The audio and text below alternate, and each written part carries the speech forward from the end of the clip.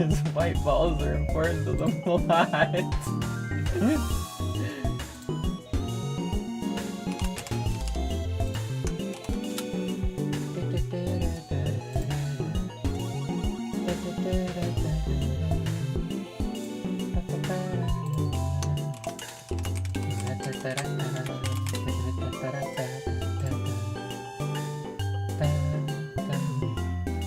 Hello, Pyramid Lad 260.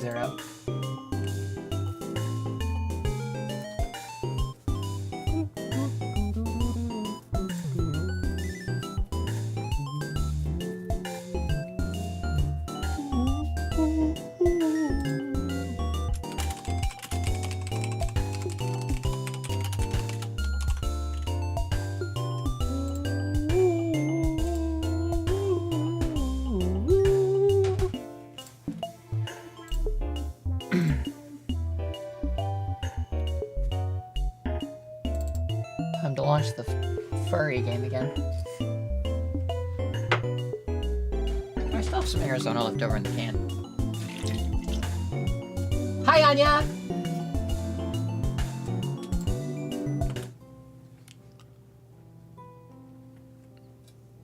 Oh, and I still have some fucking brisk left over in the can, too. I come home after a cleaning job. I come home and I realize I didn't drink everything.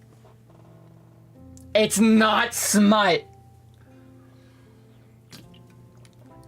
I tell you what, it is not smart.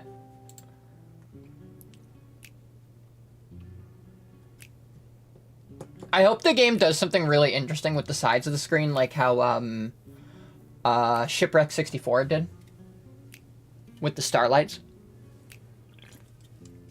That'd be fun. All right, back to reading a lot. Because that's what this game is. It's a lot of reading. I sit next to him and lean my head back, closing my eyes. Did I put horror in the title for this stream? Yeah, I did. Furry Horror VN. Okay. I just had to make sure that everyone knows that this is a horror game, because otherwise no one would know that this is supposed to be a horror game. What do you mean breeding? Where did you get breeding from? When did anyone say breeding?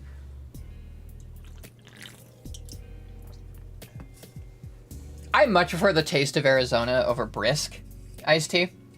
This is an iced tea review real quick, by the way, because no stream can start, because no stream can start off on the right track. So I find that brisk is a lot more sugary with like it tastes very artificial, which is fine in its own right. But Arizona just tastes different, and it's really good, and it's also way cheaper. Arizona is like fucking dirt cheap. In Canada, especially at the grocery store I go to, it's almost always on sale for $1.49 Canadian, which is really nice. Whereas a can of brisk, like a normal can of brisk, could go for the same price. Like, and that's a small can. Arizona is always sold in the big cans, unless you get like one in the cardboard like little boxing, which I think is around the same price. And then also the jug is pretty well priced, and it's never taxed. I don't know why, but Arizona it never is taxed, and I'm not sure why. I think Arizona is sold for just $1 USD over here. Yeah, like $1, a buck for a giant can of Arizona iced tea. I don't know. I think that's pretty awesome.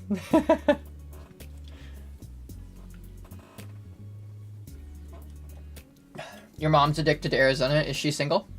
Sorry. Well, the hike had been a massive bitch. I still don't regret coming.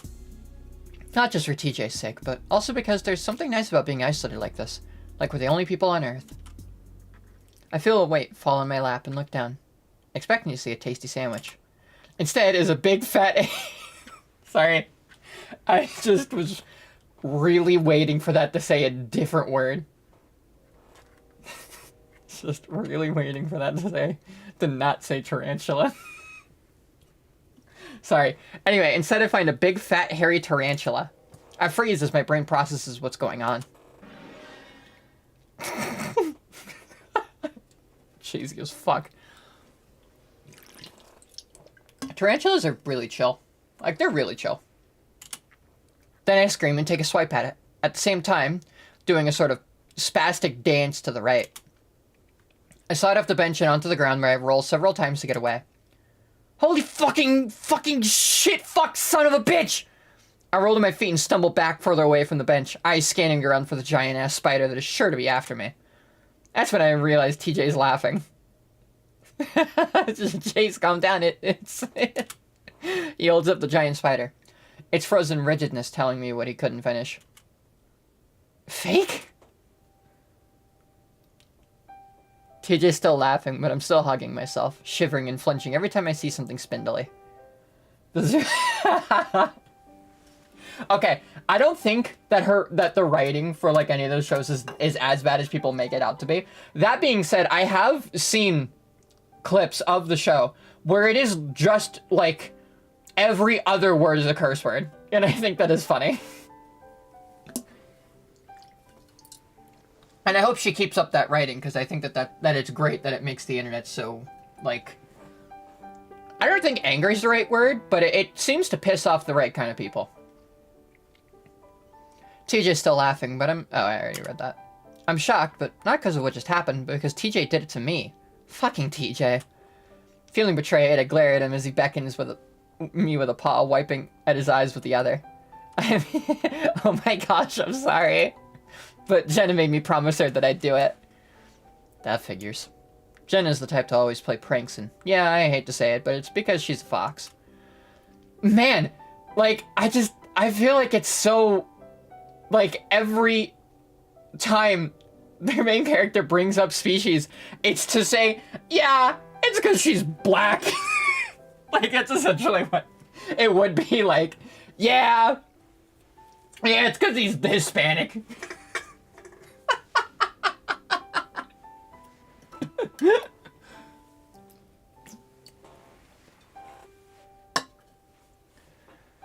I rub my arm up and down with my paws, shivering again. I can't believe you. You know how much I hate spiders? One of my worst fears had always been that of a tarantula getting into my room. I used to regularly shake out the bed sheets when I found out that they lived around Echo. I'm sorry, I thought you might not even fall for it. You know the ones here are blonde, right? Yeah, TJ, that's the first thing that comes to my mind when I find a fucking spider on my lap. His ears do lower at that point and he stops laughing. Though I can't tell he's trying not to smile. Listen, Chase, I'm sorry. Let's see. I know you're hungry. See what I mean by chopped? Motherfucker's chopped. My stomach is painfully hollow right now, so I slowly walk back to the bench. I try hard not to be such a spoilsport as I reach out to take my plastic wrap sandwich from TJ. Okay, so they don't wear shoes. That was something that I was kind of curious about, because for some reason a lot of furries like to draw, furries wearing shoes, and other times they don't. And it kind of fucking confuses me. Because, I don't know, so the lines between how human writers want to be and how not human they want to be blurs a lot. He squirts some hand sanitizer from a bottle on my paws first before he lets me. We share a big bag of chips and eat quietly for a few minutes, just taking in the nature. Still, even out here, I'm able to hear the train horns. I feel bad about the silence, though, since I'm worried TJ will think that I'm mad at him. I mean, I'm annoyed, but he's just too damn innocent to actually be angry with. The sun's beating straight down on us at this point, and it's uncomfortable feeling my semi-damp shirt rubbing up against my fur. Setting aside my food for a moment, I strip off my shirt, the wetness giving me a bit of trouble. As I do this, TJ stiffens up next to me. I look over at him, and right away it's pretty clear he's trying not to look at me. Okay, I guess, sure. We're doing this again. I wonder if TJ is just one of those guys that's embarrassed about showing any kind of fur. He only ever took off his shirt to swim, and even then he always seemed embarrassed about it. At that moment, both our paws slide into the chip bag at the same time, and TJ jumps, pulling his paw away. Oh my god, when are we gonna get to the horror part? Like, this is fine writing. Don't get me wrong. This is fine writing for like a dating visual novel type thing. I don't care. Do what you want. Those kind of things are not for me. But like, even DDLC didn't take this long to get to the fucking point. I look over at him, quirking an eyebrow. Sorry. take a shot every time someone asks when when we're gonna get to the horror part. Genuinely, that would be a very fun drinking game. I would be blackout drunk by now. For what? Never mind. I watch him take out his phone and look over his messages. When he turns the screen off, he pauses.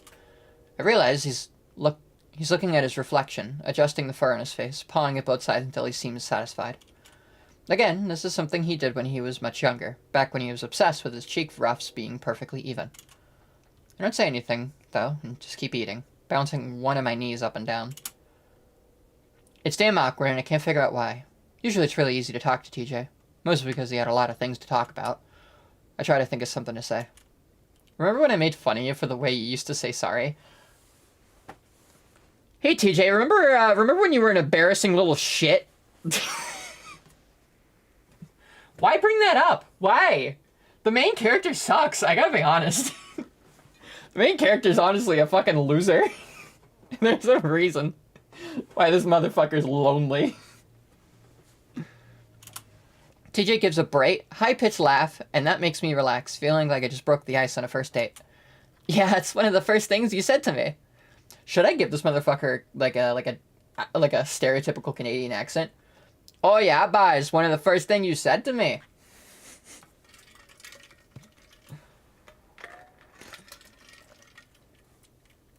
I think I've asked the most. I think that is true. No, it's between you and that other guy last stream. The one that I met on SCPSL. I know you sent that to what you said above. I was trying so hard to fit in, and you just put me on the spot in front of everyone. I was trying to fit in, and, you know, you were just an asshole, and you just pointed out that I said sorry funny. It's so fucked up, man. I don't know what to tell you. I don't know what to say. I don't like the main character. The scene plays out in my mind as TJ talks. The image of a 7-year-old lynx, looking way too small for his puffy winter fur. Okay, well, he was a child. They were kids, so I guess that's fine. Kids say the dumbest fucking shit, but... just bringing it back up. He just backed into me while trying to catch a ball thrown by Leo and had turned around, full of smiles. Sorry. Okay, that's cute. I pointed and laughed. Don't you mean sorry? That mortified look followed by what would become TJ's trademark run back home crying. I must have practiced that word 100 times when I get back home. There's a little pang in my heart at the image of kid TJ saying sorry over and over again, trying to get it right. Well, sorry for making fun of you for it. Why? It was so long ago. Besides, you were just assimilating me into the culture. Sort of. If it makes you feel better, Leo did get mad at me after you ran away. TJ's having trouble keeping his lettuce-wrapped turkey together. So, are you and him, doing alright? I think so. We had a good talk a few days ago. No, you didn't. Liar. No, you didn't. You didn't have a good talk. You had a, let's can this, let's fucking toss her on the ground and kick it down the road for later conversation. While also saying it's not my fault whatsoever, go fuck yourself. Yeah, honestly, I don't hate TJ anymore all that much. I don't know. Maybe I hated TJ too much. But I don't know. I think that Flynn, nail on the head. Main character is both a fucking rock of has a rock of a personality, and also looks at everyone like he wants to fuck them. And is also just an asshole. And a liar. And a loser. That's good. He gives up on holding the wrap together and instead just starts picking up the remnants from the plastic. Were you lonely after you left? I try not to act surprised that TJ's asking me these questions. Yeah. Really lonely. Had a terrible first semester. What about now? Kind of. I guess I just haven't been able to find someone I connect with like I did Leo. Then again, the GSA at the university is practically dead, so who knows? Maybe after I graduate? What the fuck is GSA? What the fuck does GSA stand for? I'm gonna look it up, unless one of you knows.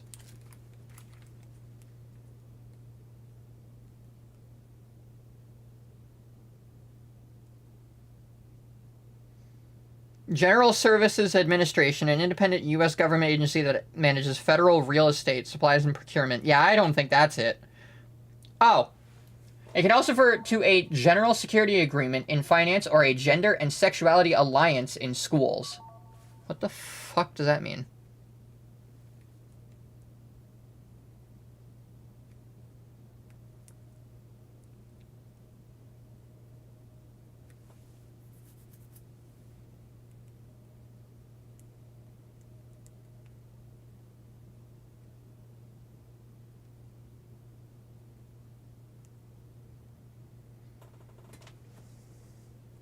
Da da da da da da da da da. Da da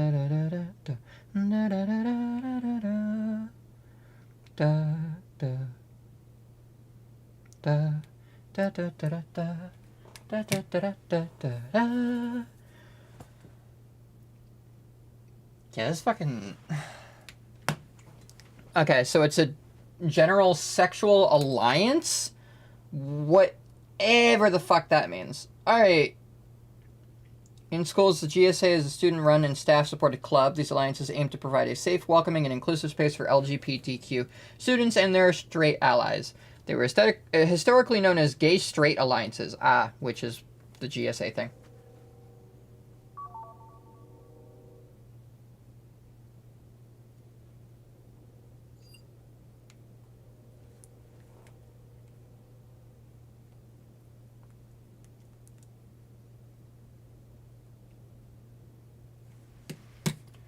Da, da, da, da, da, da, da. I don't know, Devo or Devo.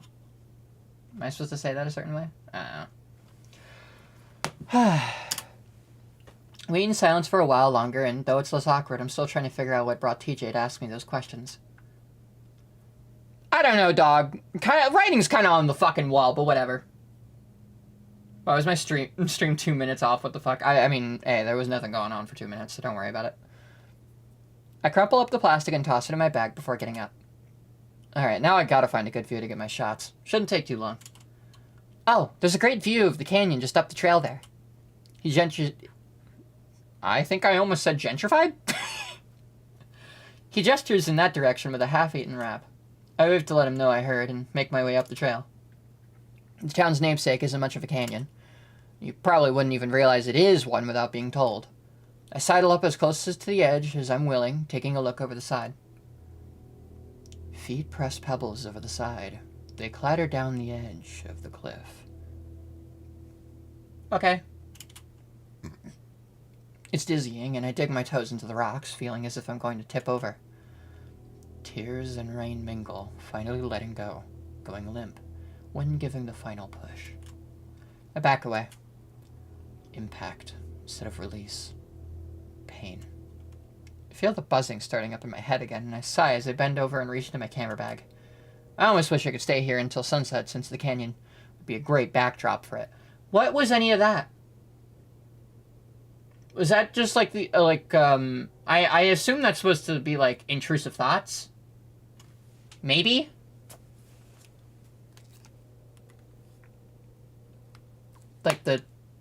Oh, actually, my brain is making me think of fucking slip, like, what would happen if I slipped off the edge here and just fell, and then I actually didn't die from the fall.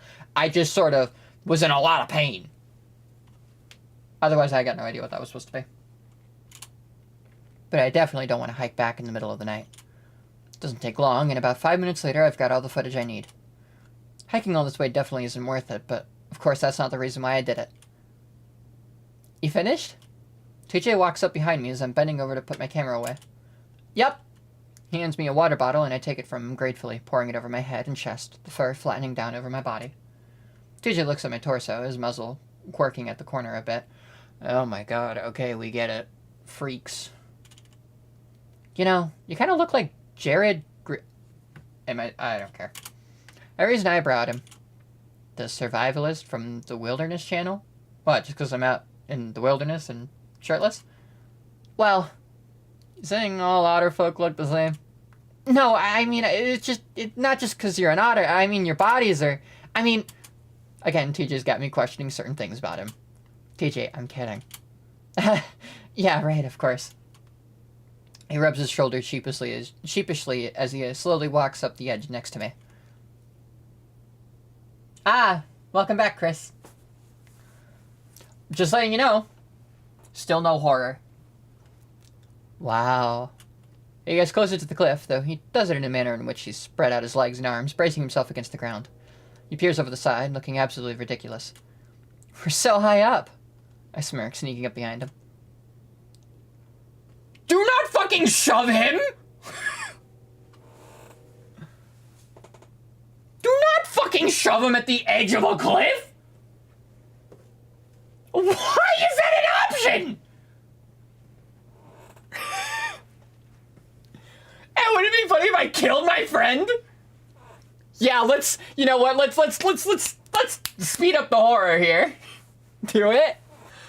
Oh god, I really wanna. Oh, I really wanna. Oh, I really wanna. Oh, I really wanna. Fall.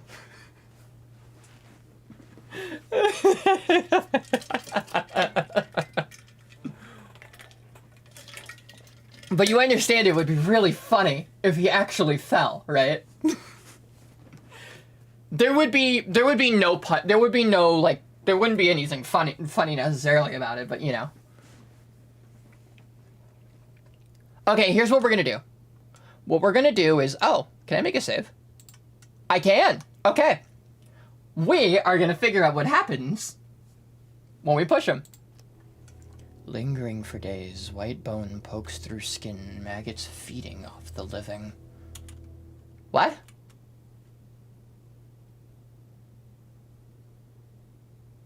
Okay, I figured out what happens when you select that option. Alright.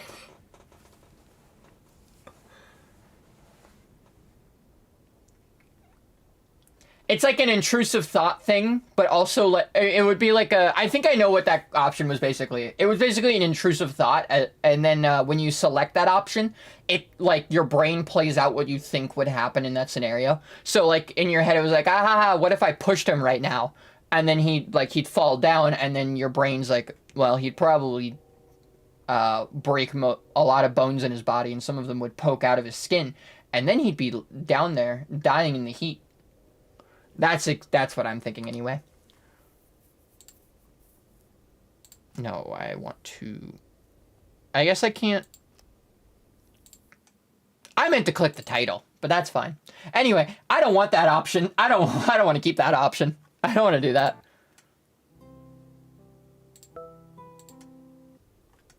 Grab him. I grin and suddenly slap both of my paws on his shoulders. Ah! He fluffs out twice his size almost instantly and flails around like a cartoon. Then I'm sure to keep my grip firmly on his shoulders. One of his windmilling paws catches me in the stomach. My laughing is cut off in a grunt, and I quickly pull him back before he can accidentally launch himself off the cliff. Jesus, TJ, calm down! His waving paws finally latch onto my fur, and before I know it, he's got his arms wrapped around my body. I stumble back, clinging to him as well. We stand like that for a few seconds, and I can't help but guiltily feel a little bit tight in the pants again. Dude, go fucking jerk off in the bathroom. I don't know what to fucking tell you, man. It doesn't last long, though, and soon TJ lets go and swats me in the chest with the back of his paw. Are you kidding me, Chase? How could you? I'd respond, but I'm busy trying to stop laughing. TJ wipes his paw in his pants. You got all your sweat on me. Hey, you didn't think I'd get you back after that tarantula prank. It wasn't real. I could have died.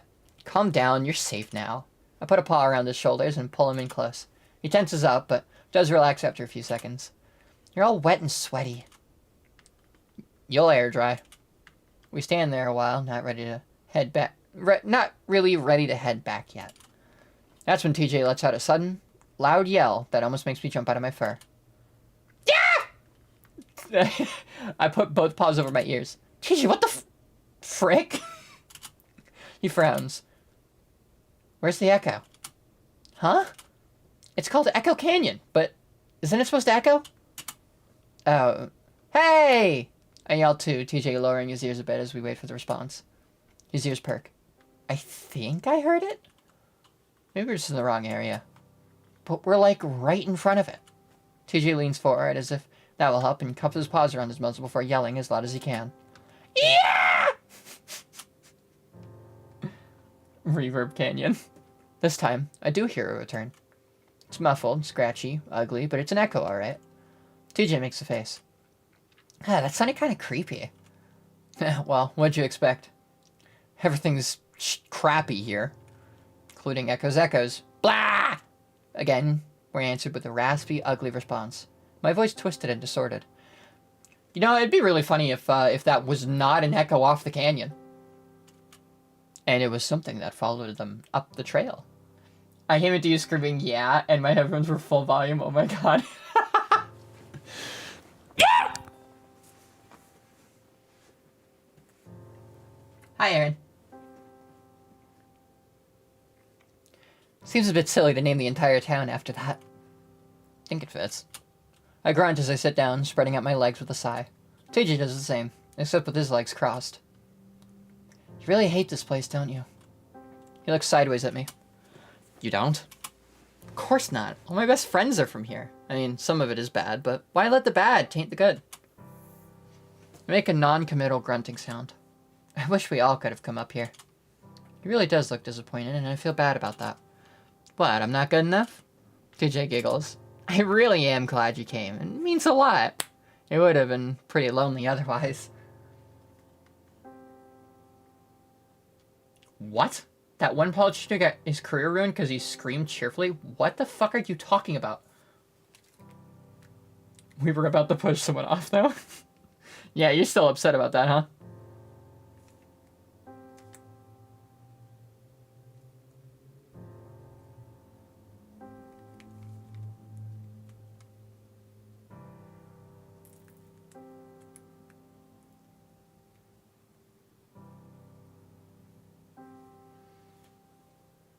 Yippee! Get this guy out of here!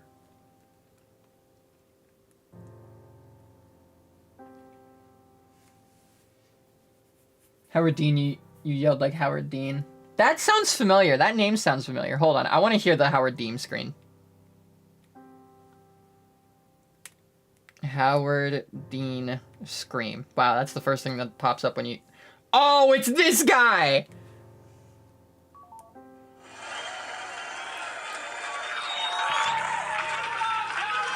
Well, you guys, you have already got the picture here. I was about to say, you know, I'm sure there's some disappointed people here. You know what? You know something? You know something? If you had told us 1 year ago that we were going to come in third in Iowa, we would have given anything for that. And you know something? You know something? Not only are we going to New Hampshire, Tom Harkin, we're going to South Carolina and Oklahoma and Arizona and North Dakota and New Mexico. And we're going to California and Texas and New York. And we're going to South Dakota and Oregon and Washington and Michigan. And then we're going to Washington, D.C. to take back the White House. Ah! It's not even that bad of a scream. He goes, yeah! Like, what? So what? Oh yeah, the CNN did post this twice. Wow. How to lose the presidency? What?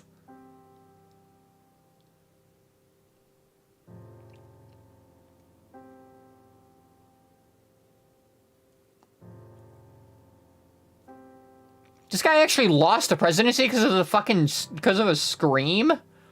That's I was expecting something crazy. I was expecting like, yeah! Or something fucking insane like that. Not the nothing burger that was just the, yeah!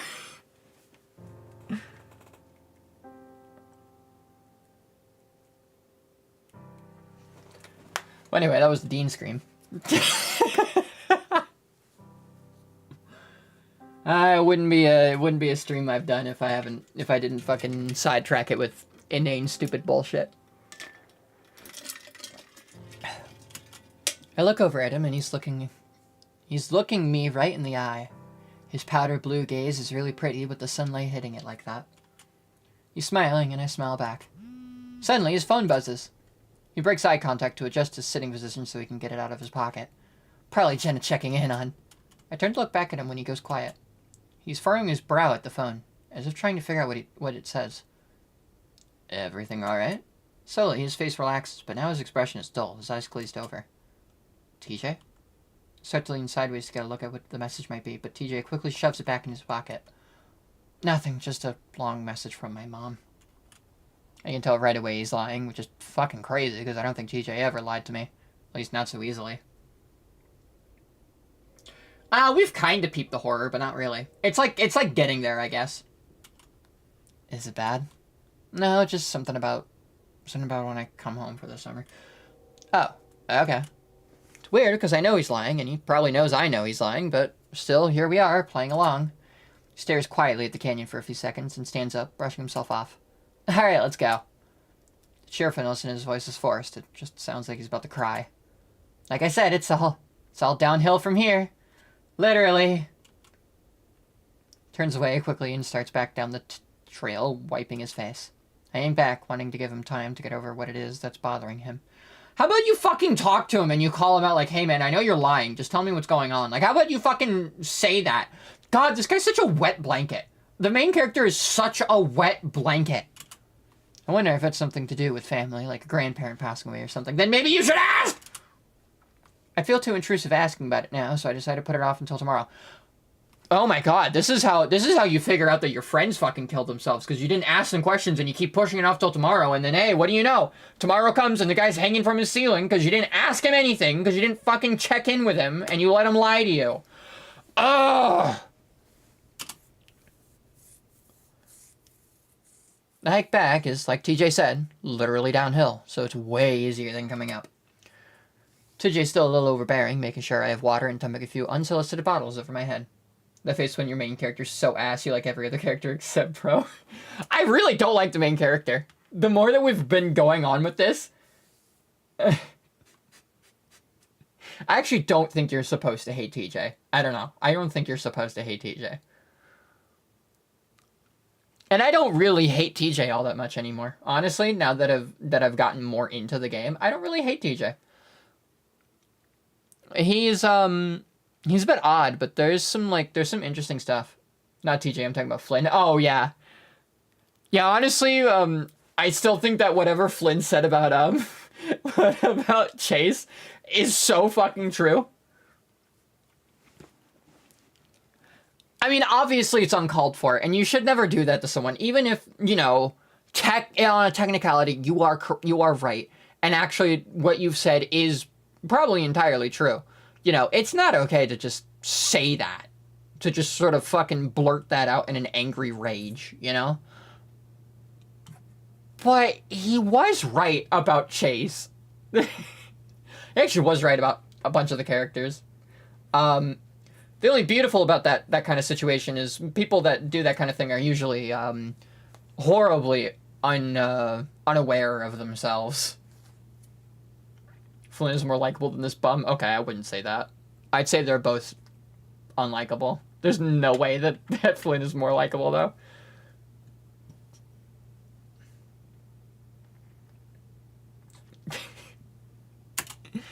Even then, he's still acting a bit detached. I try to stay upbeat, though, and since TJ's never been one to sulk for long, I get him warmed back up pretty quick. By the time we get back to the car, he's in a talkative mood again. So, I'm thinking we get Jenna and go to the diner for dinner. Sound good? Sure, I'll text her. I reach out to turn on the radio, then I remember where we are. So, now that we've got hiking out of the way, what are we going to do for the rest of the trip? We've got, like, 3 days left? TJ rests his elbow against the door, tugging at the fur on his chin. Well, there are more trails than just that one. We could hike those, too. I cringe inwardly at the thought of more hiking, but I don't say anything, and I'm pretty sure TJ knows I'm not into it. But you still need to do stuff for your project, too, right? I can help you with any research you might need to do. Maybe. It's pretty boring stuff. Well, the work, yeah, but hanging out together would make it fun. I grin at his eagerness. Well, alright, but I warn you, it's a pain in the ass. I mean, but... TJ smirks at me. Chase, you don't have to try so hard. Anyway, I just want to help. Turns out Jenna just walked from the hotel to the diner, not really wanting to wait for us. Me and TJ step inside, greeted by the smell of what you'd expect in any diner. Burgers and fries. I'm flooded with old memories.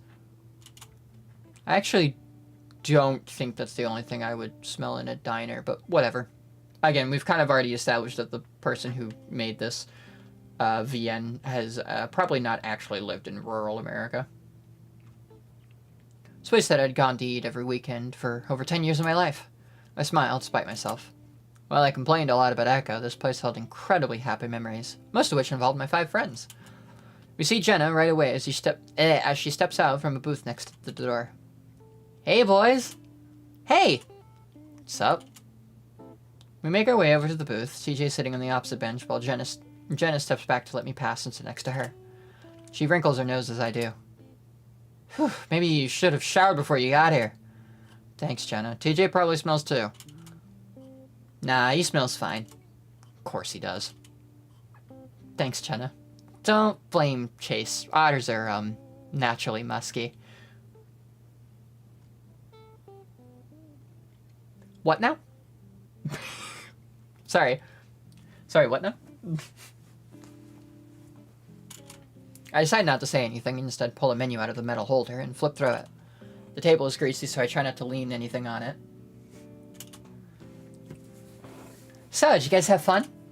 Yeah, made it all the way to the top. We did it faster than I thought we would, actually. Did you know? Yeah, he really freaked out. I knew it. Did you film it?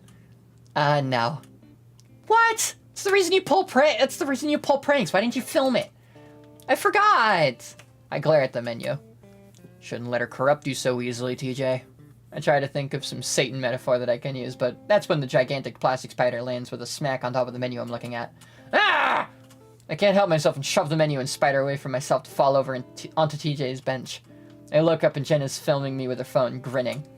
Stop it! I half-heartedly grab at the phone, but Jenna easily pulls it away. Oh my word, is that Chase? I look up to see the middle-aged coyote making her way from the back kitchen and around the counter. Okay, how do we want to go about this voice? Hi, Janice! And Jenna and Tobias, too. I smile politely, only now realizing how loud our bantering must be in the small diner. Now, what in the world are y'all doing back here? Thought we wouldn't see you again after graduation. I've known Janice as long as I can remember, her having always worked in this diner. Country accent? Yeah, okay. In fact, she started here when she was about our age. Just like most of the town, though, once you're comfortable, you don't move much. Chase is filming the town for a school project. We decided to make a little reunion out of it. Well, isn't that nice? I'll bet Leo's mighty happy. He's been talking nonstop about you three since y'all left. Hi, Maniac. You missed a lot, but also did not miss any horror. No horror has happened so far. Yeah, he pretty much organized the whole thing. Janice suddenly makes a face. Phew, it's a wrap over here. My face burns and I sit harder on my tail, staring at the menu. You know, I think Duke sat here. Forgot to spray the scent neutralizer. You know how weasels are. You know, I just think that there's just so much casual, racism in this. It's so weird. I feel Jenna stiffen up next to me, but thank God she doesn't say anything. Yeah, anyway, how have you been How you been, Janice? Janice leans her hip against TJ's bench, clasping her paws and getting an elbow on the back of it. Oh, can't complain. Yeah, haven't missed anything. Trust me. Actually, I've been meaning to do a little spring cleaning. Not looking forward to it. My back doesn't pain like it always did. All the small town small talk nastities and speciesism is starting to make me zone out when suddenly TJ pipes up. We'll help. Okay. Janice beams. Well, you know I could never ask that of you, especially while you're on vacation. TJ chuckles. Actually, me and Chase were talking about how we had nothing to do. I think it's a good idea. TJ, I swear to fucking God, I will fucking grip your neck. I can see from Jenna's tight smile that she's feeling exactly the way I am. TJ and his goddamn need to be a good Samaritan. Oh, Tobias, you're an incredibly young man, you know that? Just wanting to be of help, ma'am. When can we come over? So are these two like the same? Are we all like the same age here? Like all four of us in this scenario? If we're all the same age, why did he just call her ma'am? Oh, I don't know. That is sometime tomorrow evening, Sam, when it's nice and cool. Sure. Well, thanks again, Toby. You're really one of a kind. TJ beams up at her, then at me, and then frowns as he sees the look on my face. Now, what can I get for you? After Janice takes her order, she bustles off back to the back, leaving me and Jenna to glare at TJ. TJ at first pretends he doesn't notice and starts to adjust the salt and pepper shakers, trying to place them evenly between the menu holder. That was nice seeing her again. We don't say anything. Finally, the tension becomes too much and he gives up on the salt and pepper shakers to look up at us.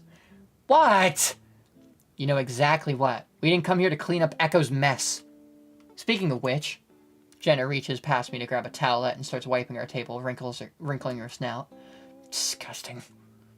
There's no harm in helping someone. Chase, you told me that you didn't know what else we could do. I just want to fucking... TJ starts to doodle on a napkin with one of the coloring pencils from the pack they leave on the tables. Honestly, TJ, I'd rather hike another trail. Please don't. I'm marinating in your otter musk right now. God damn it! Chase! Glaring, I nudge Jenna to side off the bench so I can get out. When she does, I stomp my way over to the single restroom. Besides, I let the heavy door ease shut behind me, pressing on the push-button style lock. Yeah, I think I too would also be fucking frustrated if my friends were constantly like, "Hey, you smell," and that's because that's because of the way you were born. You smell bad. Besides, I let the heavy door ease shut behind me, pressing on the push-button style lock. The quiet coolness is a welcome relief, even if it is a restroom. I put my palms to my eyes and rub them in a circular motion, trying to ease the headache that has been building up since the afternoon. Stand in front of the sink and run my paws under the faucet for a while before bringing some water up to my face. Feels good, but the headache continues to pound. In fact, it feels like it's getting worse. I squint at the mirror, the light suddenly becoming too bright for my eyes. Is this a migraine? I've never had one before. Have I? I continue staring at my face, feeling the pressure build. Pretty soon, there's a strange sound in my ears, like a tuning orchestra, and I feel my heart rate pick up. What the hell? Is this a stroke? Am I having a stroke? Yeah, I think you're having a stroke, buddy. I think something's wrong. At that moment, looking at myself in the mirror, my eyes just drop. They move in towards the center of my face. At the same time, the sides of my muzzle curve up unbelievably high, giving me a ghastly smile, one that goes up and up past the top of my head. Fleetingly, I remember playing with my laptop's camera once, putting on some effects so that my face would distort in ridiculous ways. It looks almost exactly like that. Then the earth gives way, falls out from under me, and my paws slap the sink as I hold on to it to stop from falling sideways into the wall. Yeah, no, this isn't horror, though. This is just like Chase has a stroke in the bathroom. The fuck? My voice squeaks as I try to find my footing.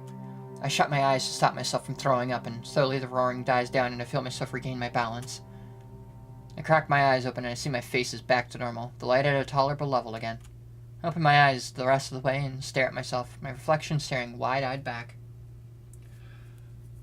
It's like, yeah, it's like kind of horror. It's like, oh, the horror of having a stroke or like a manic episode, not really like the horror of like, you know, anything scary really happening.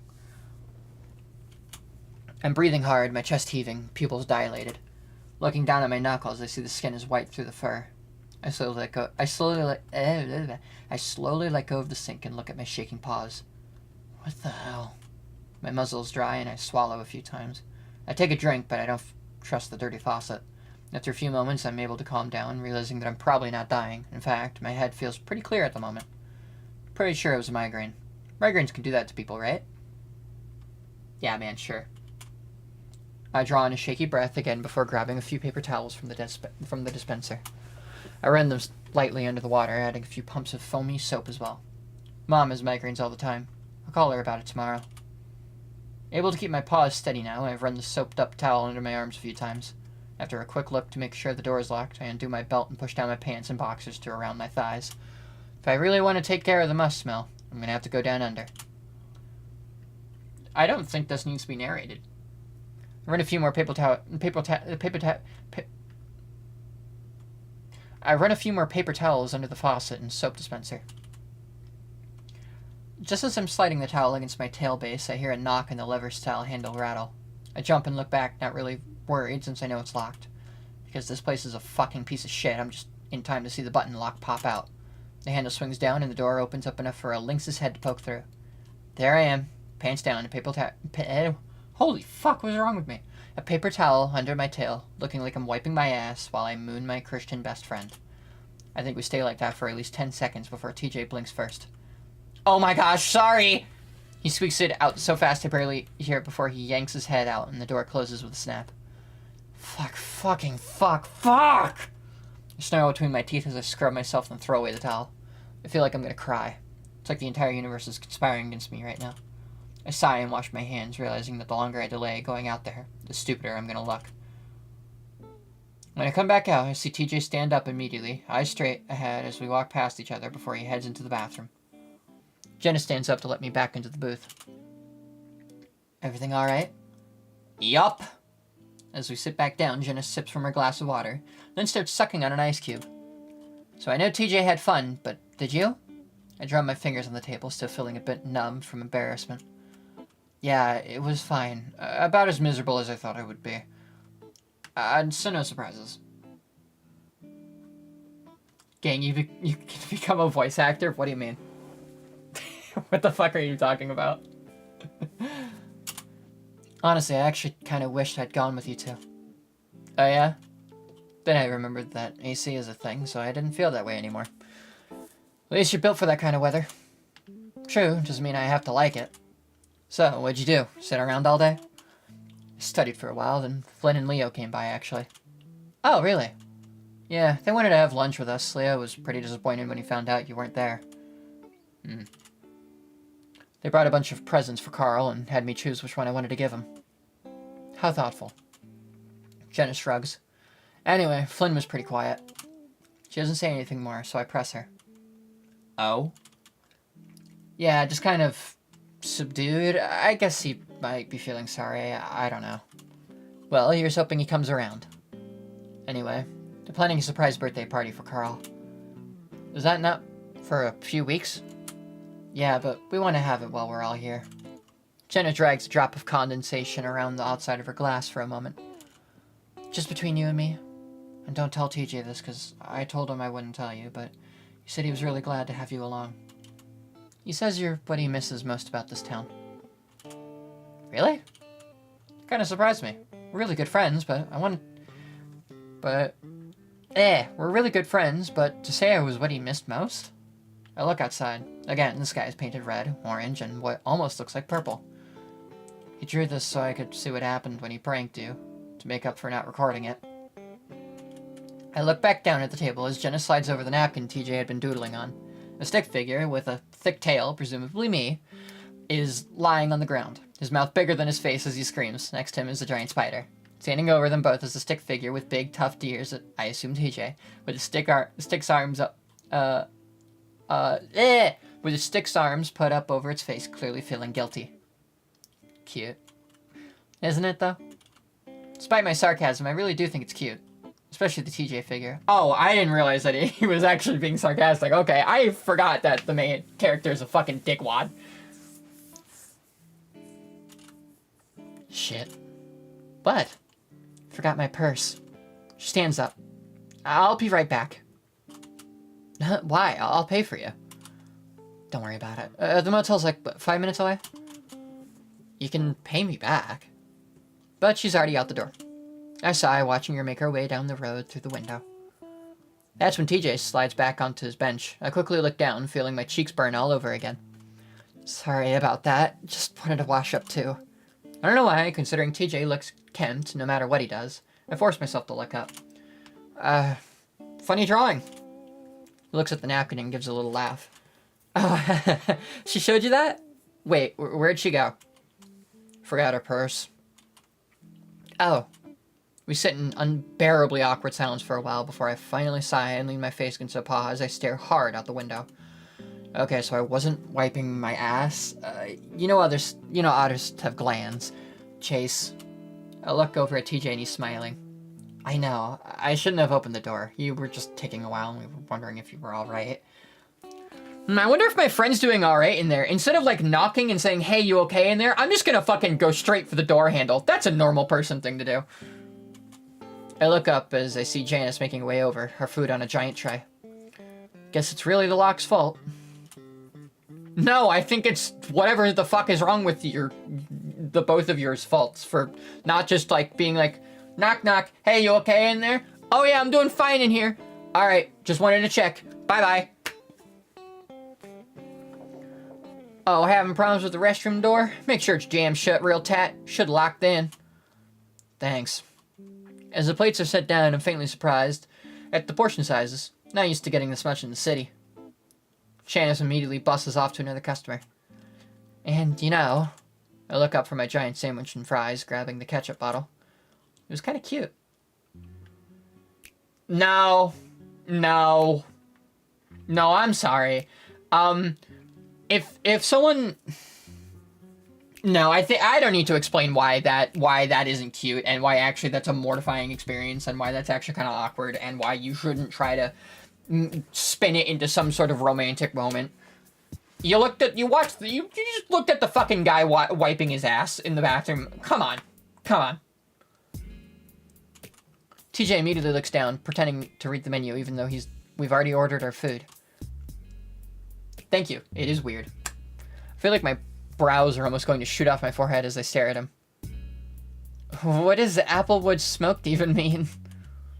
Oh no, you're not getting off that easy. Did you just call my butt cute? No?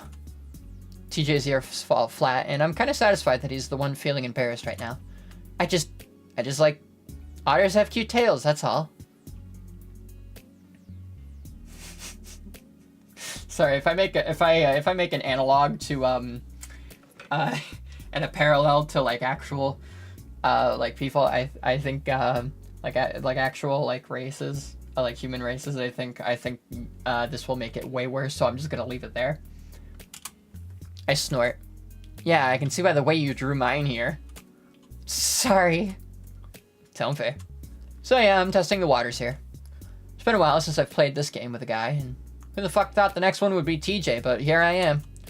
I keep looking over at TJ, waiting for him to look up. Finally, he does look up at me for a moment, and we lock eyes. What the fuck was that? What the fuck happened to my screen? Did you see that, or was that just my monitor glitching out? Please tell me you saw that. Where the whole screen just kind of went, hello, iTunes.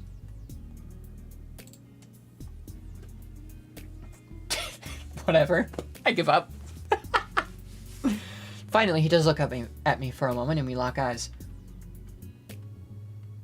I smirk, and he smiles in return before looking back down. You did? Okay.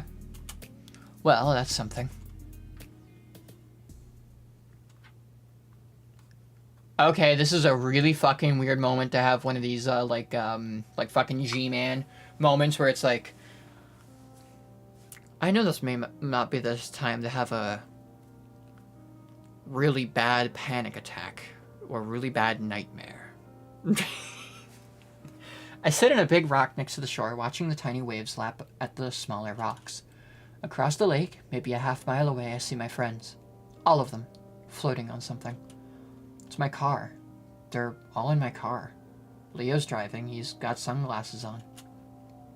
Even from this distance, I see him look across the lake at me. He waves, then makes a finger gun. He waves, then makes a finger gun. Shoots it at me, making a clicking sound with his tongue. Flynn sits next to him, head back, sleeping. Carl's drawing on his face. Jenna sits in the back and reads, and TJ? Where's TJ? I know this might not be the best moment to have a realistic heart attack, but I had to wait until your friends were otherwise occupied. I know this may not be the best moment to have a stroke in the bathroom, but I had to wait until you had to wash your ass. There he is. He's swimming after the car. Colors fall flat. I feel sticky and sick. Something isn't right. I'm at the canyon again. I'm looking over the edge. TJ's on the ground. He's staring at me. Maggots in his eyes. Something moves in the bushes next to him. Something... A paw? Is that a paw? It reaches out towards TJ. The lake. I'm staring at the lake, but the day is clear. The sky is blue, and there are things in the water. 5, 6 things float in the water. Bodies. Bodies float in the water. I watch the bodies float, bobbing up and down, and one looks really familiar. This isn't right. This isn't me. What is this? Something across the lake. I see something across the lake. There's a tool shed. A tool shed is across the lake, and I see the door open. There isn't a tool shed next to the lake. Something steps out. Hey, and someone should have told this guy that he doesn't recognize the bodies in the water, am I right? Oh, okay, I guess we were just supposed to infer from that we skipped to, you know, sleeping in bed, but whatever. Apparently no one can get in touch with him. Jenna leans back against the dresser, running a brush through the fur on her neck and head, still a little damp from the shower. Did they try his landline? Maybe he just muted his phone. He sleeps in, every day.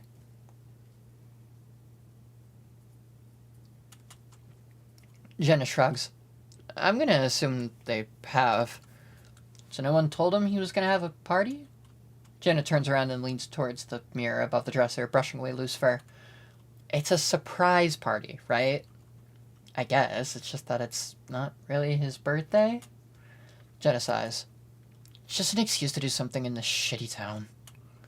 I see Jenna glance at the door to the bathroom, as if worried TJ can hear her curse, even with the shower running. I let out my own sigh. Well, I'm sorry I dragged you here, Jenna. I thought it would be fun is all. Jenna finishes whatever she's doing in the mirror and turns back around to face me. Hey, it's not the town I came to see. It was you guys. Yeah, well, you don't seem very happy about that either. Jenna frowns. If I didn't want to be around you guys, I'd have left by now.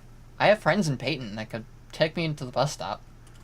I don't say anything, choosing to lean back on the bed and close my eyes. Still tired from the fucked up dreams I had last night. Sorry, I'll stop complaining. I massage my forehead with one hand. It's still the beginning of the week. We've got time to turn this around. It is not the beginning of the week. It is Wednesday. It is the middle of the week, dumb fuck. God, I hate this guy. It's really just Flynn. I look over at her. Is he coming? Yep. Leo said he had a talk with him, so... I mean, Flynn gets over stuff pretty quick. I think it won't be awkward if we don't let it be. Jenna looks at the shower door, the sound of the dryer blowing loudly behind it. It's not really Flynn that I'm worried about. The things he said to TJ. I rub my eyes. If it gets to that point, me and Teach will just cut out early and go somewhere else. Maybe Janice's place. I open my eyes to look at Jenna. You going with us? Jenna smirks at me. I think I have some studying to do. Oh, come on. Anyway, what if Flynn is another... She immediately cuts herself off as the door suddenly cracks open. I see one of TJ's blue eyes looking through the opening. The eye widens and the door quickly closes again. Suddenly, it swings back open and Lynx comes striding out in just his pants. Excuse me, Jenna? Jenna moves over and TJ reaches into one of the drawers to pull out a polo shirt. Forgot my shirt. Yeah, nice try, dipshit. I know you're just trying to fucking show off your body. Fuck you. He mumbles before turning back around and hurrying to the bathroom. I catch a glimpse of the inside of his ears, which are bright red. The door snaps shut again. We both stare at the door a while before Jenna speaks up again. If Flynn can keep his mouth shut until the end of the week, then we just might be able to get through this. She don't want you, bro. It's not about... No, it's not about her. He's showing off his body to Chase, the main character. I stare out the window as we roll down the dusty streets of Echo. Yeah, this is totally New Mexico. I think it's New Mexico. This feels like New Mexico. I don't know what to tell you. Honestly, it doesn't look much worse off than how I left it. I mean, it could be Arizona. I shouldn't be so... Like, this is exactly what it is, but it feels like that area. The roads might be a little worse, but I assume that's because they haven't done any maintenance since winter. I'm regretting not letting... Oh, I'm regretting not letting him know we're coming. You know, you'll be lucky if he even gets his ass out of bed. We'll call him then. And what if he doesn't answer? He doesn't say anything, instead focusing back on the road. TJ fills the silence after a while. Well, I don't think it's too weird. It's just like we're hanging out again. Nothing's wrong with that. This guy killed himself. Sure, but making it about Carl is just weird. Maybe if it's his birthday. Maybe if his birthday was like next week? 2 weeks tops? Oh, hush, Flynn. It'll be like we're hanging out. You acting weird about it isn't going to help anything. The car starts slowing down and I snap out of my daydreaming to look up, knowing that we definitely aren't at Carl's house yet. That's when I see a round canine figure standing further up on the side of the road. She's standing in the dirt that separates the road and the field in front of a broken and rusted barbed wire fence. I think that's Janice. I look over at Leo and he seems concerned. His brow is furrowed as he carefully steers the car right up next to the coyote. I can see why. She's crouched over, elbows on her knees, staring at the ground. Roll down your window, Chase. I do as he says, struggling a little with the old crank handle. The hell is she doing out here? We come to a stop next to the coyote, kicking up some dust. I don't know. Hey! Leo leans over me and smiles. Sorry. That was like a hey! Leo leans over me and smiles out at Janice, who's still looking at the ground. Everything out? Leo's voice cuts off in a weird choking sound. I look at him, confused, and look back out the window, and I can't help myself but gasp. It was hard to tell from the angle, but all the dust kicked up by the van. But now I can see that Janice has her pants down around her thighs. I can also see everything else. I sit back quietly and avert my eyes, looking out the windshield instead. What the fuck? Oh my god, Leo, keep going. Jenna whispers out, her voice strained. Sorry. Leo stops talking and I chance a glance out the window again. Janice is looking at us now, and she's smiling. It's a weird smile, because it isn't touching her eyes. It's unnerving. Leo stares back. Leo, go! I hiss out the side of my mouth, staring out the windshield again. He seems reluctant to, though, looking concerned. Janice, do you need some help? Leo, you fucking idiot, she's pissing on the side of the road. Do we get into horror as I left? No. We had a stroke. This tone is one you might use on a toddler or a crazy person. I don't hear her say anything, except maybe a grunt. Leo bravely keeps trying, though. We can give you a ride. Leo stops talking in time for me to hear a pattering sound. It's a sound I recognize from back when I would take a piss on the dirt roads of Echo when no one was around. The van lurches forward, then resumes a smoother acceleration, back onto the empty road. Girardi! Holy shit, what the fuck was that? Leo's frowning, looking as confused as I've ever seen him. Should I go back? No! I look back and see TJ covering his face. Maybe she could be having some kind of psychotic episode. No, you fucking idiot, she's on the side of the road pissing. I don't know what the fuck to tell you. Why are these people like this? I hate these people. Or maybe she just had to piss. I don't think so. Did you see the way she looked at me? She was probably just on something. Isn't everyone? No, she doesn't do stuff like that. Well, maybe she does. You never know with people. Again, Leo doesn't say anything, and neither does anyone else. I glance back at TJ, who's sitting in the very back seat with Jenna. He's got his ears down, looking into his lap, where he's fidgeting with his hands. I knew he's probably thinking the same thing I am, which is that we're supposed to help Janice with her spring cleaning, or whatever. I want to ask him about it, but the dead silent van is making me feel like now isn't the best time. Blowing the situation out of proportion, I fully fucking agree. Just saying. Like, that's weird. It's weird to be like, hey, that person pissing on the side of the road? Yeah, she's clearly high as fuck right now. She was probably smiling at them because she was like, there's no way I can get out of this situation by, like, playing it off. The pee is already coming out of me. There's no way I can stop the gravy train. Nah, weed doesn't do that to you. I think literally she was just, like, right in the middle of, like, letting it all, like, pee, like, letting it all out. When he was like, hey, you need help or anything like that? Well, she is crouched down, like, side of the road, pants down to her ankles, which is... I don't know how else to say this. It's just what women do when they pee on the side of the road.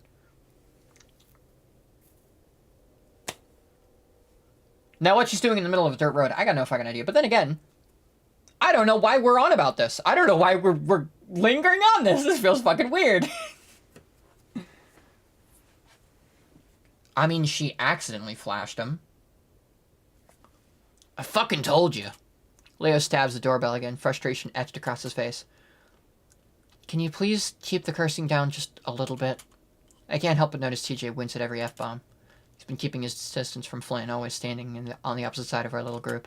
I shift the bag I'm carrying around in my hands, trying to look through the frosted glass on the sides of the door.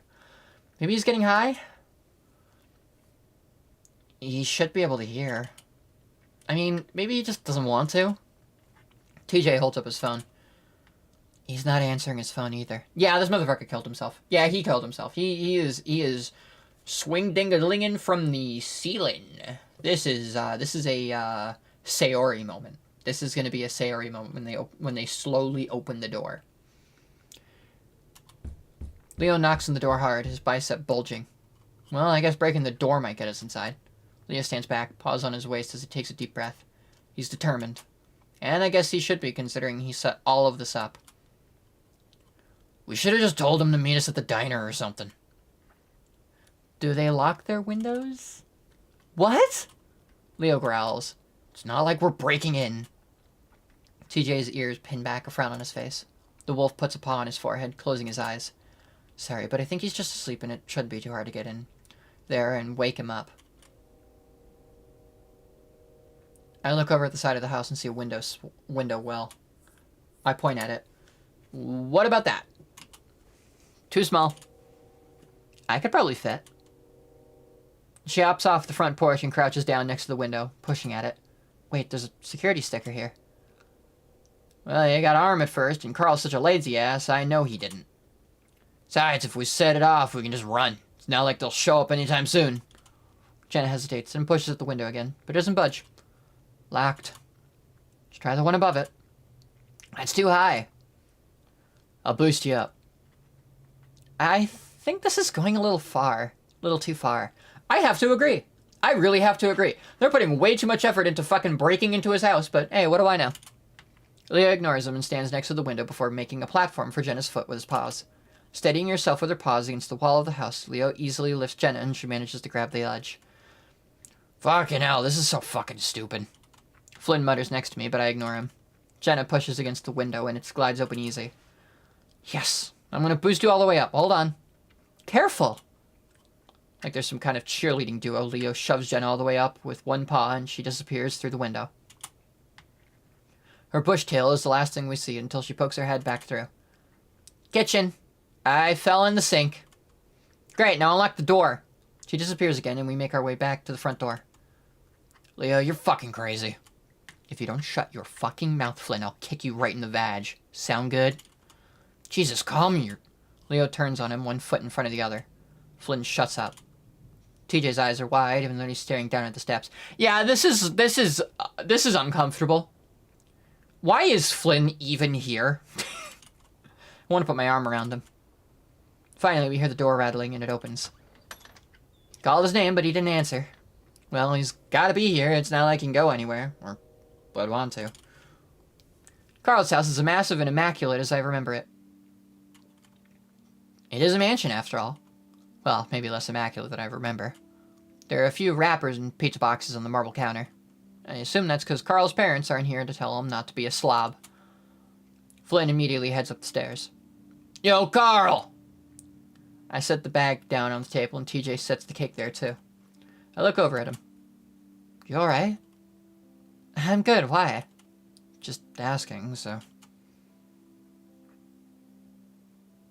I rub the back of my head, trying to think of how to bring it up. What is it? Janice. Oh, yeah. TJ mirrors my pose, rubbing behind his own head. I'm actually really worried about her. I mean, should we still go? TJ looks at me, surprised. Of course, especially now. We need to make sure she's okay. Oh, yeah. Maybe we should. Yeah, Chase, you're a fucking asshole. See, beforehand, I was on Chase's side. Now, why would you try to weasel out of it? I would also, like, be like, hey, are you okay? It's like the side of the road thing. Is everything going all right? Like, I don't... God, I hate Chase. I actually don't feel like we need to do that at all, considering she's probably just really, really high. Oh. Man, I hate you, Chase. I was going to suggest that we could at least postpone the visit until tomorrow, so she had time to calm down. But TJ's shocked at my suggestion and has me holding my tongue for now. Chase, you check in the back. TJ, downstairs. Leo barks at us before hustling past toward the hallway. We both look at each other before I shrug and head for the back door. I stare out the glass window on the door for a while, wondering why Carl would even be out there. The old playset with the swing is gone, and so is the tree house that used to be in one of the two trees. The branch near the base of the tree that we used as a step has been cut away too. Carl and I used to play in it up in that tree house all the time when we were younger. I open the door and step out onto the concrete steps. I feel a pang of sadness seeing it gone. I had a lot of memories up there. I can remember the day when we started building it. I mean, Carl's dad had built the base of it, but left the rest up to us. Okay, I think I'm understanding. No, you know what it is? I get it now. I get it. Okay. So those those flashes where we have like moments of seeing like TJ like dead. I think what the hinge point of the decision was earlier was choosing either TJ kills himself or Carl kills himself. And I think we chose Carl to kill himself. Because I think the inverse of what would have happened is TJ would have gone on that hiking trail and then he would have just jumped off the edge. And in this situation, Carl was left alone. So, Carl found the use of his time.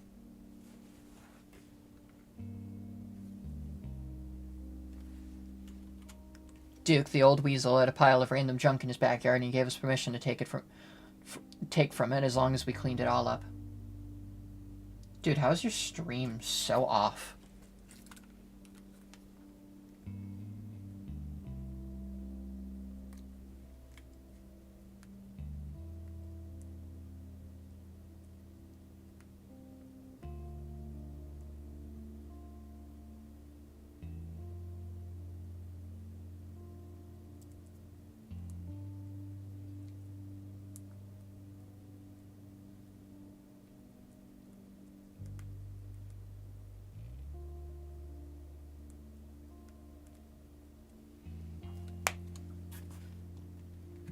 I went to go do something else. Oh, okay. Duke the old weasel had a pile of random junk in his backyard, and he gave us permission to take from it as long as we cleaned it all up. I told TJ that if we cleaned up the pile, my dad would take us to the movies that night. We pretended to help clean up, even though we were just taking what we wanted for the tree house. We hauled it away in a wagon, telling TJ that we were taking it to the corner for recycling or something, and that he should keep going. Of course, we didn't go back. I don't know why I thought we'd get away with that. Apparently, TJ was there for 3 more hours before Duke came out and found out what had happened. I was grounded for the longest that I'd ever been. I cringed and closed my eyes, face getting hot at the memory of being forced to apologize to TJ. Fucking asshole. I mumbled it to myself. We were especially cruel to TJ those couple of years. It was probably because of the age difference. Me and Carl had been 10, TJ was 8. For some reason, 2 years feels like 2 decades when you're that old. Still, there isn't really an excuse for how shitty I was to him. Even after what happened, we never let him up into that treehouse. Oh. I was a real shitty kid, but now TJ doesn't hold it against me. I know TJ doesn't hold it against me. Still, the idea of taking advantage of TJ's trusting nature is just so terrible. I sigh, giving the rest of the yard a cursory glance, even though I know Carl's not out here. I'm a little worried, but I'm sure there's some sort of explanation for where he's gone. I turn back around, deciding to help with the search inside. That's when I see a flash of a fat, orange, and gray tail disappearing down the downstairs steps. I blink. Jenna walks past. I'm gonna go look in the garage. I don't think he's even in the house, though. Okay. Jenna heads for the garage door. I head for the stairs. The cool air wafting up from the dark hallway ahead of me is a marked contrast to the heat from outside. I fan out my shirt a bit as I look at the multiple doors lining the hallway. The only open one is at the end of the hall, though I can hear a low voice coming from it. It's Flynn's, for sure. As I pad up to the opening, I can start to make out what he's saying. But I just wanted to make sure that But I just wanted you to know that I'm not mad at you. Okay? I don't hear a response as I stand outside the door. From here, all I can see is a few cardboard boxes and a neatly made bed that probably hasn't been touched in years. A guest storage room? Come on, man, I'm trying. I was mad yesterday, and I shouldn't have fucking sent that. Sent that? It is a furry game, but it's a furry horror game. Also, hello, Alex. Don't call me Thing. You're a fucker. Flynn's voice comes from further into the room on my left. I grit my teeth, wavering between going in now or just hoping for the best and letting it play out. I need to go. I was just trying to figure out. Don't. I hear some rustling in the room, and that's when I realize that I have to step in. I hold onto the door frame as I poke my head in. Flynn is TJ backed up against what looks like doors to a closet. TJ's cowering in the corner while Flynn has a hand on the Lynx's shoulder, grabbing onto the fabric of his shirt. TJ's ears are pinned flat against his head, and he's looking up at Flynn with a grimace. Then his eyes flick to mine as he notices me. Let me talk for a sec. Flynn notices TJ staring over his shoulder, and he jerks his head in my direction. The second he sees me, his hands drop away from TJ's shoulder. We stare at each other for a few seconds, and I swallow loudly. You guys find Carl? You're an asshole.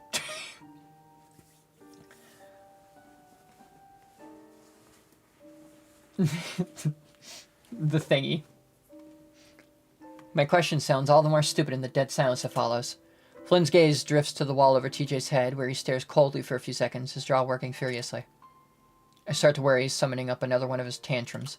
Instead, after about 5 seconds, he turns on his heel and stalks out of the room.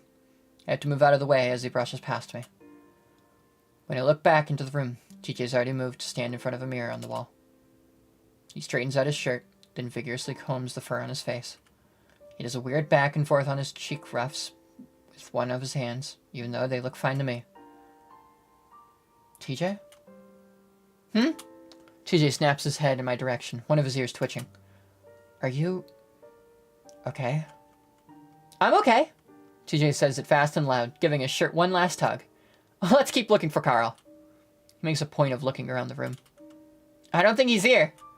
As he moves past me to leave the room, I grab his arm. He jumps and looks back at me, eyes wide. Yeah, that's a good idea. Yeah. Just grab onto the guy who's already been grabbed in a really aggressive way. Can the main character do anything right?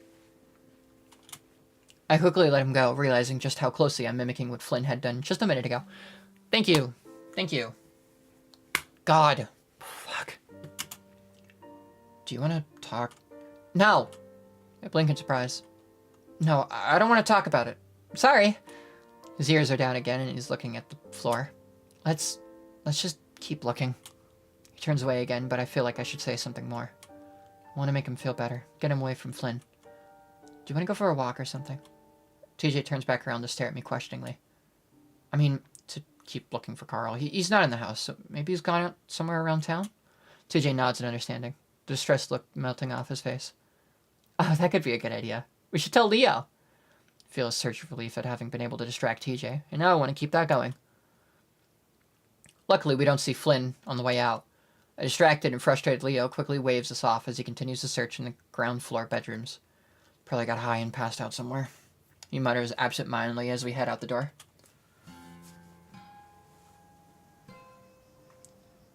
I immediately realize what a bad idea it was when I step out into the sun.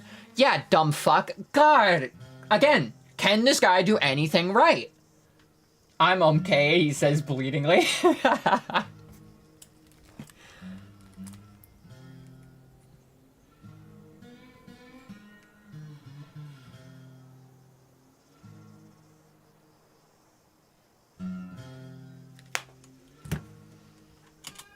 TJ, on the other hand, brightens up the second we step out of the mansion. That, at least, makes me feel a little better. A little bit better. We walk in silence for the first few minutes, looking at the rolling hills and mountains, cactus, and sagebrush. It's one of those days where I'm not sure if the heat is worse coming from the sun above me, or the baking black asphalt under my feet. How's school going for you? I blink out of my burning alive trance and try to focus on the question. Oh, it's okay. It's just kind of tedious, you know? Same time I get a pang of panic realizing how much work still needs to be done on my project. Who just messaged me on Steam? Oh, it's my dad.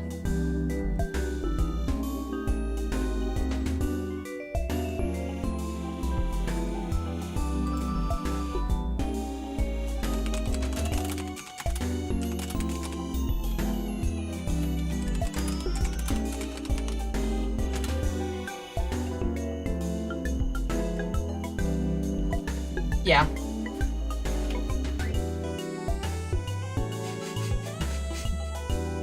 It's not really all that huge.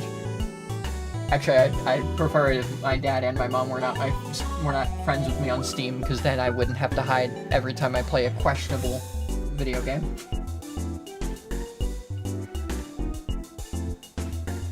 I mean, it's not like I have to. It's more like I really don't want to. One time, my mom borrowed my Steam Deck, and I was like, "Hey, can I like, can you like not look at the games on my account?" And she was like, "I don't care. I don't care about the porn games that you play." And I'm like, "That's not. I mean, okay." And then she scrolled past them and didn't say a word, and it felt really fucking weird. I mean, I'm glad that my mom's kind of chilling that way, but like also, I don't want my mom looking at those. It's just kind of fucking weird. I don't know what to tell you. It just kind of fucking feels weird. Chuddy's Adventure. Okay, do not.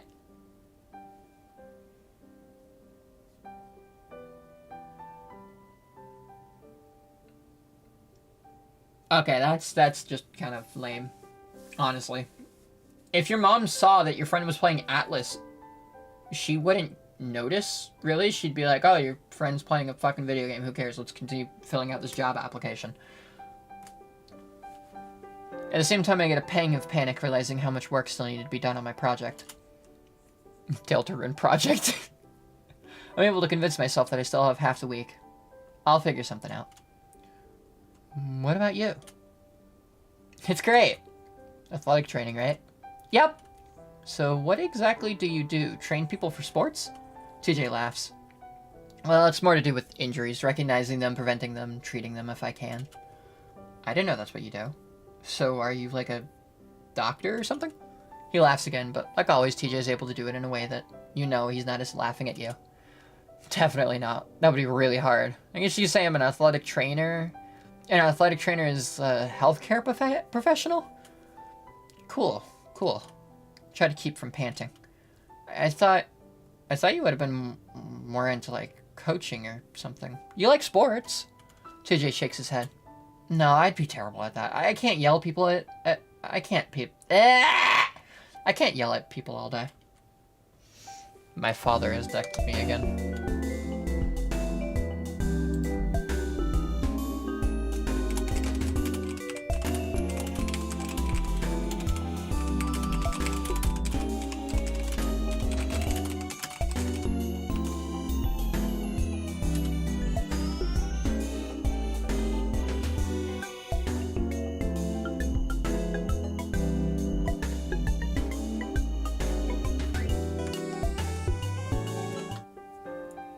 Is there even a degree for coaching? I think most people that want to coach just get a teaching degree in history so they can teach. I make air quotes. At a high school while also coaching, they teach to coach. Oh yeah, that's how it was at our school. I step on a particularly sharp rock and bite my lip to keep from yelping. I really just wanted to do something involving athletics. When she found out I was gay, she like legit asked if I got like touched non-consensually. I wouldn't put it past her to get really mad over Atlas. Again, she does not know what Atlas is. I think that's the main thing. She doesn't know what it is. So if she saw it in your notification, she wouldn't know to get mad at you. Oh my god, it's your cat. Oh my god, it's Polydactyly.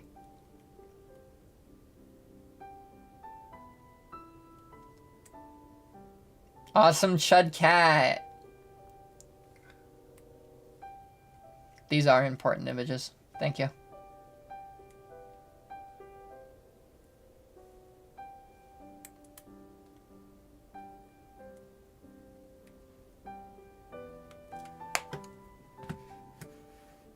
Your mom would be mad at you having Steam?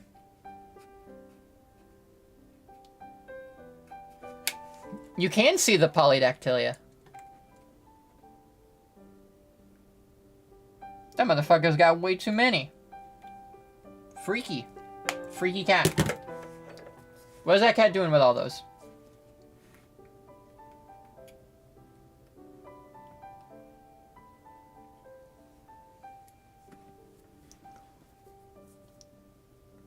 Do you like it, the whole athletic training thing? Yeah, well, it is my first year, so who knows, but I think I do. So you just like helping people? I just like sports. She's just quiet for a second. Probably sounds silly, but seems to make life seem more simple. Sports? Yeah, or exercising. Is a goal and something in your way, like the other team, or a big hill. TJ kicks a pebble up from the ground and catches it on the top of his foot before launching it down the road. And your only job is to get around that, is to get to your goal. The Lynx laughs. Don't call him the Lynx. Again, I wanna reiterate the like the racial parallel.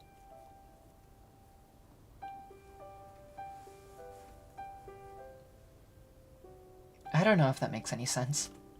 I think it does. I'm kind of like that with video games, I guess. Chase trying not to say something fucking stupid. Challenge impossible. Hey, you know that, like, that whole thing that you're building a career on and stuff like that? Yeah, it's like video games. It's like me playing video games, you know?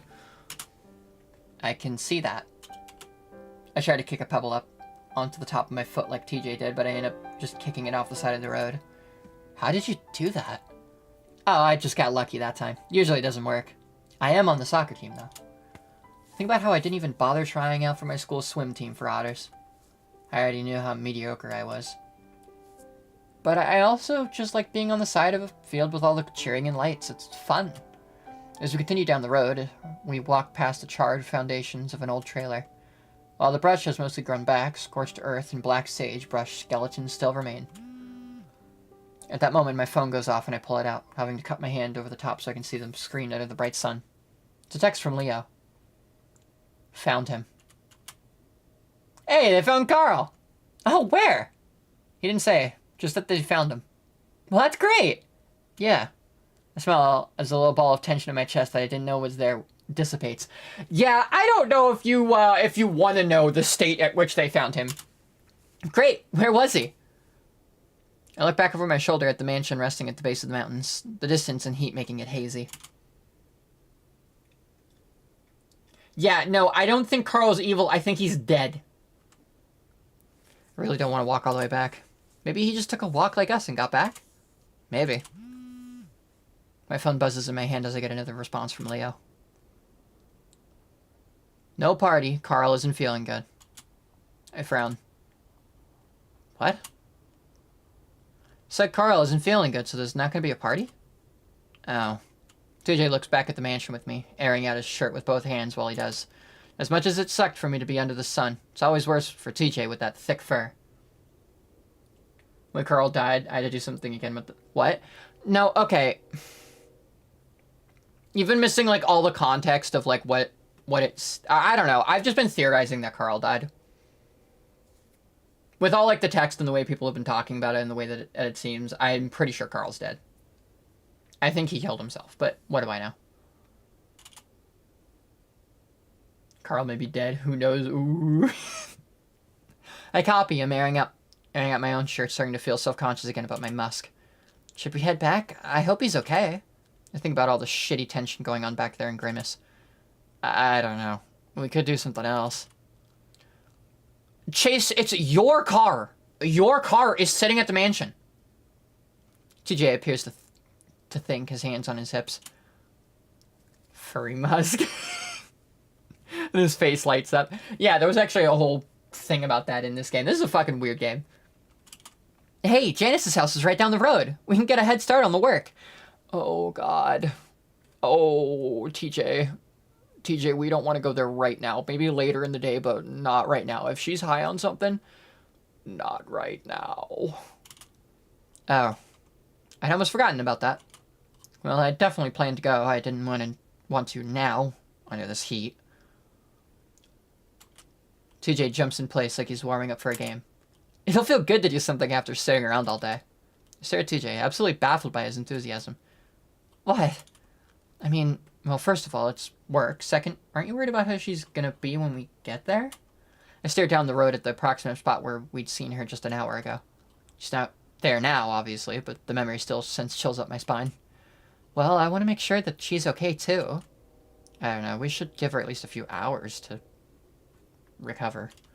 TJ stops bouncing and rubs his arms. Sorry, if you don't want to, I can just go. I glare at him. Oh, don't guilt me. I'm not. I just don't want you to be mad at me. I stretch, feeling sweat trickling down the sides of my face. We could wait until evening, at least. Yeah, I guess we could do that. The disappointment on TJ's face is so obvious that there's no way he's not doing it on purpose. Okay, so what if she opens the door and she's still got her pants down? TJ blanches. Chase! I'm just saying, that's what could happen. There's no telling what she's on. Janice isn't like that. So maybe she was just having some sort of episode? Everyone's crazy here. All the more reason to check on her. I rub my face. Come on. It's fine. I can just go. TJ folds his arms and leans in closer. Or maybe, she just had to pee. He whispers the last few words like they're the worst cuss words on the world. I snort and close my eyes. Fine. I whip the back of my hand across my forehead. But if I have to heat stroke, it's all on you. Oh gosh, don't say that. If you feel dizzy or sick, you're going inside. The thought of sitting inside with Janice while I cool down is almost as unbearable as the thought of manual labor. Dude, can Chase get any lamer? I swear to God. Okay, there are two schools of thoughts I have with this. Either A, the writer is really good at writing a really shitty main character, and I congratulate the writer. Option B, the writer is kind of upper class and or at least upper middle class, and doesn't really like talking to people or being nice to people, and kind of likes living in their own little bubble. And everything that is being said by the main character is just puppeting what the author would do in this situation, i.e., really not want to be near someone who is maybe high, or maybe having a manic episode, and would rather just let them figure it out themselves.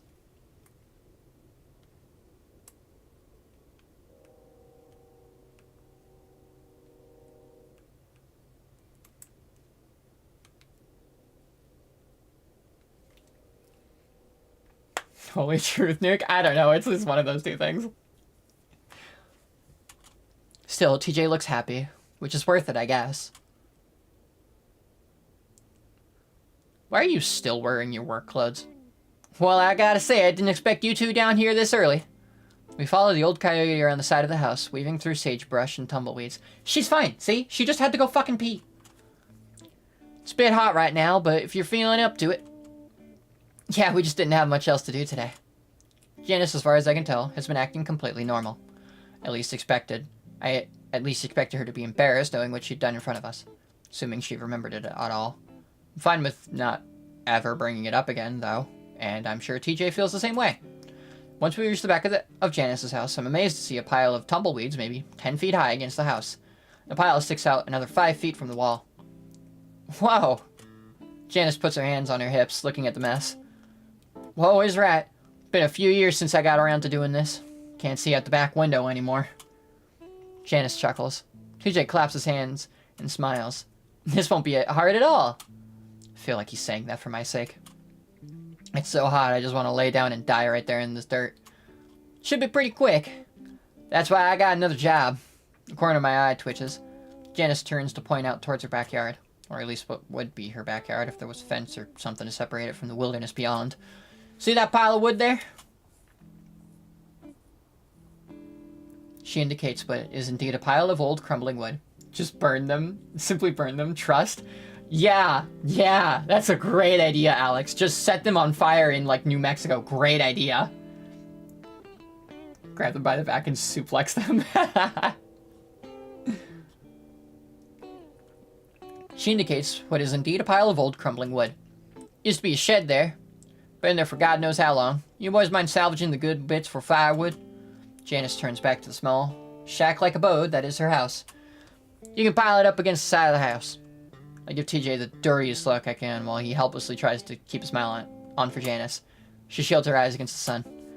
Wow, it's a real scorcher today. I'll have lemonade made in a few. And with that, Janice heads back around the house and her heavy footsteps crunching through the brush. We're quiet for a few minutes, both staring at the pile of tumbleweeds.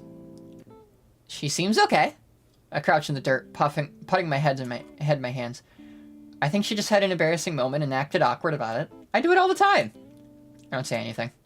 Chase, are you okay? I shake my head silently. It's not that bad. We can do this.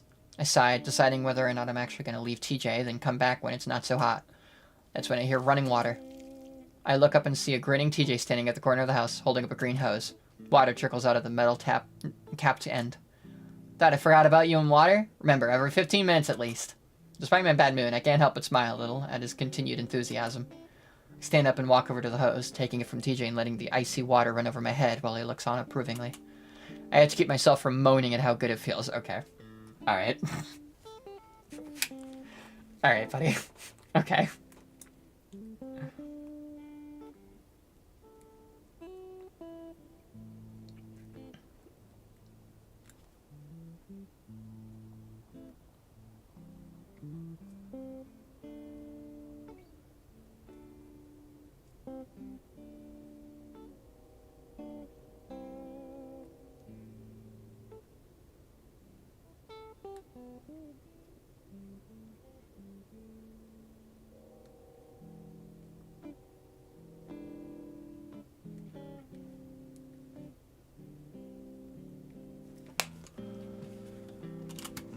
Once I'm done, I look back at the pile of tumbleweeds.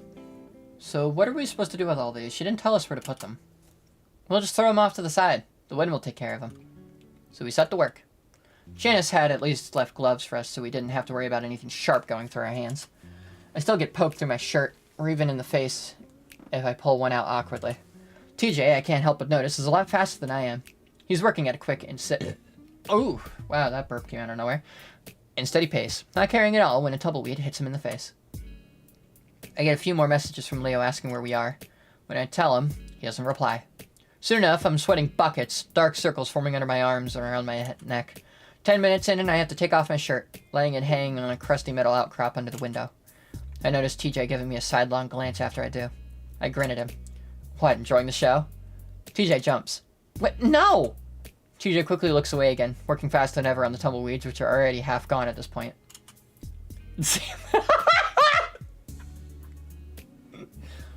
I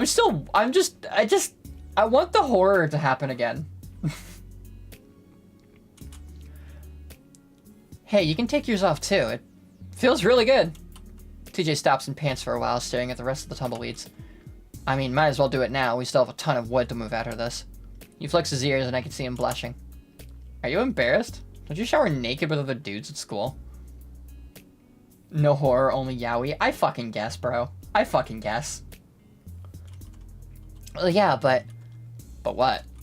TJ huffs and finally pulls his shirt off, forcing a smile as he goes over to hang it up next to mine. I notice that he does it with crossed arms the way girls do. There. Happy? What's with you and being all weird about having your shirt off? You're the same way this morning. TJ sighs. I was trying not to make it weird, but you two were just staring at me when I opened the door. I laugh and TJ puts his hand on his hips. Just remember that when we're done, we're gonna have to check our torsos for ticks too. Oh, yeah. That dampens my spirits. Man, this sucks. TJ pants quietly for a few seconds. It is a little hot. So, you do admit this was a bad idea? No, I mean, maybe, but at least we'll have the evening to do something once we finish, right? He smiles at me hopefully. That does brighten my mood a little. Wanna go to the diner? TJ smiles before bending over towards the tumbleweeds again. Yeah, sure. I was wanting to try that. Ah! I jump a foot in the air, almost falling into the tumbleweeds. Go, go, go! TJ's off like a bullet, running away from the pile in my direction. Confused, I jump out of his way, then follow him around the side of the house as I look at where he'd been standing. I don't see anything, but his reaction is enough to get his fur standing up on the back of his neck. TJ comes to a stop towards the front of the house. What the hell? What happened? I finally catch up to him, panting under the heat. TJ's gasping too, but probably more out of fear. A tarantula. A reflexive shudder runs up my body, and I wring my hands out. No!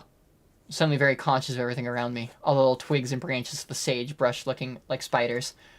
Are you sure? Yes! TJ's voice is high-pitched and squeaky as he shakes his hands. He's laughing to himself nervously. I was reaching down for another one when I touched it. It moved and it was giant. It was a giant freaking spider. TJ must be really freaked out because I rarely hear him use even that word. Giant enemy spider.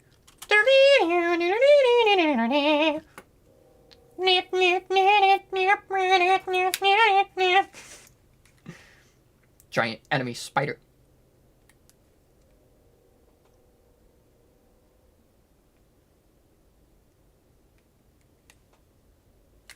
I keep stealing your cat.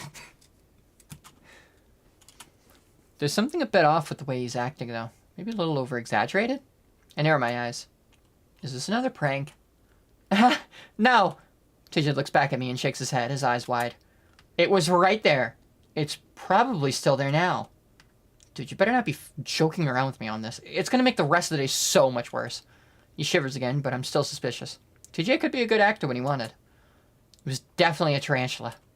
The front door suddenly opens and Janice pokes her head out. Oh, my stars. Who are you, these two handsome young men in my yard? The old coyote comes out, looking us up and down, especially TJ. The lynx notices and grips an arm with one of his hands, as if trying to cover up under her gaze. Mm-hmm.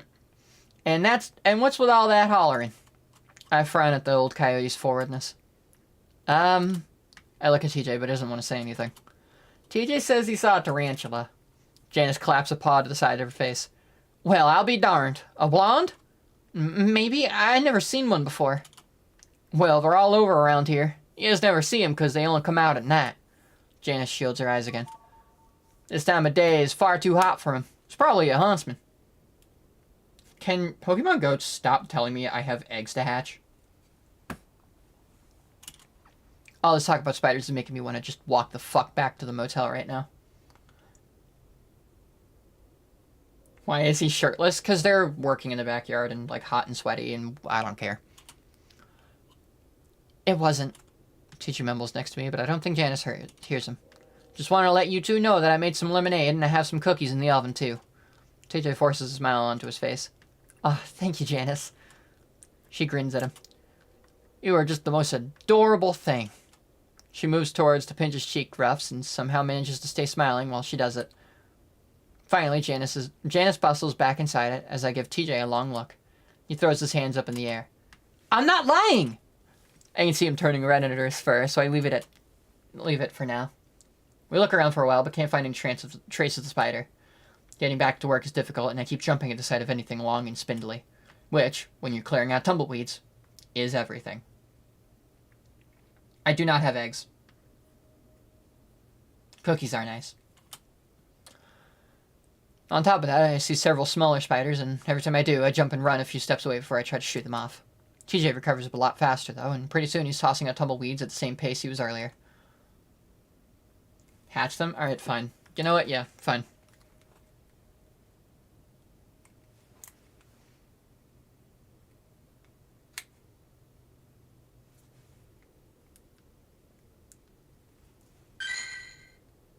Fire and Ice Hatch Day. Is that today or some other day? Oh, a Snivy. You are a middling Snivy. You go in the trash can. Bye-bye.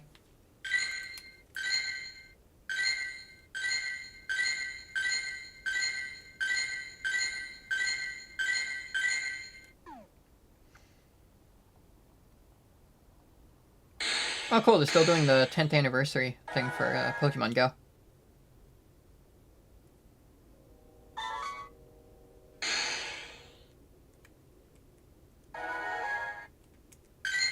Oh, they actually have like a Go Pass for it right now. That's cool.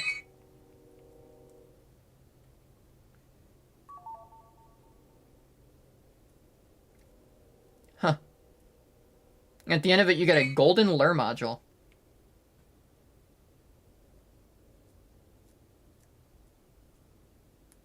Okay. And what do I... It's over in 3 days. So, bonus tasks are complete 10 field research tasks, win a raid, hatch 3 eggs, and spin 10 Pokebox or gyms. And then daily tasks are just catch 10 Pokemon. Okay. Well, I don't really want... Ooh, is that a Piplup? Well, I guess I'm catching that. I mean, how can I say no?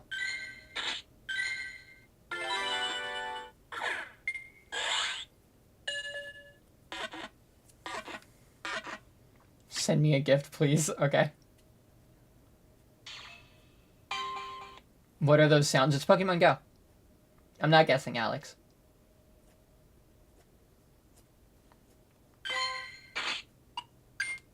You suck. Bye-bye, you go in trash can. Nope, didn't mean to do that. Alright, friends. Oh, I got gifts from 4 different people to open. Thanks for the egg, Aaron.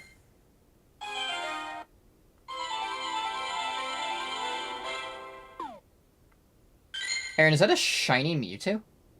That's fucking awesome.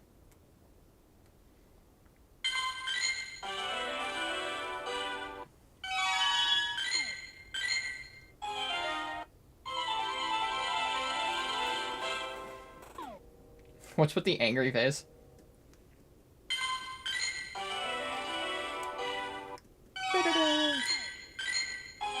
I have to send my friends gifts. You know how it is.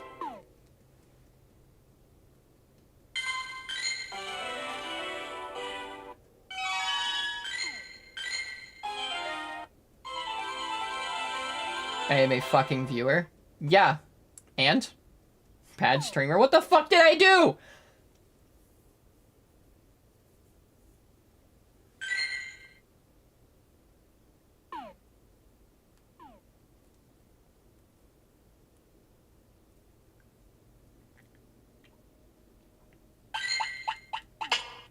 I'm just playing the good old Go, you know?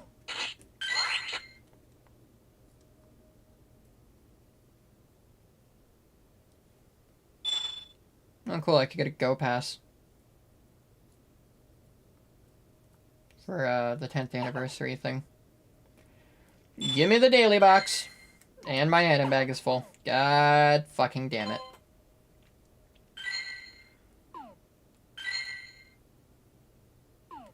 Alright, I guess it's enough Pokemon Go for now. I'm just standing here watching the stream and nobody look at their fat ass helping.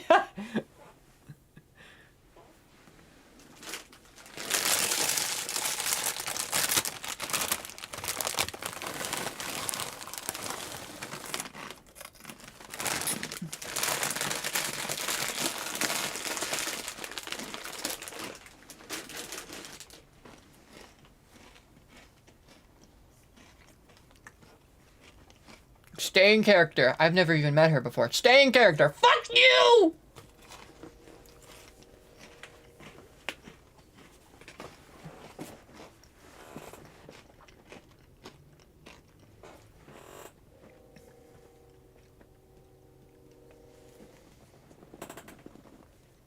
Juice Adventure Tiger Electronics would just be like... I don't even know. I don't even know what that would be. It would just be jumping from platform to platform, I'd say. Like Doodle Jump.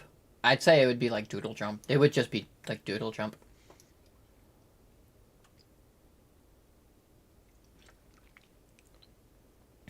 This makes me even more suspicious.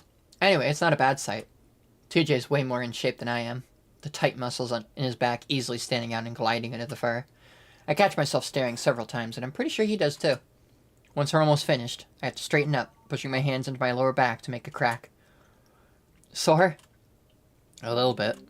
TJ tosses out one of the last tumbleweeds before walking up to my side. Does it always hurt?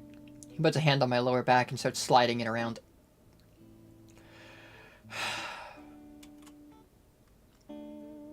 Are we gonna ever get to the fucking horror part? Not really. Just when I'm bending over and stuff.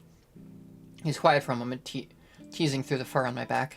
I start to blush, but that's when he applies some pressure to a muscle. I grimace and arch. Wow, that's stiff. Can the guy who said the slur come back?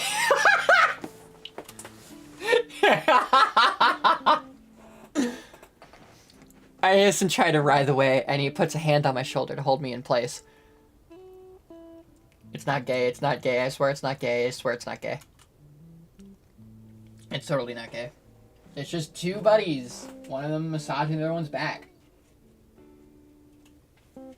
Like buddies do, you know? So I just saw a piece of the pizza crust that I ate earlier on a plate, and I just wanted to take a bite out of it.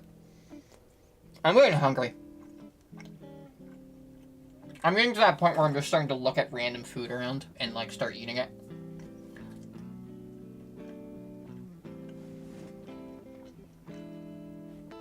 Aaron isn't that gay.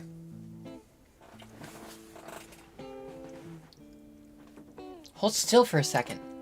Well, when you're digging in like that, it's because you're all tensed up. Just relax. Try to do as he says, even though it's extremely uncomfortable. Right here, but okay. Yeah. Swatter's known for having bad backs. I know, my dad can barely move these days. He's gay Mexican. That's terrible. I shrug. He still gets around, just needs pain meds. Which you don't want to have to rely on. My shoulder bumps TJ's chest and his long whiskers brush my ear. It's short legs and long back. Rude. You have to bend over more than most of us, keep a good posture, and lift heavy things with your knees. His fingers dance a bit lower before pulling back. You'll thank yourself 20 years from now when you're not in constant pain. I put both my hands on my back, feeling warm and a lot more loose. Hey, I actually do feel a little better. Great! I'm impressed with how much TJ knows about otters. Probably knows the same amount about all the other species, too. No, he doesn't. No, he doesn't. No. No, just otters in specific, because you used to bully him as a kid, and he got really aroused thinking about that again. You know, you're really smart, said the dumb person. TJ ducks his head modestly. Oh, I'm just repeating what I've learned. I mean, I forget everything I learned within a week.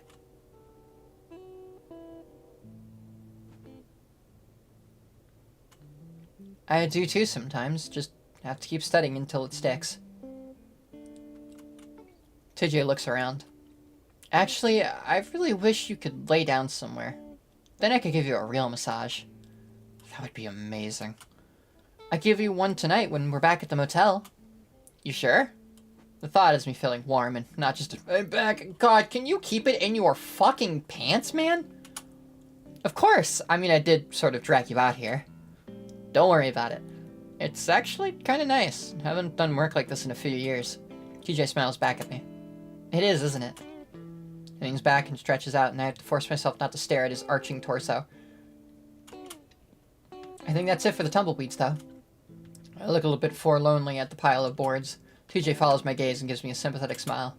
Remember, with the knees. TJ says brightly as he marches over to the pile. We found out pretty quickly that, while there aren't any tarantulas, the ruins of the shed are infested with spiders. Okay. Alright. There's a point in writing where you question why we're still doing this. Why we're still talking about this. See, I was much more interested in the diner conversation they had, like them eating at the diner, but they cut that out completely. But this, none of this is cut. This is all of the work here is like going on for so long.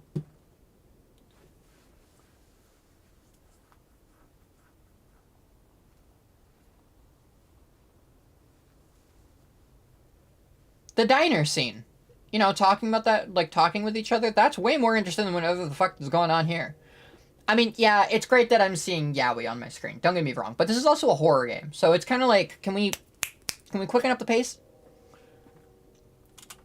Several of them black widows. Because those are actually dangerous compared to blondes, TJ goes in to ask Janice for bug spray. I go back to water myself again in the with the hose, letting the freezing water run down the sides of my head and off my snout. Fucking spiders, fucking everywhere. I shiver again. Been being uptight ever since TJ had faked seeing that tarantula. I stand back up, letting the water run down my back and front, sighing at how good it feels.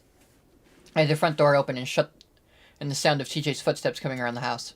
Looking back down, it's still running hose in my hand. I smirk. TJ did start this little prank war, so I don't feel too bad for what I'm about to do. I press myself up against the side of the house, making sure there aren't any spiders first. The second I see the lynx's foot stick out from around the corner, I swing the hose up. My original intention had been to wet the front of his pants so that it looked like he pissed himself. Fortunately, he's far too away from the house, and instead he's left staring at me while an arch of water falls short of him by a good 3 feet. He's holding stuff, but I don't take the time to see what it is before I press my thumb to the opening of the hose and send a spray straight into TJ's face. TJ gasps and he just fell into ice water and stumbles back, almost tripping. I laugh. Chase, what the heck? I finally cut the stream of water, revealing a furiously blinking and dripping lynx. In one hand is a broom, in the other hand a plate of what probably used to be cookies. They look kind of mushy now. Ah, crap. TJ drops the broom to examine his plate of cookies. He tips it to the side and lets a stream of murky, crumb-filled water slosh out of the plate. Okay, can we stop writing about food for like 3 seconds? I am so fucking hungry right now. You know what, actually, I'll be right back. I'm gonna go scavenge my food for something to eat really quickly. It should not take me that long. I will be right back. I just need something in my fucking stomach, I swear to God.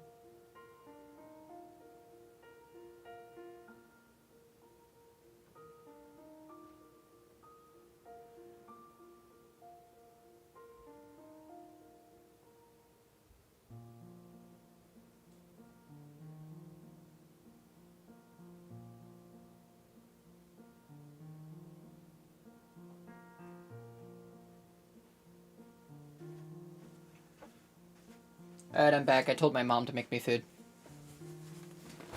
Which I don't feel bad about. Because she tells me to make her food all the time. So, you know. I feel like I get to cash that check in.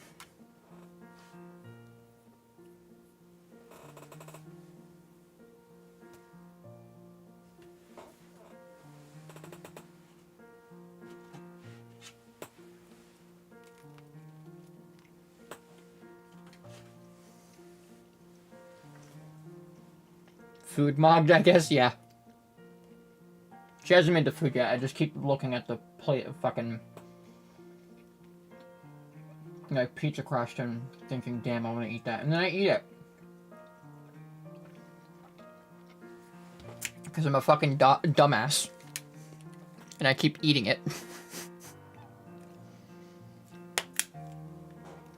Food chat. I already read that. They smelled so good, too. I walked over and take the plate from him. Well, the ones on the top aren't so bad, just a little soggy. TJ wrinkles his nose. Just throw them out into the desert. I'd feel bad if Janice saw. I pick up a cookie and take a bite.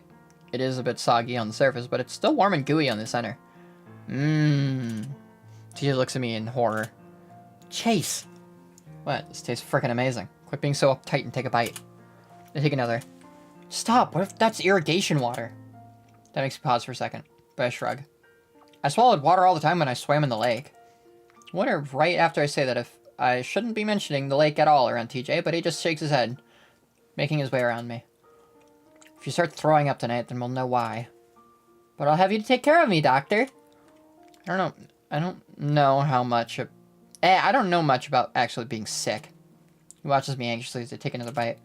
Still, it really is good. Hey, Chase, how about you stop eating it? Okay, have a nice shower, Alex. I point at the broom in the dirt. What's with the broom? TJ bends down to pick it up. Janice didn't have any bug spray, so she said to brush off the boards with this. I groan. I was thinking you could do the brushing and I'll do the lifting since your back is sore. I groan. Don't worry, Janice says if we get bit to let her know so she can take us to the hospital. Comforting. Yeah, listen, I'm sorry about all this. I didn't know it was gonna be so tough on you.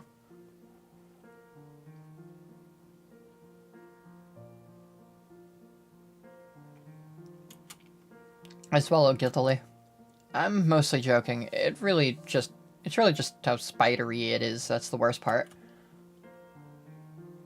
Get wet enough that you'll splatter against the wall. Alex, Aaron, what is wrong with you?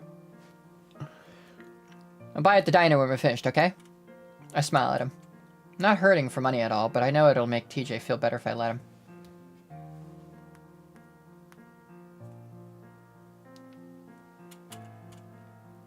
Alright, that's a deal. It's afternoon at this point. The sun low enough that Janice's house is casting a shadow across the backyard. Of course, that shadow is a good few feet away from where we're working. I set to work trying to sweep away spiders, their egg sacs, and all kinds of other bugs while TJ grabs the big boards and drags them across the yard. Yeah, it is a Hannah Montana pillow reference. I'm pretty bad at it, trying not to whelp while I jerk the end of the broom back and forth like an idiot. Which I think the original isn't even the Hannah Montana pillow, it is a Webkins plushie. It's quite a gross fucking thing as well, because the post ends with the kid talking about how one time he brought it to school and poured milk into it, and then he put it in his backpack, and then I think his like mom found it and it was like all moldy and shit, and so it was hard. That's what it was. It was like hard like a rock. Until they threw away the plushie. Why? Aaron, why? That's just fucking rancid.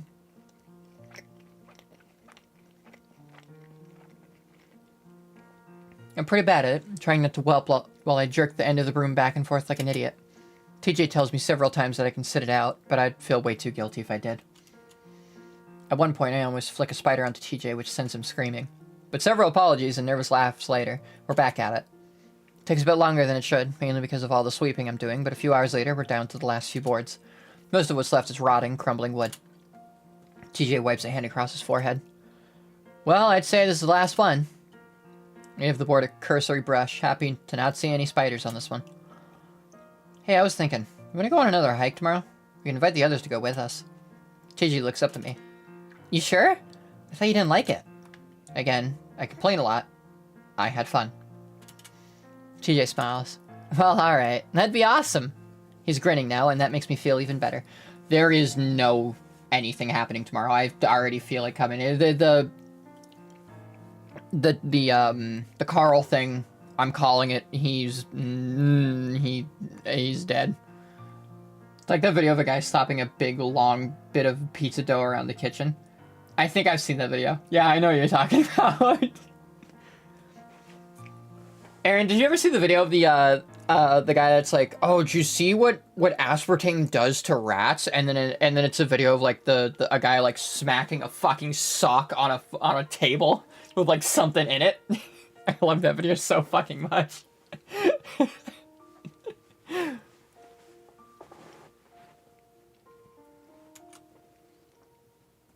Alright, let's get this done and we can go to the diner and plan it out. Sounds like a plan. Yeah? Okay, good. Good. I can't find that video. If you could find that video, please send it to me, like, ASAP, because, God, I need that video again. I need to download it or something. I need to find it again. It's fucking beautiful. Just the absolute fervor that guy has with every fucking smack of the sock on the counter. It's so good. 8 beady black eyes reflect the sun, and soon I'm almost blinded by it. They bore into me, and the spider turns slowly, crab-like on its legs, so it can face me. My stomach turns, and the ground tilts. I feel like I'm falling off the edge of the world. I grab for something, anything, but all there is air around me, and I fall into the darkness. Just count when the shoulders are down, alright? I feel like water's rushing through my ears, and I have to widen my stance to keep from falling. Are you listening? Huh? Jeez. What? Try to focus on the kid in front of me. Did you die or something? I don't know. I was just thinking of something else. You're dumb. Oh, Sydney's Chase's brother, isn't he?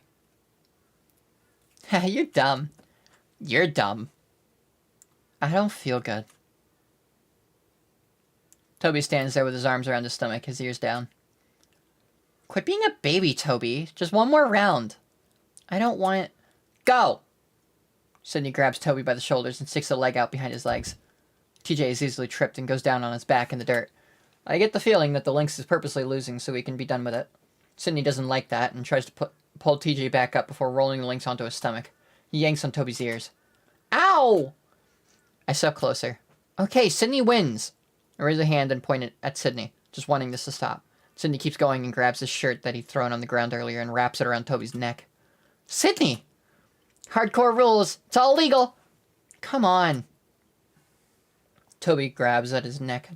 His eyes widen as Sydney leans back, pulling Toby's head back with him. The lynx's arms flail around, his mouth wide open. I stand there, confused. Is it okay if it's not against the rules?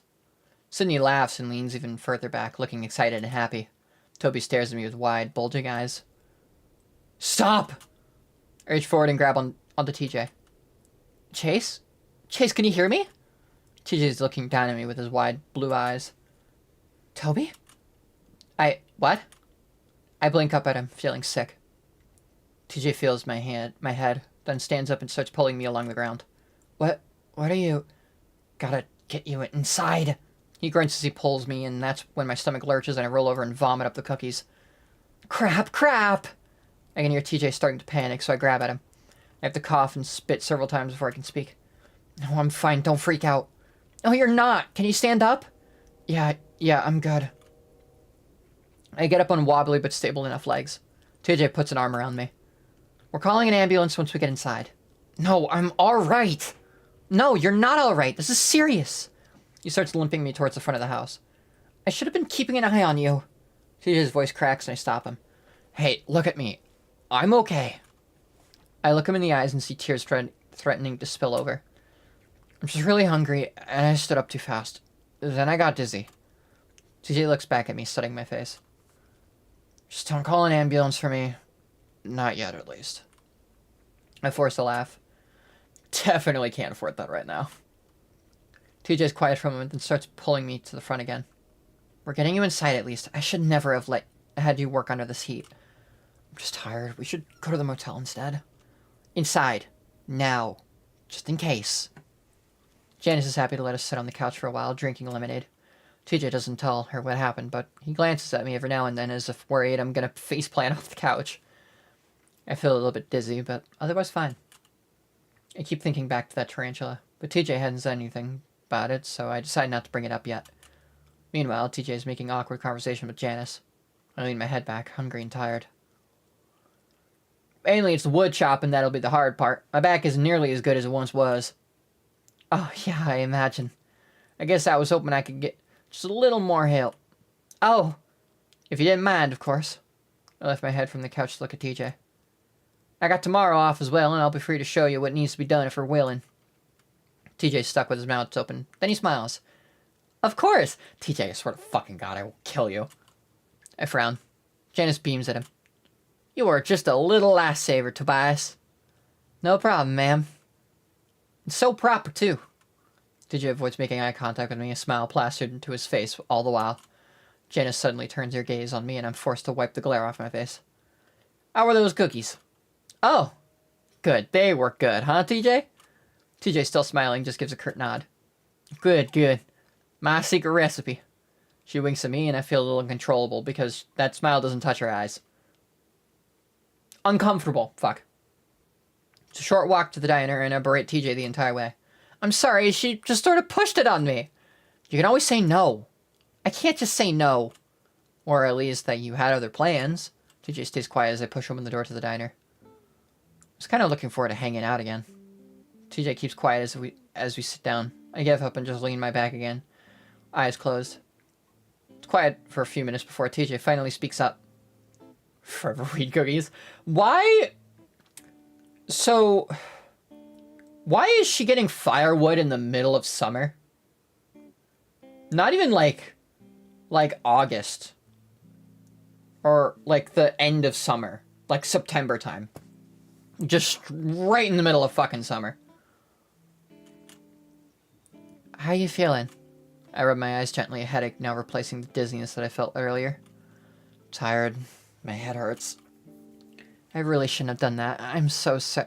Stop apologizing, please. It's fine. It wasn't the heat. TJ frowns and sits back, looking out the window at the sunset. Sorry. I'm not mad. I just don't want to see you beat yourself up over it, okay? I don't tell him that his constant fretting and apologizing is grating on my headache. Well, make sure you try to eat. You might just need energy. Ears open. At that moment, a young stag that I vaguely recognize comes up to our table. It's weird seeing someone so young and fresh in Janice's position. Once he gets to our table, though, his eyes light up. Tej? TJ stands up suddenly, a big grin spreading across his face. Julian! Julian?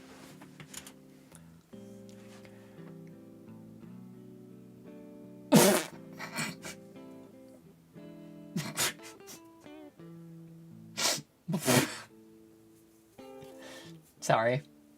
It's just... Oh god. Please tell me if he turns around there's a man bun. It's been a while since I've seen him. He's bigger, and so are his antlers. Barely recognize him. And Chase too? What in the world are you two doing here? I feel like that's a perfect voice. Big ass, I agree. Visiting, I didn't know you had a job here. What? That's cool. Julian grins.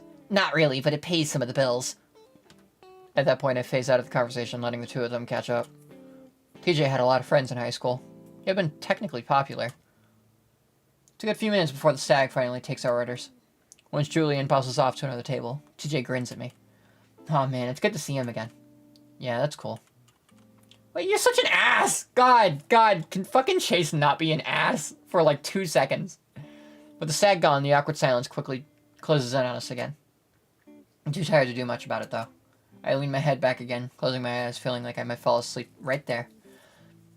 So, I open them and see TJ looking at me before he quickly looks away again. What? He fiddles with the stack of napkins. You called me Toby earlier. Did I? But I remember even as I say it. Yeah. TJ forces a laugh. It's been years since you've called me that. Yeah. Quiet for a moment. So, why'd you call me that? I don't know. Guess I was just a little loopy after passing. Ah! Peanut butter honey. Thanks. What's on it? Just peanut butter? Honey. Huh? Peanut butter honey. Oh, lovely. Can I get a glass of milk? Don't know if you've ever had peanut butter honey. Thank you. sandwiches. I think I've had peanut butter. Thanks, Mom. You're welcome.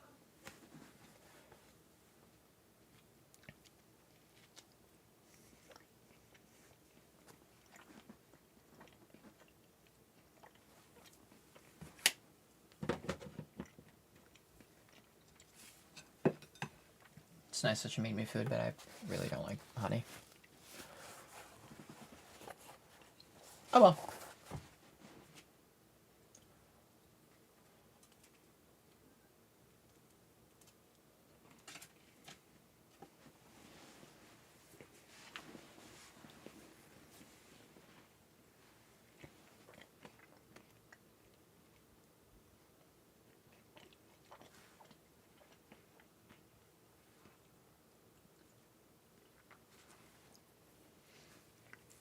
I don't know. Guess I was just a little loopy after passing out. I am carefully. I had a craving for peanut butter banana sandwiches yesterday. Oh. Interesting.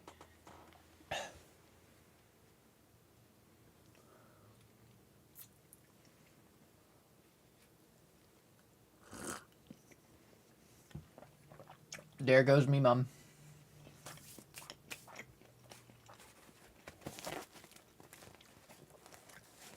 Do you mind if I call you that?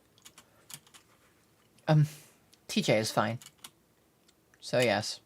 I cited TJ the way he's sort of hunched in on himself, his ears twitching. Are you okay? Yeah, I'm fine. I go back and forth between deciding if I should bring up the whole Flynn incident or not. Despite his best efforts, TJ isn't fooling anyone that he's not bothered by what happened. Of course, he would be. Do you want to talk about what happened on Monday?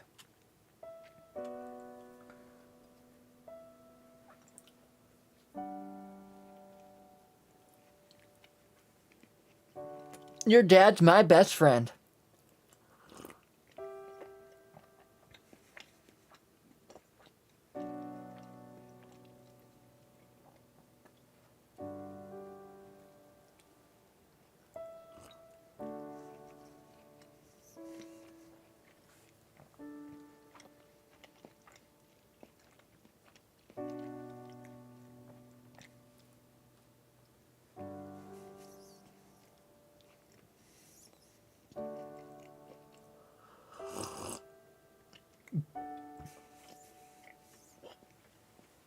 What am I eating?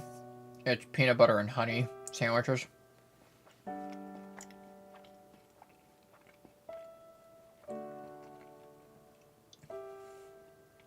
Wow, I really don't want this. It's fucking 9 p.m. I don't want a peanut butter sandwich. Oh well. Mysterious wins. My favorite snack? I don't know, Cheetos. And kind of messy. Also another reason why I don't really want them right now. Oh well.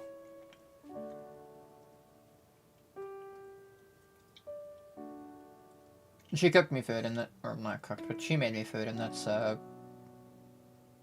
rare? So, I don't know. Nice. I like jerky too. I like Slim Jims more than that though. I like Slim Jims way more than jerky.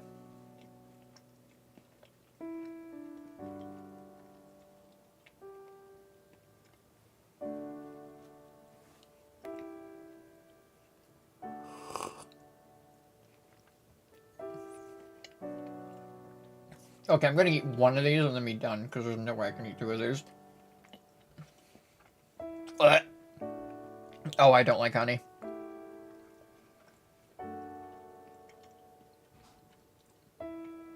Is that what they're calling monster size now?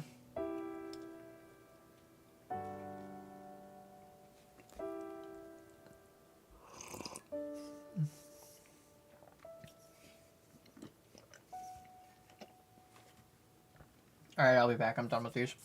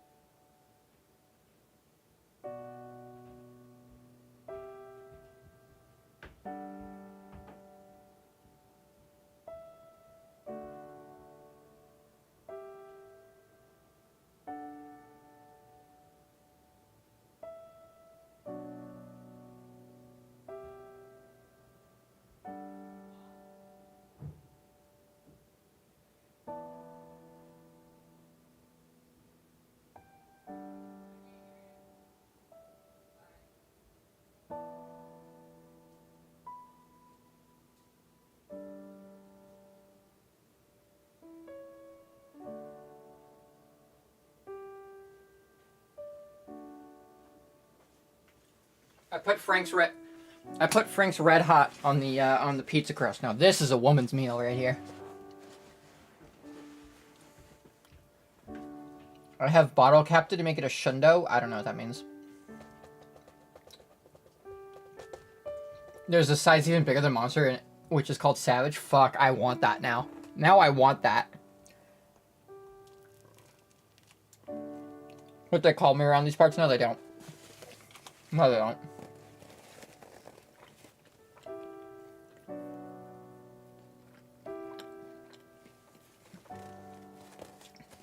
Okay. Alright. I don't want to hear about what your boyfriend calls your Slim Jim.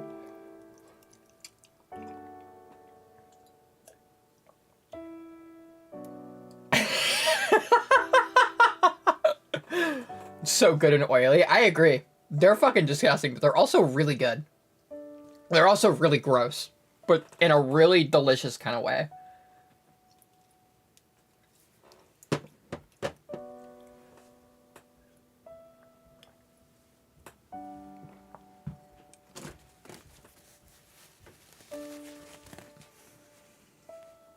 So vile, but so good. Yeah, exactly.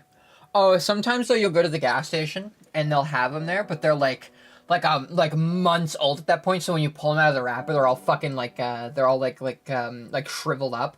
Those are the really gross ones, but they're also kind of good in their own way. It's like all the oil has evaporated over time. A community hour.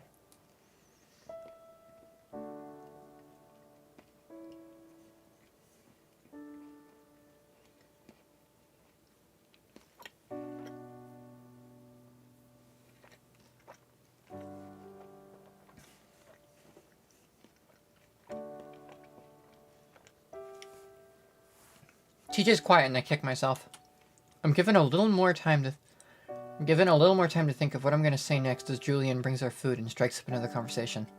TJ, again, is able to easily slip into a smile and chat away with the stag. The smell of the burgers has my mouth watering and is incredible when I take a bite. Striking how easy it is for TJ to put on a smile and act cheerful. It's amazing your ability to just sort of like kick the can down the road and just like continue to pretend like everything's fine. Ice cream! Did you get a punch card?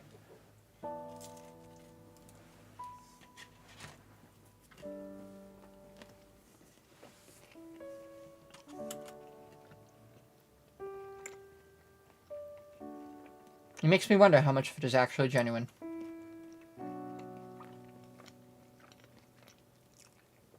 I'm almost halfway done with my burger by the time Julian is angrily called back to the kitchen by the cook. Bye, Aaron. Go fuck yourself. No, I got robbed. Inflation is a bitch. That's fucked. Did you actually get robbed, or like, do you mean like the prices are like robbery?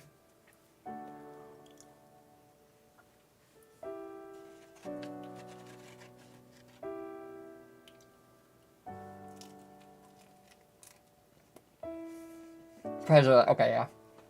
Listen, Maniac, I'm just saying, you live in Brazil, anything's possible.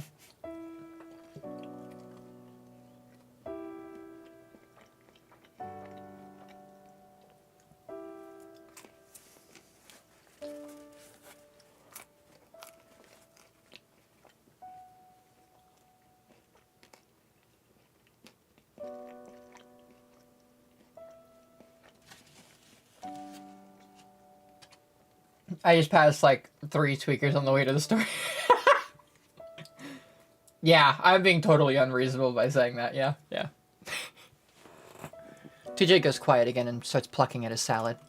I swallow and set down the burger, my stomach turning a bit at what I'm planning to say. I was thinking about this before we got here. About what? Maybe we could use the time we have here to remember what happened, to find... TJ finally looks at me, and the sadness I see in his eyes makes my heart plummet. Find closure? TJ's quiet, staring at his salad. I don't know, man. I just know how bad it is for you, still, and I just want to figure out how we can I search for the right words. Be at peace with it. TJ's still quiet. I don't know, man. I finally say and slump in my booth, feeling like I've ruined the evening. Where'd you get your pizza from? This place is called Prince Edward Pizza. It is a local place, and it is fucking delish. It's so good. One day, I was out downtown with my friend and my mom, and some tweaker jumped out in front of us, spoke gibberish, laughed, and vanished. Cool.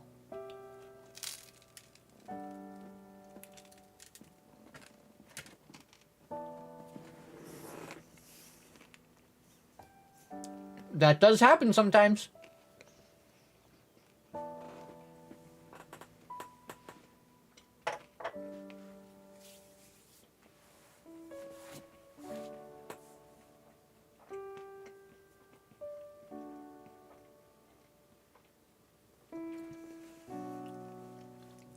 I finally say and slump in my booth, feeling like I've ruined the evening.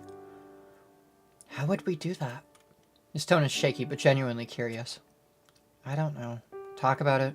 Talk about it with the others. Not Flynn, just the others. TJ looks out the window again. They even go to the lake, talk about it there. I don't know. I almost choke on the word lake, still worried about saying in front of TJ. Maybe. Maybe? TJ sighs and finally looks at me with a small smile. Maybe, but right now I just want to hang out with you and have a good time, okay? Okay. So stop being so angry. It makes me sad. It's making me sad. I pick up my burger, my stomach loosening up enough that I feel like I can eat again. Sorry, I was just looking forward to... Stop apologizing. He says it with a smirk, then almost immediately frowns. I mean, sorry, that was rude. I laugh at him when he smiles back. I take another bite and look out the window. I feel a lot better now, and I'm pretty sure I only passed out because I don't have any food in me. By the way, did you ever see that tarantula again after the first time you saw it? TJ shudders. No, thank goodness. I look out the window at the brilliant sunset. That's good.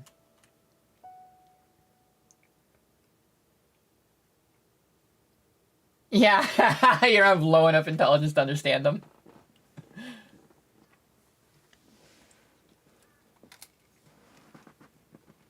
No, because I don't play Gmod. I don't touch Gmod. I don't touch Gmod.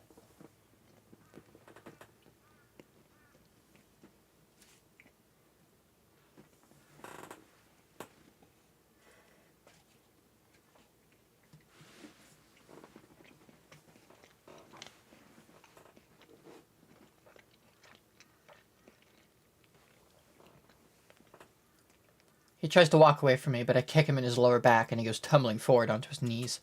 He stays there, not bothering to move at all. I glare at the back of his head, breathing hard. How does it feel when it's happening to you? My voice shakes as I yell at him. Not used to doing something like this. Felt so gross. But at the same time, I feel like I'm finally teaching him a lesson. He's had this coming for so long. Why are you so mean to him? He doesn't answer, instead slowly getting up to his feet, wiping his face with the back of his hand. I told him to come out here to make one of his treasure hunts. Just so I could confront him like this. It's not going how I thought it would, though. He's just standing there, not saying anything. Finally, he starts to walk away again, shoulders slumped, ears and tail down. I feel another burst of anger following him. I quickly overtake his slow pace and shove him as hard as I can in the back. His head snaps back before he falls flat on his stomach on the ground. He stays there for a long, long time while I stare at him. I can't remember what happened after that.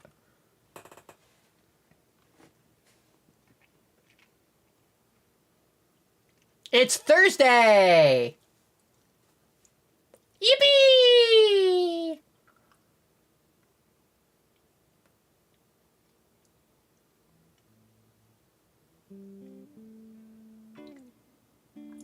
Yeah, see, Maniac, that just doesn't appeal to me.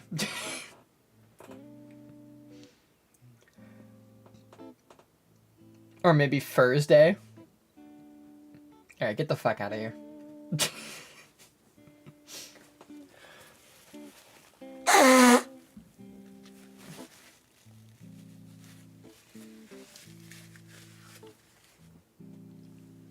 There's a dull throbbing in my head when I wake up, a remnant of the raging headache I'd had yesterday. Yeah, does this guy ever stop having headaches? I take some Tylenol when TJ goes into the bathroom so he doesn't see.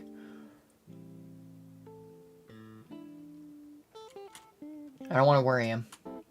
While he's taking off one of his insanely long showers, I go down to the lobby to get some breakfast. When I come back into the room, balancing two full plates full of bagels, bacon, and eggs, I'm surprised to see TJ is already done. He's busy brushing his fur in the mirror, trying to tame the comical, fluffed-up look he has going on. I can't believe I forgot my shampoo. Look at how ridiculous I look. He holds his arm out to me and Jenna. Jenna grunts, not really paying attention as she types away furiously on her laptop. I think it's kind of cute. TJ smiles. You mean funny? No, you just look a little chubby. I smirk at TJ's mortified look as I set the plates down on the table, which forces Jenna to push her laptop aside for the moment. TJ opens a packet of jam and butter before spreading it neatly on a bagel cut in half. I watch as some of it sticks to the long fur around his mouth while he nibbles at it. Man, it's just... undiagnosed head trauma. Yeah.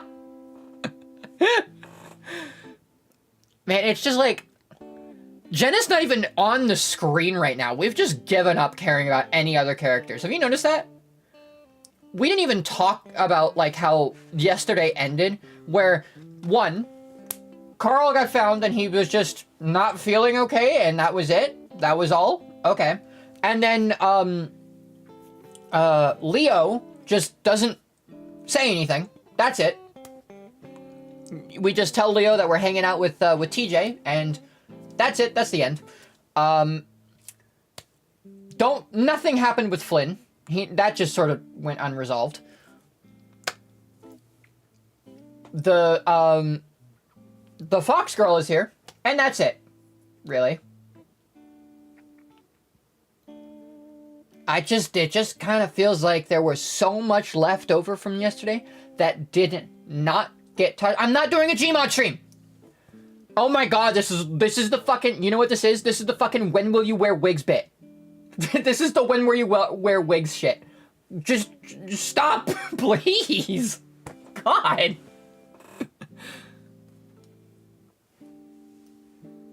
There's nothing you can even do in Gmod. I mean, there is, but there isn't. You can do whatever you want, but also, like, it's limited by your creativity, and it would be kind of boring to just wander around and go, haha, look, I put booster jets onto a couch, haha. Guys, look. And then everyone leaves the stream, because obviously no one's gonna watch me play fucking Gmod.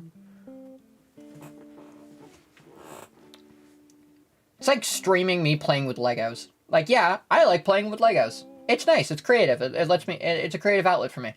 If I streamed it, everyone would go, haha, cool, nice Legos, and then they'd leave.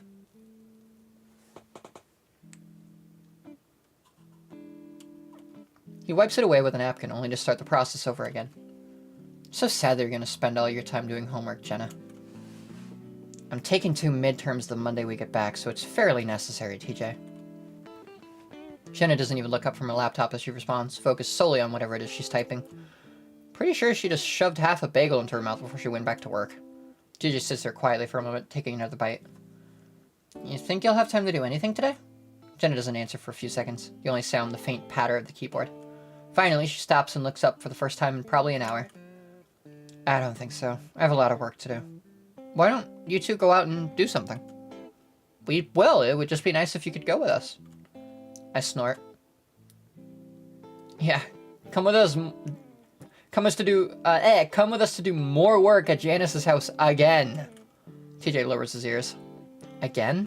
TJ takes another bite of his bagel, and it doesn't look like he's gonna say anything. I sigh. Yeah, she kind of cornered him and got him to say do more work. Jenna rolls her eyes and returns her attention back to the laptop. Jenna's taking advantage of people? Shocker. Jenna? TJ protests quietly. You know she used to give me some sort of sob story at the diner to get me to tip better? TJ frowns. Well, she does have a tough life, Jenna. Despite being annoyed at having to go back to Janice's, I find myself siding with TJ.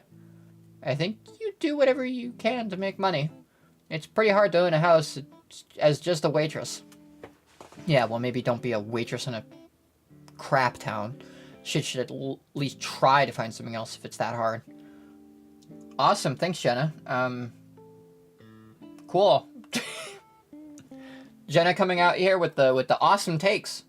Just the awesome, amazing, good takes. TJ is still frowning, his ears down. I can tell he wants to say something more, but Jenna is an intimidating figure to try and argue with. It's quiet for another minute before Jenna sighs loudly. Sorry, I'm just a little stressed out right now. I have a lot of stuff to get done. It's alright, I wish we could help you out here. Jenna laughs without any humor. I wish you could too. TJ falls silent, staring at the small piece of bagel held between his fingers. My phone buzzes in my pocket and I take it out. Surprised to see a text from Carl. Oh, Carl's doing fine. Okay. Never mind. I was completely wrong and Carl is perfectly fine. Whatever. I stare at it for a moment. Huh. Hi. Who is it? TJ asks around his last bite of bagel, holding a napkin daintily in front of his mouth as he chews. Carl.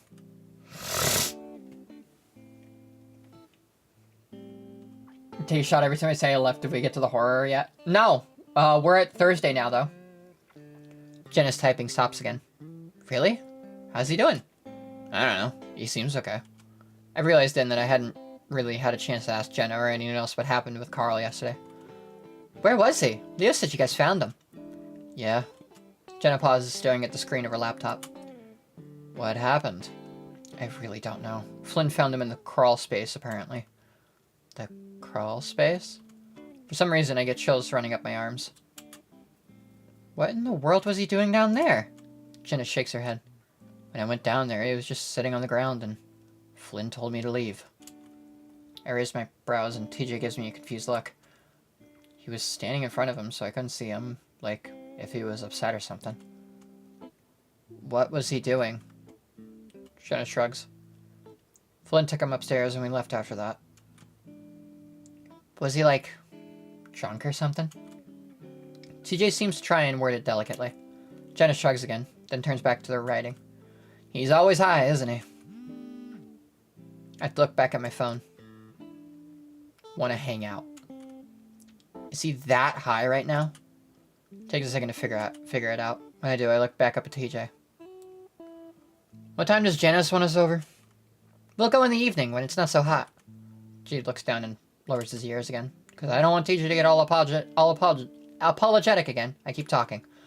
Do you want to go hang out with Carl? TJ smiles. Yeah, that could be a lot of fun. Alright then. Sure, TJ's also coming with me. For some reason, though, I can't shake the feeling that something is off. Stepping out into the parking lot, TJ immediately starts heading for the road while I pause by the car, holding my keys. TJ turns around. Huh? Are we walking? I look up the road towards the foothills of the mountains. Carl's house is an intimidating speck in the distance, barely visible through the heat haze. Oh, did you want to drive? I shield my eyes against the sun, only just over the mountains, but still promising a hellscape by noon. I mean, did you want to walk? I can see TJ's demeanor deflate a little bit as he starts walking back towards me in the car. We can drive. He smiles at me, but I sigh and shove my keys back into my pocket. No, we can go for a walk. It'll give us more time to talk anyway. Oh, okay. TJ smiles and waits for me to catch up to him before we start up the road. Well, I'm not looking forward to trekking back to Janice's house in the heat. I'd rather TJ be in an upbeat mood. No, fuck that. I'd go in the car. Are you stupid? We're pretty quiet on the way up. It isn't until we're passing Janice's house that I finally break the silence. Man, why did you have to say yes? I groan half teasingly, shoving my shoulder into his, sending him stumbling a little ways into the road. I'm sorry. Is it so hard to say no? Well, yeah, it definitely is. I sigh. It'd be fine if we weren't on vacation with friends we might never see again. TJ sulks a bit. Don't say that. It's kind of true. Remember that the trip is already sort of ruined because of Flynn. Anyway, it's not that easy, Chase. Especially when she's all smiling and expectant like that. You should stop letting people take advantage of you. TJ stares at the ground. Sorry. Stop apologizing. TJ flattens his ears and I realize that my tone might have been a bit too harsh. Okay, now I'm sorry. I was mostly joking, but it's frustrating to see you get pushed around. I don't really get pushed around. I ignore him. And get taken advantage of. She doesn't take advantage of me. Why do you think she only asks for these things? She only asks you for these things. He opens his mouth, but I don't let him answer. Because she knows you'll say yes. It's basically the definition of taking advantage of someone. I nudge him again with my shoulder, but he manages not to fall into the road this time. You gotta be a little more assertive. Stand up for yourself more often. TJ shoves his hands in his pockets. So just say no to people? Not just when it comes to saying no. Stand up to people being mean to you. I don't mention Flint, but I'm pretty sure he knows what I'm getting at. I try to give him an encouraging smile, but he doesn't look at me. Feels great, man. Once you do it more, you can't stop. TJ looks away, out into the desert. Sounds like you just want me to be mean to people. I shake my head. You can be nice and assertive at the same time. It's a good combination. TJ's quiet for a few minutes as we start the painful uphill portion of the trek towards Carl's mansion. I do it because I like to do it, you know? I'm starting to pant a little. My short, stubby legs already burning. I like to help her out. It feels good. Like it makes you feel better about yourself. It makes me feel better about a lot of things. There's a sudden shift in his tone that cuts me off from saying anything else. It's a tone I'm not used to hearing from him, and I wonder if I went too far with the whole being assertive thing. I feel like there's a whole lot more going on under the surface, but now doesn't feel like the time to delve into it. It never feels like the time to delve into it, because this motherfucker's a coward. All the time. It's always, nah, I don't want to talk about that right now. I don't want to get into that right now. I'm just going to keep kicking the fucking can down the road and hope that the can doesn't eventually have fucking nails in it and I kick a can full of nails. Ugh. I try to think of something else to talk about, change the subject. Anyway, maybe the apologizing thing is just part of your heritage? Oh, dear fucking God. TJ laughs, dispelling the tension easily. Maybe. Well, if you do go back, at least you'll fit in with all the nice people. It's just a stereotype, and not at all true. Not all that true. There were mean people in Wissatua. Is it supposed to be like alternate universe Saskatchewan? Not like here, though. TJ nods. Yeah, not like here. I were quiet for a few more minutes. Carl's house promisingly close now. I'm distracted, looking up at it when suddenly TJ's shoulder checks me right off the road, tripping me over my own feet into the sagebrush. What in the hell? I shout as I lay in the dirt, the dust cloud clearing to reveal a mortified TJ still standing on the side of the road. Oh my gosh, I didn't mean to knock you over. I'm so... He catches himself, though. The horrified look is still on his face. I stare up at him for a while, then burst out laughing. I see his tail and ears relax, his floofed out fur laying back down. He smiles, seemingly relieved. You're learning! He rubs his shoulders sheepishly. I guess so.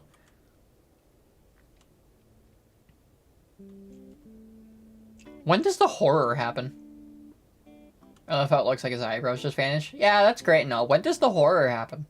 I don't know. It keeps going. The game keeps going. We stand a good couple of minutes on Carl's doorstep, ringing the doorbell over and over. I can hear the heavy beat of some hip-hop songs at the door. And ground. I swear the windows look like they're about to burst out with how much they're shaking. Finally, I send him a text, and that's when the music finally stops and the door swings open. As it does, TJ and I are blasted with a wave of pot with just a touch of booze lingering underneath. Carl grins at us, his eyes bloodshot and fur mussed up. What the fuck took you guys so long to get here? TJ frowns, rubbing his nose inconspicuously. I don't think I've ever seen Carl this far gone. I stare at him as he stares back at us, his grin never wavering. I finally break the silence. Are you okay? Carl suddenly gets a very serious look on his face. Chase. Gravely, he reaches out to put both paws on my shoulders. I have, he smirks and sets his face sternly again, never felt better. He brings me into a hug and whispers fiercely into my ear. I'm so glad you're here. He suddenly shoves me back and whirls on TJ, who cringes. Carl goes after him, sweeping him off his feet like the links in his brand new bride. Carl! Get inside before you get a heat stroke, fluff cheeks. I stand there on the doorstep as Carl takes the cat inside. TJ throwing me a wide-eyed look over the Miram's broad shoulder. What is happening? What is happening? I stare back, wondering if this was such a good idea before stepping in. Pot smell aside, the coolness of the mansion is a welcome relief to the quickly rising heat behind me. I'm just in time to see Carl toss TJ onto a 2-cushion couch before flopping onto a bigger one across from it. He smiles at me and pats the cushion next to him. I sit down on the last cushion, leaving a space between the two of us. Just a little worried about how handsy he's being right now. Carl shrugs and kicks up his feet on the cushion between us, tapping me with his hooves. We sit there for an agonizingly awkward 10 seconds where TJ clears his throat. So, Carl, how have you been? Carl rolls his head on his shoulders to snap his gaze in the direction of TJ, who gulps. TJ, I've been peachy. You get me? TJ's ears twitch. Yes? Super-y. Carl giggles quietly to himself. He stares at the ceiling for a while, continuing to tap me with his hooves. I look down and see that they're leaving hoof-shaped prints of white dust on my pants. Man, I'm glad you guys are here. I thought I was gonna go crazy. How come? Carl interlocks his fingers behind his head. This house, man, you go crazy when no one's around. Flynn spent the night, but then he had to go to work. TJ seems to have run out of things to say, leaning back on the couch as his tail twitches around nervously. Carl doesn't seem to mind, though, staring peacefully at the ceiling. I exchange glances with TJ, who shrugs worriedly at me. I look at the massive flat screen. You want to watch something? Carl flicks his eyes to the TV. Have you seen the new Luce Lobo movie? I have to think about that. Not since last summer, I think. I haven't. It's the fucking shit, dudes. Carl sticks his legs in the air, swiveling on his butt before launching himself off the couch to land on his hooves awkwardly. You are the only one here again. You are definitely the only one here again.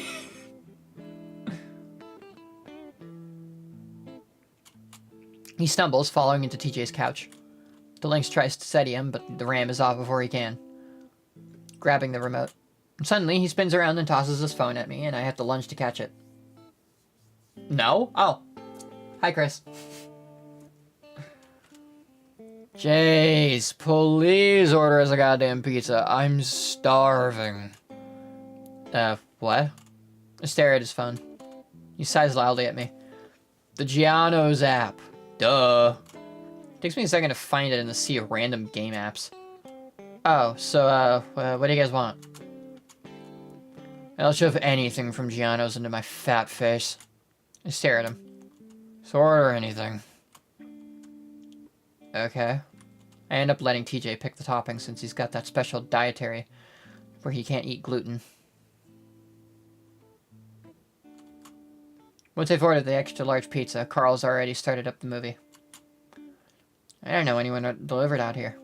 Carl sits down with a beer in his hand, and I wonder if I should tell him not to drink anymore. Honestly, I don't know if the way he's acting is more due to the pot or the drink. Yeah, man, how about you say something? What's wrong, vague poster? Afraid to say something? It's aggravating how many times the main character Chase just goes, maybe I should do something. Maybe I should say something. Maybe I should, like, be a person.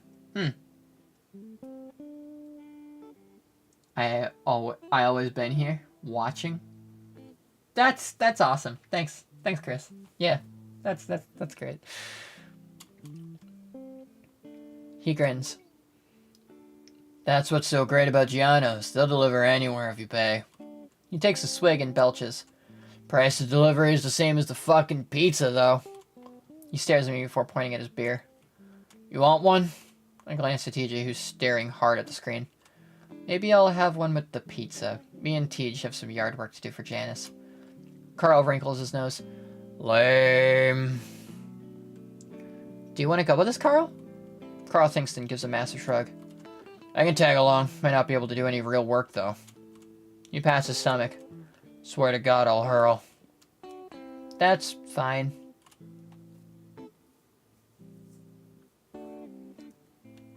TJ smiles, but Carl seems to be watching the movie now, which is already a few minutes into the intro. The pizza doesn't arrive for another hour, and when it finally does, the slices are almost room temperature. Still, with the pizza, beer, and movie, I start to kind of enjoy myself. By the end of it, Carl seems to have sobered up a little bit. Not a whole bunch, but to the point where he's at least coherent. He turns off the TV and sighs, flat on his back on the couch at this point. his fetlocks across my lap. What the fuck are fetlocks? I'm fucking stuffed.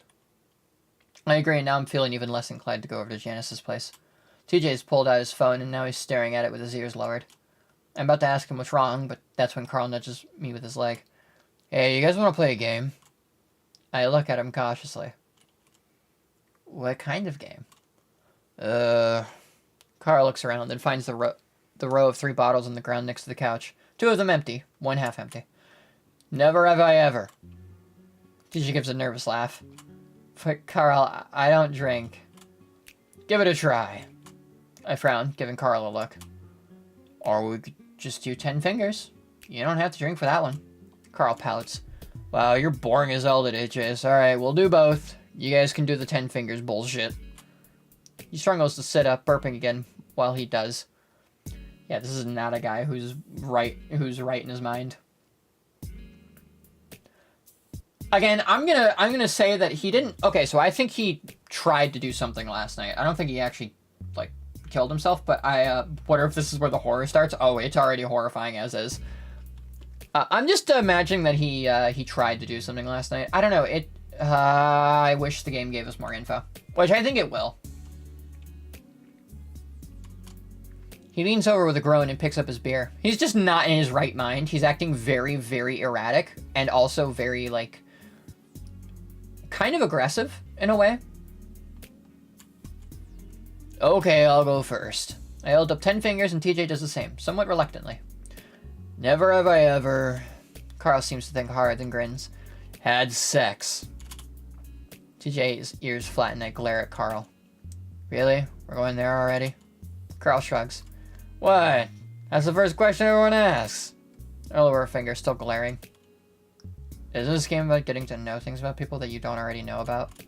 I look over at TJ, not surprised to see all of his fingers still up, though he's still blushing. I'm surprised you haven't, though. You've had girlfriends. Carl sneers at me. Turns out having to lift up my own gut so they can suck me off turns them off.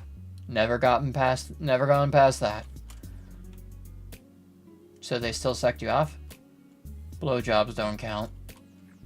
Yeah they do. It's called oral sex. Nah, man. I suddenly became very aware of a beet red lynx sitting across from us. I coughed loudly and sat up straight, trying to think of something that's interesting, but G-rated for GJ. Never have I ever been in a fight. A physical fight, I mean. Carl takes a drink. TJ's fingers stay up. Who did you fight? The fuck have you been? Remember Clint? Oh yeah. TJ starts to lower his finger too, then stops. Well, he almost attacked us. We didn't really fight back, so it's not really a fight. What the fuck? Hello again, intrusive fucking thoughts.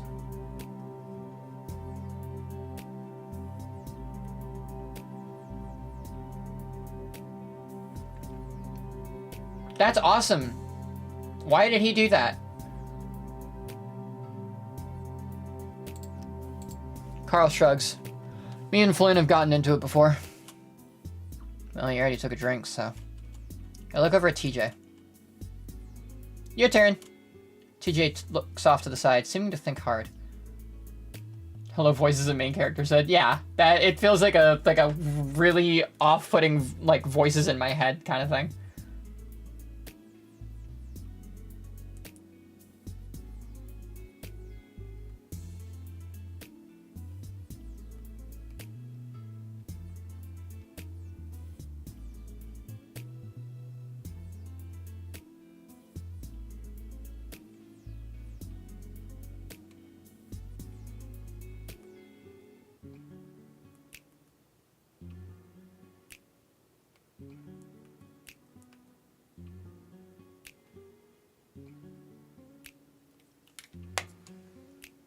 I dropped some papers and he was already pissed, so he told me to organize them again before, and I quote directly, before I have to send someone to the hospital. Okay. That's a crazy thing to say to a student, but alright. TJ looks off to the side, seeming to think hard. Never have I ever failed a test. TJ grins. I lower her finger, smirking, but Carl lets out a snort. Cute. A amount of disdain in his voice has me looking over at him, but he's already chugging down his beer. His burp seems to take the couch. Change the shake that counts. Alright, never ever kissed a dude. Carl. What? I've never actually seen you kiss Leo, so, oh wait, maybe I have. Eh.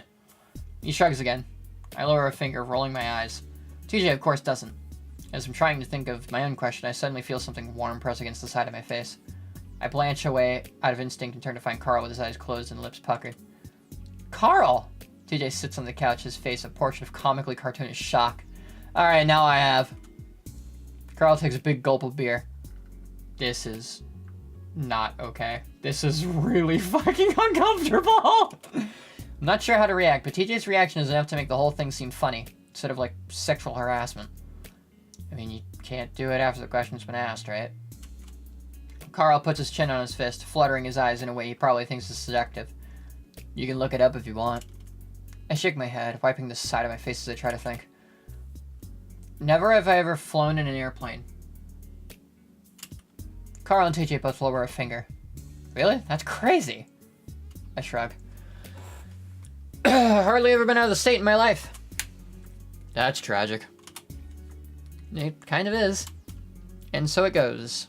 The game continues for another 20 minutes, most of the questions innocent enough. Still, I notice that every time TJ takes his turn, Carl gets more and more agitated. Never have I ever done drugs, never have I ever been late to class, never have I ever gotten less than an A- in a class. Still, I can tell that TJ's directing it mostly at me. Partly because he's being mischievous, and partly because I think he's genuinely trying to figure me out. Carl's mood continues to sour, though, and it all seems to build until the 6th round. Never have I ever been in a car accident. I lower a finger. You've crashed before? I mock glare at him. Why do you automatically assume it was my fault? Oh, sorry, I mean, my dad was driving and we got rear-ended. Oh. That's when I noticed that Carl hasn't spoken at all since the question was asked. I look over at him and see that he's got the bottle resting on his knee as he watches TJ. I lean over to poke at him. You okay? He glances at me before turning back to TJ. You know I'd been in an accident. TJ looks at Carl, confused. I did? Yeah, I told you at the motel when you first got here. Oh, yeah, sorry, I forgot about that. Yeah, okay. TJ continues to look confused. Carl stares at his lap for a while, and I start to wonder if the game is over. Then he looks up and stares at TJ, rubbing his chin. Oh god, I know what's gonna happen. Never have I ever seen my friend drown in the lake or something. Or, like, let my friend drown in the lake. He seems to be thinking hard. Never have I ever... We wait. Carl smiles. Never have I ever killed someone. What follows is dead silence. Carl stares straight at TJ, still with a smile on his face. TJ still looks confused. That's a weird thing to say. Is it? TJ freezes up as if ice-cold water had been dumped over his head. I look at Carl slowly, but he's not looking at me at all. TJ's clenched paws rest in his lap, his face expressionless, almost as if we both realize what Carl's getting at. We sit in that silence for what feels like almost a minute. Carl finally breaks the frozen portrait that we're all in, leaning back into the back of his couch. You know, my life has been going downhill since that happened. TJ and I don't say anything, both of us watching Carl. Oh my god, indeed. Oh my fucking god, indeed. School, grades, drugs, whatever, I don't know. Seems like it all started after whatever it was that happened. Carl looks pointedly at TJ again. Carl. My voice comes out shocked and bewildered. That seems to get through to him a little bit, his long ears flicking down briefly. TJ continues to stare back at him, and I'm reminded of how he looked when Flynn was having a go at him. Carl finally looks down, away from TJ. So I was in the crawl space the other day, and I found an old letter from Sydney. I don't say anything. Neither does TJ. Carl waits a while, then goes on. I haven't opened it. It said it was a treasure hunt on the front. A treasure hunt. Sydney absolutely loved treasure hunts. He was always making them in his spare time. They were usually pretty bad, and the prizes at the end were always pretty awful. It would always take some convincing on his part to get us to go on one. I don't know why I haven't, but it's made me... Carl stops talking and closing his eyes, pressing himself deeper into the soft cushions of the couch. Maybe if we knew it happened, we could fix some of our problems. TJ finally stands up, and Carl's eyes snap open when he does. I watch him too, having no idea what he's about to do. Because of the look on his face, I wonder if he's about to actually do something violent. Attack Carl, or something. His expression is dark, not like I've ever seen him even when Flynn was yelling at him. Instead, though, he just stands there for a few moments, staring at Carl. Carl looks away again, his ears lowered. Self-improvement starts with realizing what the actual problem is, Carl. That didn't sound like TJ at all. Not even the voice. Carl seems shocked as well, as he finally looks up at the links. Stop blaming others and start blaming yourself. His voice is calm and smooth, but ice cold. TJ turns on his heel and stalks towards the door, his fur fluffed out. I finally snap out of it and stand up as TJ opens the door. I take one last look at Carl as he slumped on the couch, his head down. I'll call you later, okay, Carl? Carl doesn't say anything. So with that, I hurry out the door that TJ left open. I want to point out that TJ was the only one that actually saw Sydney die, and yet TJ seems to be like the only one here that has like any semblance of keeping it the fuck together and moving on with his life and making something for himself, because he left this bumfuck town and like went to college, and like, I don't know, he found religion, he found a purpose, he wants to help people, he's always kind and nice. It's like he's the only good one out of these fucking losers. God.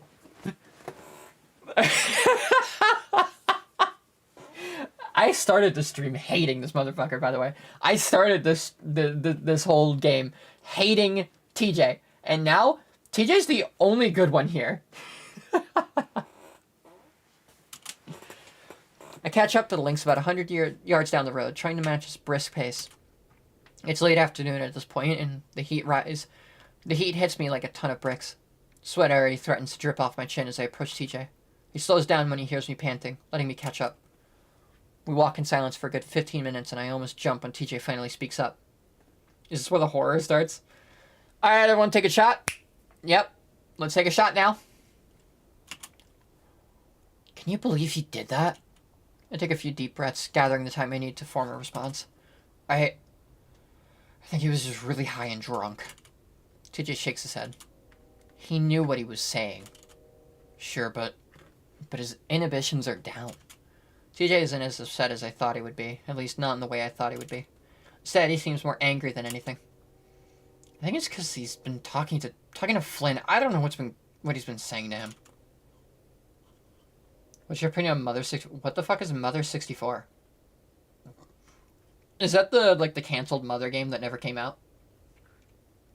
Because if so, I don't know. I don't really care. I have never played any of the Mother games. I know the plot of the first Mother game. Don't know anything past that. Scrapped N64 version of Mother 3. Oh. Oh, it was specifically like a remake for the N64 for, okay. I don't know. I mean, it would have been kind of cool, but at the same time, I don't know.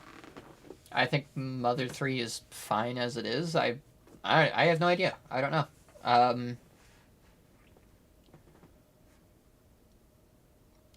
Mother 3 could have been cool if it wasn't stuck on the GBA, in my opinion.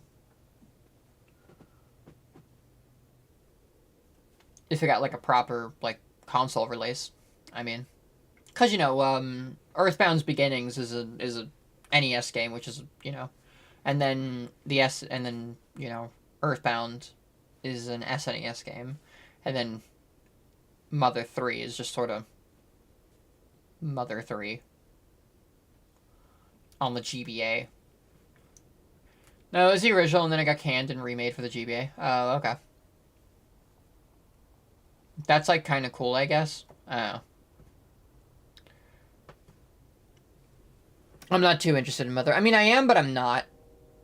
I do need to play Mothers 1 through 3, because, I mean, it just feels like something I should do, considering Toby Fox talks about it 24/7, and has at one point said, once Mother 3 gets properly translated to English, he wants everyone to play it so they can see how unoriginal he is. And I mean, the English translation is technically out for Mother 3. It's not official, but you know. I wonder if Nintendo will ever release Mother 3 English, like in English. Mother 3. Because, I mean, they did release Earthbound Beginnings, which had previously never seen the light of day.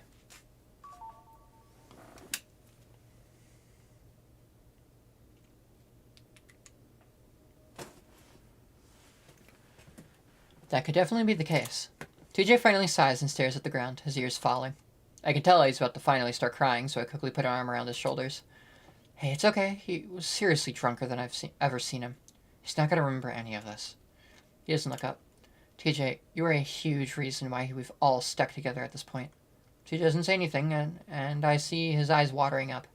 I could be making it worse, but I give his shoulder another squeeze. You're the glue, and like you said, Carl's blaming his own problems on everyone else. This has nothing to do with you.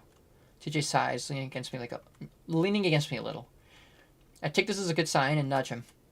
Listen, let's get to Janice's place and get those chores out of the way. After that, we can get some ice cream at Ray's, okay? Alright. TJ lets out a small laugh and we continue down the road for another 10 feet like that. Then he suddenly pulls away from me, faces me, and hugs me tight. He buries his face in my chest and I feel his fingers clench into the back of my shirt. He holds me like that for a long time.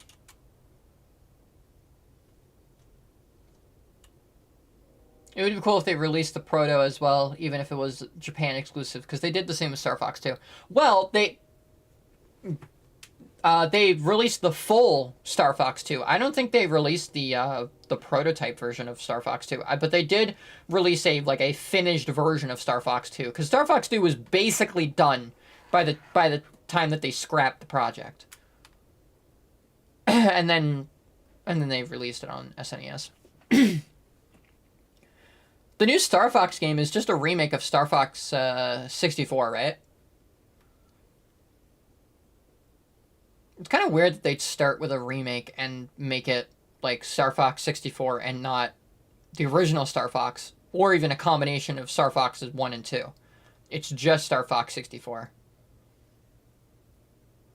Although I don't know anything about Star Fox, so I've got no idea if Star Fox 64 is even an original game, or if it's also a remake of, like, Star Fox. I got no idea. We get to Janice's house a good half an hour later. Me covered in sweat, TJ airing out his shirt. It's 5 at this point, but the sun is still pounding down on the back of my head like a lead weight. Janice opens the door almost the second we knock, and I can tell immediately that something's off. First of all, she's got no pants on. I catch a glimpse of her large, white panties before I snap my eyes back up, staring hard at the coyote's face. I can't see TJ, but by the funny way he's breathing, I'm pretty sure he's noticed as well. Star Fox 64 is a retelling rewrite of SNES Star Fox. Okay. Why a third remake? Why? Janice spreads out her hands, grinning. Well, I'll be. You made it. We gawk at her for another few seconds before TJ finally squeaks out. Yeah, of course. Janice suddenly steps forward towards the lynx and cups his face in her hands. I keep my eyes up, trying to focus on her face. She squishes TJ's face to the point that his lips purse out a little bit. You, TJ, are a lifesaver. You know that? She says it sincerely, and I can see TJ trying to pull back. Unfortunately, it also looks like the coyote has a good grip on his face because everything but his hands moves back. Thank you, Denise. TJ tries to speak from his squished face. Janice, what did you want us to do today? I break in, hoping to move her attention away from ripping TJ's cheeks off. She seems to be really enjoying the tufts of fur there. Oh, Chase, you're here too? Yeah, we're gonna work on it together. Well, alright. How about I head out there and show you two? My eyes flick down to her bottom half for just a second and I immediately regret it. There's no way around it. You want to get dressed first? Janice looks down. Oh, that. Well, I've just got to apologize now. I was in the middle of getting ready for work. I just forgot what I was doing. I glance at TJ and then quickly back at the coyote. Okay, so she's a functioning addict. Oh, well, we can wait. Nonsense, it'll only take a sec. I'm left open-mouthed and following the coyote automatically as TJ follows closely behind me. A quick glance around reassures me that there isn't anyone around at the moment, but if someone does come around... Janice marches us out to the back, to the few wooden remnants of the shed we'd moved earlier. She points at the ground. I want you two to dig a hole right here. TJ stays just slightly behind me, as if using me as a shield to Janice's shameless immodesty. A hole? Yup, in a rectangle from here to here. Janice marks a line in the dirt where her foot, with her foot before walking about 5 feet in the other direction and marking another 5 feet? And 3 feet wide, at least 3 feet deep, if not more. I nod through her instructions, just trying to get through this as quickly as possible. Okay, what are we doing this for? Janice stops, scratching the back of her head. A pool. Gonna have a pool back here. A pool? Yeah, a nice little pool. She grins at us, and I quickly nod at her. Okay, we'll get right to work. Shovels in the garage, right? I'm doing everything I can to get her back inside. Yup. Need anything else? I can make you lemonade before I leave. Nah, we'll just get water if we need it. Well, alright. No need to finish it today if you can't. I know how hot it is. Janice turns to leave, but not before reaching out and pinching TJ's cheek almost viciously. He squints his eye, ears flattening, as he just stands there and takes it. And with that, she hums her way back to the house. I wait until I hear the door close. Oh my god, she's gone insane. TJ stays quiet, staring at the spot on the ground that Janice marked out. Seriously, maybe we should go. No, she's probably just having another off day or something. I shake my head. And this is definitely not a pool. TJ kicks at the dirt, and I shiver as I see a small spider skitter across the ground. Either she's lost it and we're doing nothing here, or we're digging a grave. Oh, come on, Chase. This was a bad idea. I hear the garage door opening and shut my mouth. A car engine starts up, and then I see an old, rusty, white sedan pull out of the driveway. Janice waves at us and blows a kiss, which I'm pretty sure is directly at TJ. Then she peels off like she's drag racing to the diner, that's less than a mile away. So who do you think she's on her way to murder? Stop. I look back at TJ. You think she even put her pants on? TJ shudders and looks back at the ground. Let's just get this done, and I promise I won't do any more chores for her, okay? I sigh. Alright, just remember whose fault this is if this ends up being our grave. The work is tougher than I thought it would be. We both start at opposite ends of the little trench that we're making. Janice said we should do more than 3 feet if we could, but if this whole thing is bullshit, which I'm sure it is, then I'm not doing any more than the minimum. I'm at least glad to see TJ returning back to his cheerful, bubbly self. We even almost get into a dirt clod war, but that comes to a quick end when I hit TJ in the thigh with a rock-filled one. Okay, I guess. But 2 hours later, the sun is comfortably low, and we're a little over halfway done. Hey, is the scary gonna happen yet, or are we just gonna keep reading about nothing happening?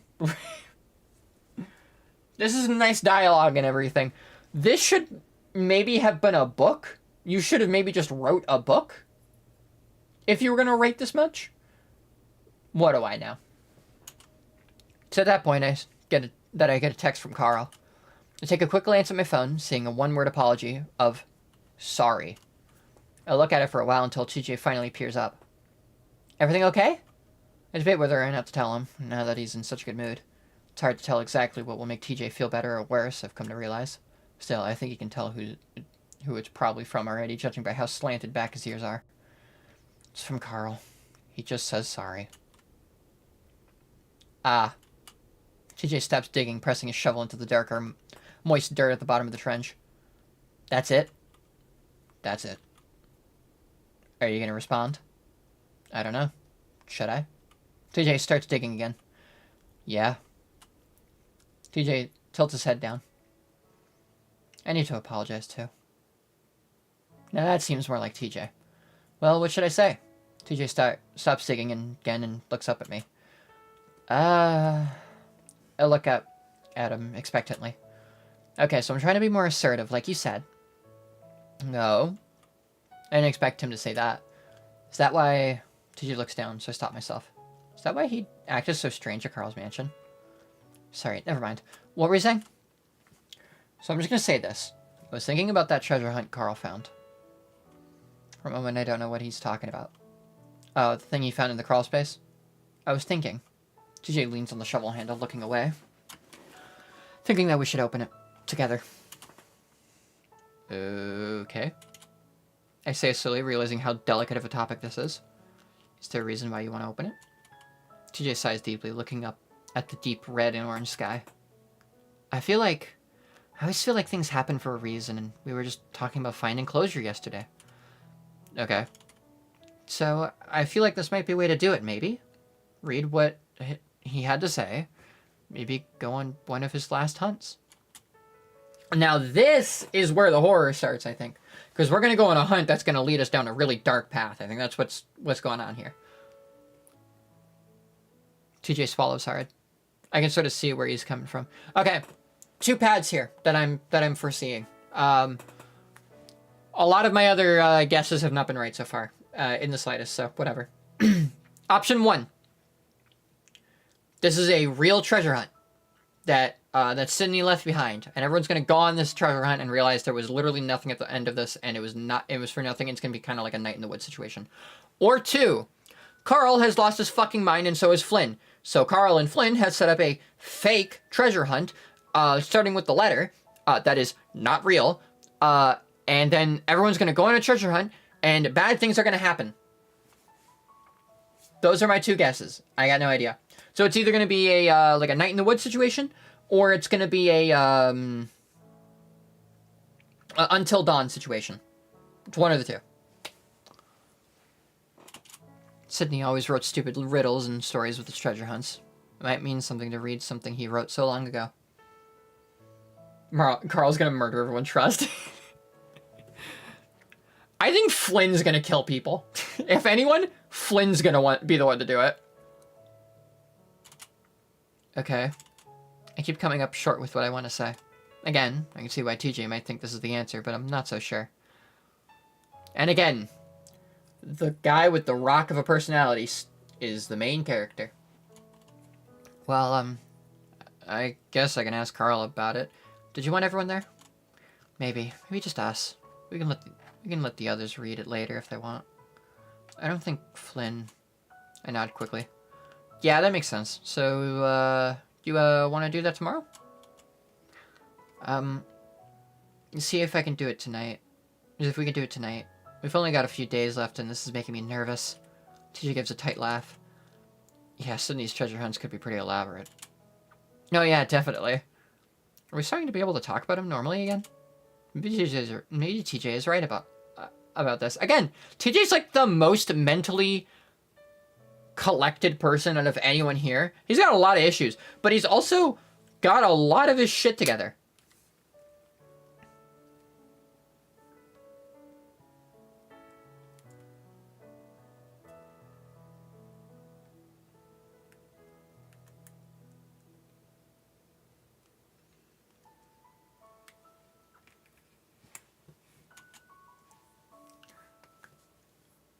This motherfucker's the only one that isn't kicking the can down the road and saying, I'll deal with it tomorrow. Does Chiz have plot armor or no? I hope not. I hope not. I really hope not. Okay, I'll text him back and ask if I can call him. Okay. It takes me a little bit to figure out how to word TJ's request. Hey man, can TJ and I come over and talk? While we wait for Carl's response, TJ abruptly looks back up at me. Are you and Carl, friendly with each other? Huh? I mean, how he kissed you. What? No. I laugh. That was just Carl being drunk. Okay. TJ goes back to digging, his ears twitching around. I grin. What, are you jealous? No! He says it way too fast and loud. Hey, if you want to give me a kiss, I don't mind. TJ doesn't respond, instead focusing hard on the ground he's digging up. Aw, if you're shy, I can do it instead. This feels forced and weird, and, like, this shouldn't be happening right now. But okay. I see his eyes widen, but he still doesn't say anything. I make kissy sounds at him, and that's when he flings some dirt up at me, smattering my pants with dark brown spots. Aw, come on! I see TJ smirk as he goes right back to work. I'm thinking about picking up another dirt clod, but that's when my phone buzzes again. Okay.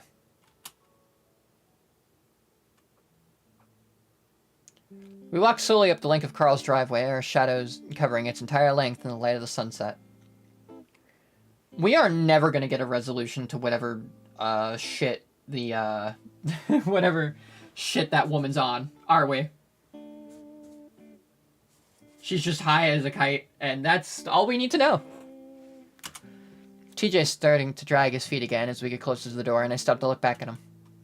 You okay? Yeah, I'm good. You sure? We don't have to do this today. We can come by tomorrow. TJ shakes his head, taking a swig of water from a water bottle we brought from the convenience store on the way here. No, I'm just a little tired. It's been a long day. Yeah. I wait for TJ to catch up, then match his stride as we make our way up the sidewalk. Then up the steps to the door. TJ doesn't do anything, instead just gripping into his water bottle, making the plastic creak. I wait another second, then reach out across TJ to press the doorbell. The faint, fancy chime emanates from behind the door for a few seconds, followed by the clopping of Carl's hooves on the wooden floor. Also, just want to point this out. Us saying that we're either gay or bisexual earlier had no relevance on the plot, and I have no idea why that was the case. There's a pause once he reaches the door, and I imagine him hesitating as he reaches for the door handle. A second later, though, it swings open, revealing a very bleary, red-eyed ram. Carl blinks at us a few times through the bright orange sun behind us. Finally, he stops aside, opening the door wider. Hey, guys. There's a pause as I wait to see if TJ will say anything. When he doesn't, I clear my throat and step forward through the door. Hey, man, you okay? Not really. I don't say anything in return, instead spreading my arms out in the cool air of the mansion. I turn around and wait as TJ steps through the doorway, the links framed by the golden sunlight, the fine hairs of his fur lit up like white hot wires. I see Carl's hand, that's not in the door, sort of twitch, like he's grabbing something in the air. Hey. TJ stands next to me, looking back at Carl. Hello. Carl rubs vigorously... What?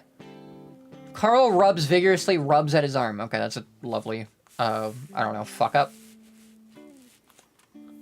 Listen. Carl pauses. I get the idea that he's wanting TJ to tell him that everything's okay so he doesn't have to explain anything. That would definitely make things easier.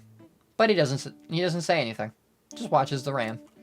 Carl rubs behind his head for a second, looking back out the door. Not sure why it's so hard for him to apologize to TJ. I thought it was weird that Carl had apologized to me instead of the Lynx in the first place. Listen. Carl takes in a big, shuddery breath, blowing it out loudly.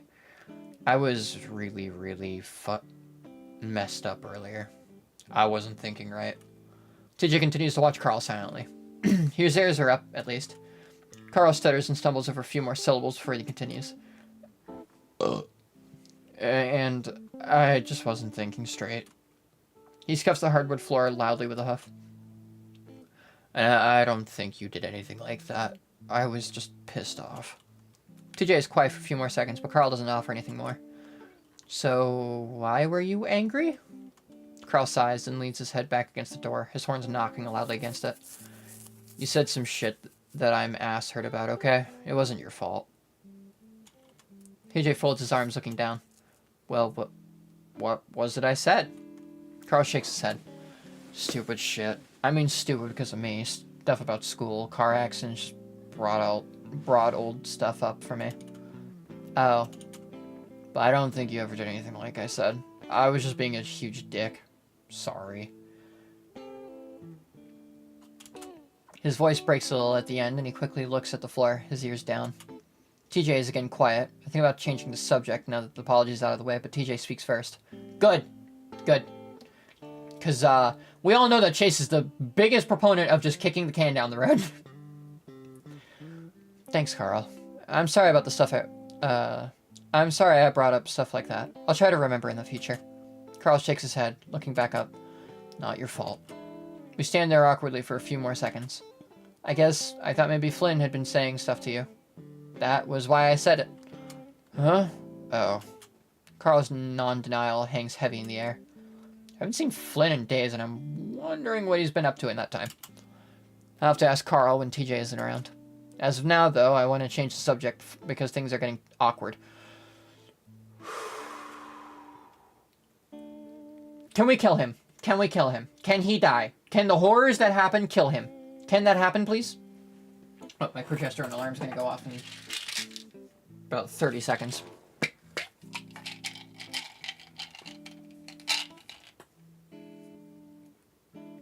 $33, $34, $35, $36. I'm just gonna take them now.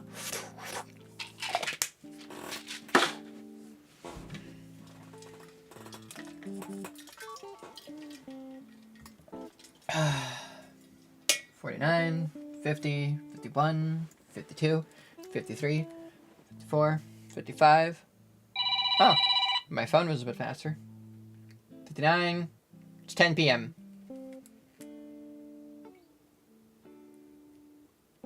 Alright, I gotta go grab some stuff from my neighbor. Be right back. It'll take a little while, actually. But I'll be back.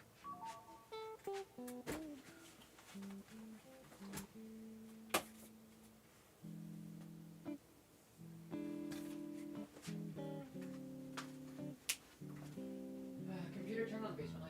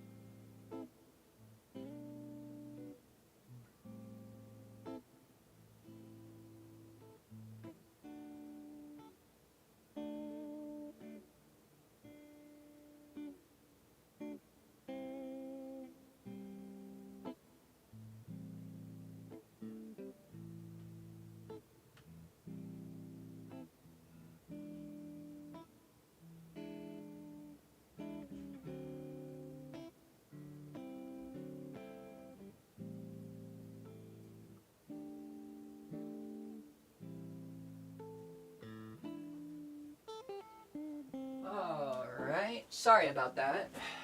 I went outside and talked to my boss, who is also my neighbor.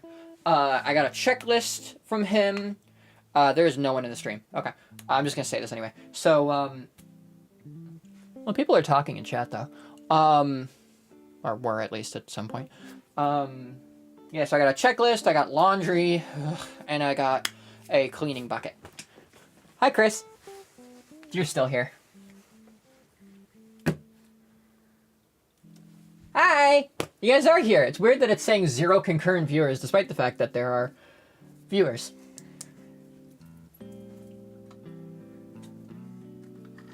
You call them steamed hams, despite the fact that they're clearly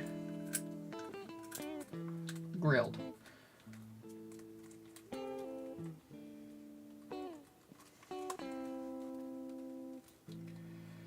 I'm really not looking forward to cleaning that house tomorrow. I am, but I'm also not. It's just gonna be...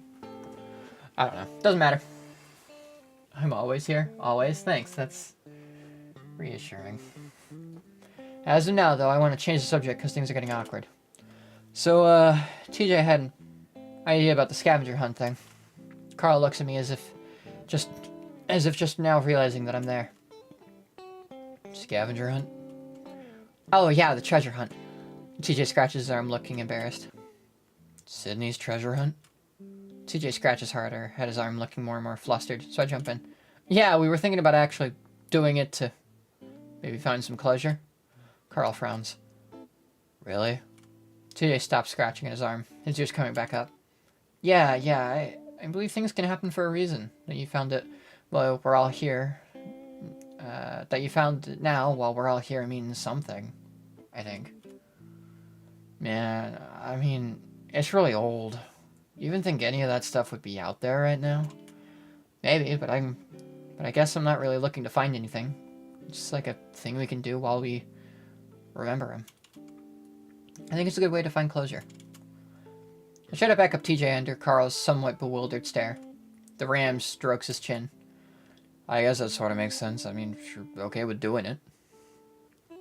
Carl's personality shifted so hard in this game. It feels so fucking weird. Like, I don't know. At the beginning, he was like super chill and awesome. And he was just kind of like the stoner boy that you knew in high school. That's just kind of like, you know, just a chill, nice guy. Making jokes like, "How you want to see me eat a burger in under a minute?"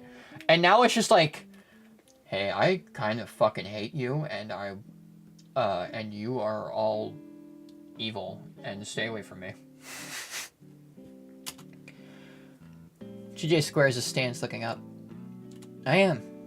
It's been so long feeling this way. I feel like this might be our last chance to do something. Carl looks over at me. I nod, indicating I feel the same way. I don't fully understand this new direction in TJ either, but I sure as hell supported him. Well, okay then. I'll go grab it. You want to just open it now? Let's go to the motel or something with Jenna there too. Okay. Carl finally shuts the door before making his way to the stairs. TJ seems to deflate then, his shoulders hunching back in. That wasn't so bad. I mumbled to him once I think Carl's out of earshot. Yeah, it was okay. We stand there awkwardly as we wait. The whole situation is so strange. Carl comes back with a crumpled-looking white envelope in his hands. TJ eyes it, the fur standing up on the back of his neck. So, you dudes want to drive back to the motel, or... Actually, we didn't drive. Carl drops his hands to his sides. Are you freaking serious? I can't walk in that heat. TJ did. I tug up some of the fur on the lynx's neck to show Carl. TJ actually jumps a bit and I quickly let go. I ask him what's wrong, but Carl keeps talking. Man, I'm gonna smell like shit once we get there. The sun's almost gone anyway. Carl smirks at me. I sweat walking in the wintertime. You can take a shower at the motel. Carl blows his breath out loudly, frowning. Okay, I'm gonna put on more deodorant before we go. Hey, at least someone is a little bit sensible. The walk back isn't so bad. Carl makes it out to be a lot worse than it is with all his gasping and wiping his face constantly. Because he's fat, dog. He's fat and out of shape. You stupid... God.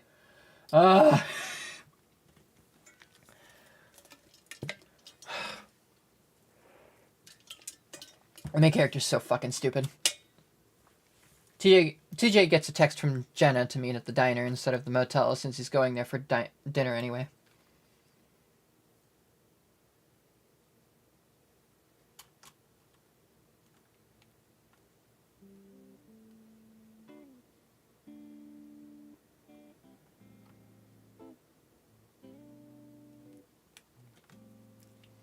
As we walk in, Carl lets out a gasping groan of relief that turns a few heads.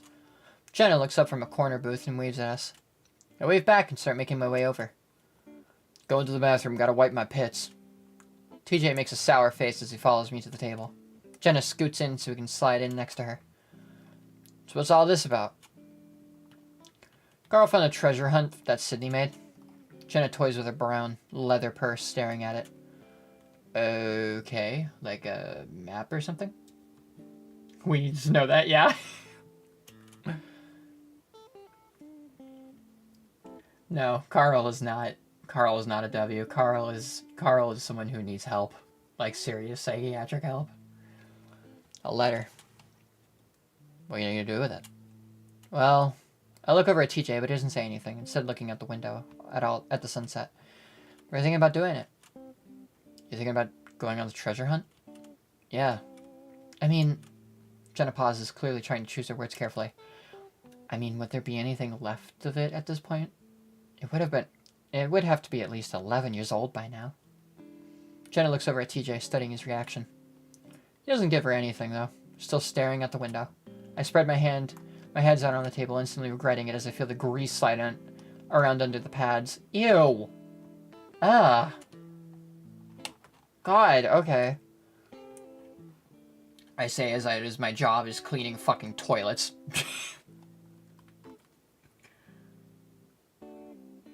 I swear you called her Genopause.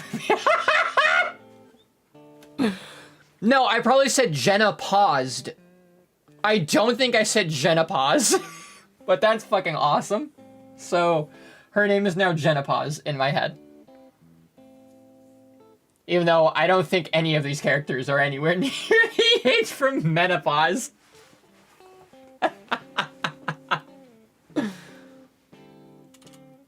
TJ finally looks back at us. He made it for us, so I feel like we should do it for him. Jenna stares back down at her purse. I guess Flynn won't be involved. No. And Leo? He's gonna be busy for most of the week. I don't think he'd really want to anyway. Okay. Why not? Now TJ looks like he's trying to choose his words carefully. He pretends like it never happened. I don't want to bring it back up for him. No one says anything else until Carl shows back up, the fur on his head and face a little wet. Hey, Jenna. Carl. Jenna nods at him as he sits across from me. He reaches across the table, snatching up a menu from the metal holder in the center. I'll pay if anyone wants something. Jenna curls her lip in disgust, but I'm starving, so I start browsing the menu as well. Why is Jenna curling her lip in disgust? What did Carl do? Okay, something happened at the house yesterday, and no one's saying what happened. So now both, like, me and TJ, like, the two of us, have no fucking idea what's going on. But clearly something happened at the house, and no one's saying a word. TJ goes back to staring out the window, and I can see his ears twitching around. So, where's this treasure hunt thing? Carl looks up and sees that Jenna's staring at him. Oh, I have it. I'm gonna order real quick, though, if Chase is ready. I nod, and Carl waves his menu at Janice, who quickly bustles our way with a tray of glasses of water. She's wearing pants now, but there's definitely still something off about her. Her eyes are wide, her smile more like a grimace as she sets down her glasses and straws. She takes our orders as well enough, though, and Jenna waits patiently as Carl and I order a meal and TJ gets a smoothie. Carl methodically tears off one end of the wrapper of his straw before he blows on the other end, shooting the rest of the wrapper at me. I flinch and try to catch it, failing as it falls to the floor. Jenna clears her throat loudly. So, where is it? Carl looks at her, the straw still in his mouth. Huh? Oh, right.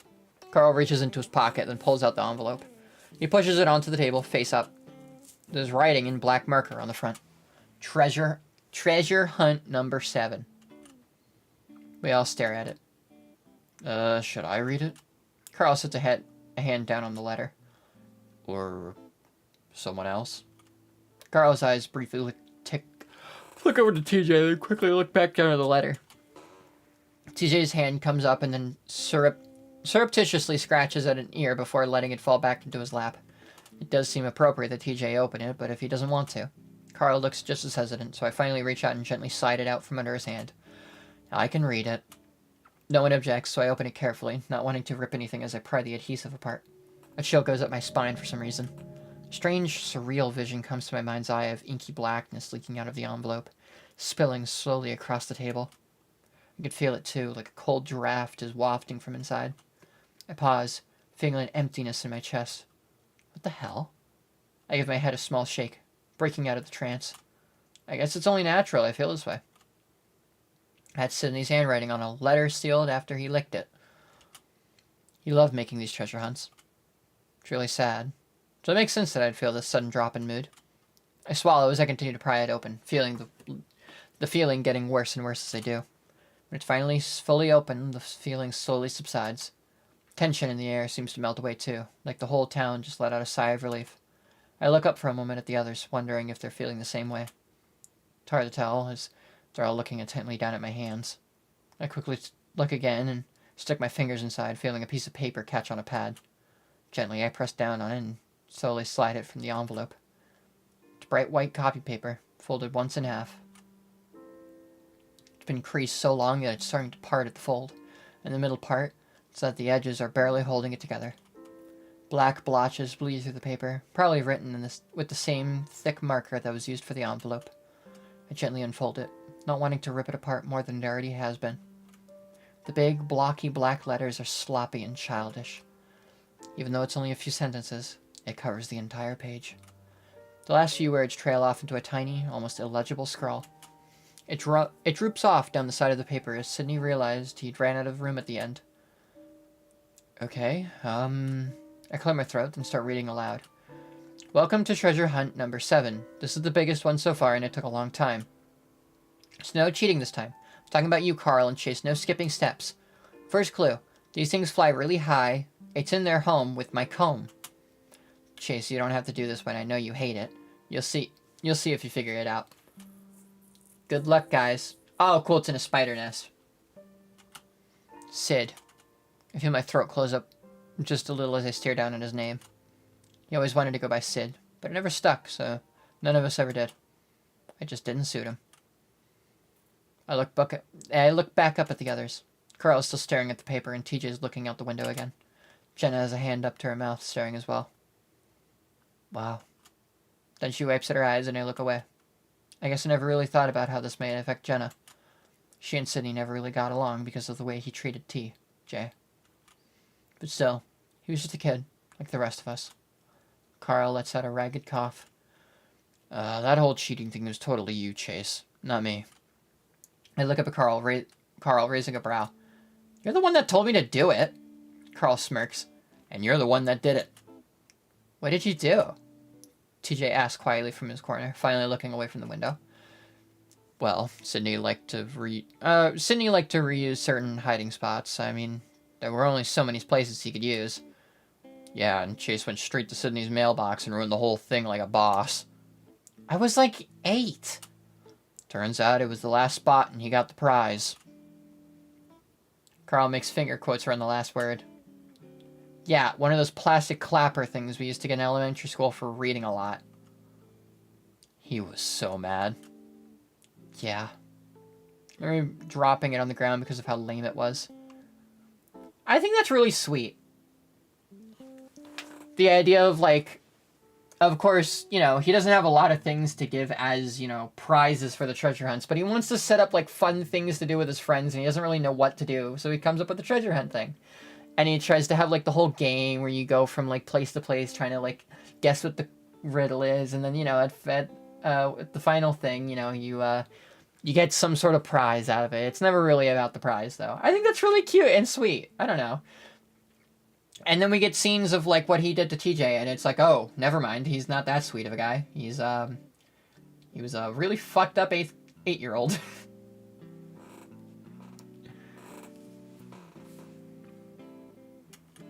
I also remember Sydney crying, but I'm not going to bring that up. Carl seems to have at least lightened the mood, though, and Jen has stopped wiping at her eyes. I'm starting to think TJ was right about this whole closure thing.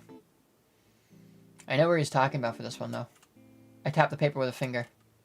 Yeah, it's the birdhouse. Birdhouse? Where's that? The forest. TJ sits up straighter, ears up as well. The birdhouse is on one of the trees close to the road. Oh, well, I never went in there because of all the stuff that would get in my fur. TJ looks back out the window, the sun gone now, though the clouds in the sky are still tinged red. You guys want to do it tonight? Really? It's getting kind of late, and we still gotta eat. Carl looks eagerly over at the front counter through the small rectangle that led to the kitchen. We can use Chase's car. Besides, it might be kind of fun in the dark. TJ adds that last bit meekly. Hell no? As long as you guys know where it is, it shouldn't be a problem. I gently fold the letter back up and start tucking it back into the envelope. What do you mean by saying you didn't have to do that one, Chase? I look up at TJ, then back down at the letter as I gently press the lid of the envelope closed. I thought I saw something and got scared one time. It was a long time ago, though. At least that's what I think he was talking about. Jenna clears her throat, seeming to have collected herself. I think I remember that. My parents told me about it. I frowned. Really? I didn't like the idea of that. What did you see? I shrug. A person in the trees. A hanging person. Oh. TJ shudders. So hell fucking no to go in there tonight, then. Sorry for the F word, Tej. It's fine. I saw a lot of things as a kid. I'm not going to tell them how I'm definitely still scared of that place. Besides, TJ looks really eager to start this, and so I'm not going to ruin it for him. But really, that's not what's bothering me right now. I look down at my hands as I try to work out a timeline in my head. When was it that incident happened in the forest? Thought it'd been 10 at the time. That was when I started going to a psychiatrist. And I started going because of that. But that would be impossible because... Here we are! A plate with a massive burger and steak fries lands in front of my face. The big coyote sets a smoothie down for TJ and an even bigger veggie burger down for Carl. Hey Janice, is Julian working today? Janice smiles at TJ. No, dear. He's only here when I'm not. He'll be in tomorrow if you're looking to find him. Okay, thanks. Janice then clutches her tray to her chest and watches us for a moment. Listen, Chase and TJ, why don't you come by my house again when you get the chance? I look up at Janice and see that she's got a strange look on her face, confused and worried looking. What's wrong, Janice? TJ's voice is full of concern. Did we do something wrong? No, you did everything wonderfully. I just want to have a talk about the way I acted the past few days. Janice lets out an exasperated sounding laugh. Not really sure what came over me, just now realizing how strange it all was. She glances at Carl. But we can talk about it later, in person. Enjoy your dinner. She bustles off, tray still held against her body. Carl watches her go, stuffing a few fries into his mouth. What was that about? The way Janice had looked at Carl made me think that she doesn't want him knowing about what had happened. I think she just feels bad for making us work so much. I look over meaningfully at TJ. Oh, yeah, maybe. TJ quickly starts sucking on a straw. Well, she should. Jen is sitting back in the booth, having taken out her brush to start grooming the fur on her face and head. I inconspicuously slide my plate a little further away from her. Well, once we finish, we can go get my car and head to the forest. As I lift my burger and take a bite, I look over at the counter where I see Janice leaning over her notepad. Her shoulders are shaking, and it takes me a moment to realize that she's crying. Okay, and, the end. Not gonna linger on that one for any fucking time at all. Just, you know. It happened, it didn't happen, fuck you.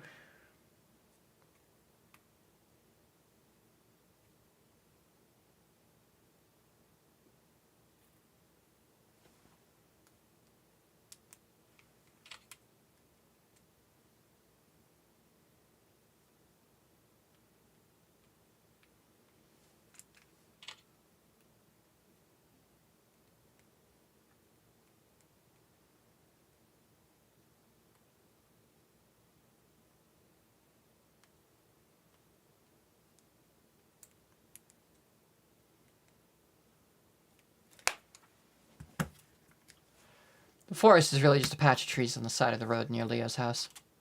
While it's technically small, it still covers several acres, which is enough to get lost in. The sky is a soft blue now, just enough light to see by. It won't be long before that won't be the case, though. I pull off to the side of the road in the spot where I think the birdhouse might be. It's been well over a decade since the last time I've seen it. This is probably where the treasure hunt is going to end, considering the time that's passed. The birdhouse probably isn't even there anymore. We all step out of the car into the warm evening air. Carl folds his arms on the hood of the car and grins at me. See, even with the sun's gone, it's roasting. At least you can drive me home now. Yeah. I look over at Leo's house, but his truck is gone. TJ catches my glance. I might tell him what's going on if we find something and if you want him to join us. TJ picks at his claws. It's alright. I give him a quick side hug as we step to the edge of the trees. I can see why TJ doesn't want to tell Leo about this. He was right about Leo pretending it didn't happen. I can't imagine it would go well if we told him about drudging up old Sydney scavenger hunts. So where is it? Jenna looks into the empty ditch between us and the forest, wrinkling her nose at the old scraps of garbage inside. Well, Carl looks up and down the tree line, squinting. Kinda looks different now, but I think it's about here. It's only like 10 feet in, right? Carl looks at me. That sounds about right. We can fan out and check all the trees that close to the road. TJ jumps across the ditch lightly, making much more lightly than the clumsy hop I execute right after. I land unevenly on the opposite incline and windmill my arms as I lean back. Carl starts laughing before I even fall, but TJ reaches out and grabs me by the shirt, yanking me back from the ditch. I fall into him awkwardly and step back, brushing myself off, even though there isn't anything on me. Are you okay? I'm fine. Thanks. Horror time? I know, right? It's like, we're this far into the game. Nothing horror-related has really happened. And now that, it's the spooky forest at the night. If nothing fucking happens, I swear to God. I glare over at Carl, who's still laughing. Did you even try, man? He leaps over easily, clearing the ditch along with a few more feet. It's not fair, I'm an otter. Nothing ever happens. Seriously, nothing ever happens. Don't let that hold you back from achieving your dreams. Jenna elects to delicately step around the garbage before climbing up the other side. It's okay, you swim better than any of us, Chase. I sigh. Thanks, TJ. I turn back to the forest, which is much darker as the light struggles to filter through the branches and leaves. Well, let's start before it gets too dark. As we spread out amongst the trees, I'm stuck with how quiet it is. The only sound is the crunch of our feet on the dead vegetation, and that starts to fade as the others move further away from me. I zigzag through the trees, trying to get a look at their full circumferences. From what I remember, the birdhouse was a plain old wooden thing that had hardly stood out from the trunk that it was attached to. We might not see it even if we were looking right at it. While it's been a long time, walking between these trees does bring back some memories. We stopped coming here after what happened to Sydney. Mainly because this was his favorite place to hang out. He liked to play capture the flag here. I can still remember how fast he was. How I'd only catch glimpses of his tail between the trees before he disappeared with the flag. His team won almost every time. The summer of 2002 was the last time we played. Sydney had even been getting along better with TJ then. That might have been the best summer of my life until it happened. It was almost like Echo saw us having too much fun and wanted to end it. For good. Sydney had still been a dick, though. The image of Sydney whipping TJ mercilessly with a towel we used as a flag comes to mind. I move closer to the edge of the tree line before slanting back in again. Looking up between the branches, I see that the sky is a darker blue now. Pretty soon, it'll be pitch black. It was about this light the last time I was here. I'd come alone, and I was 10, maybe 9. It's hard to remember now, but I think I'd gone there because I was sad. I'd had good memories of the forest, so I thought going there might make me feel better. I was staying in the forest, waiting to see if I did feel better. It didn't happen, so I'd sat down in the leaves and started crying. I was there for maybe 5 minutes before I heard some branches creaking above me. I'd looked and saw feet swinging around.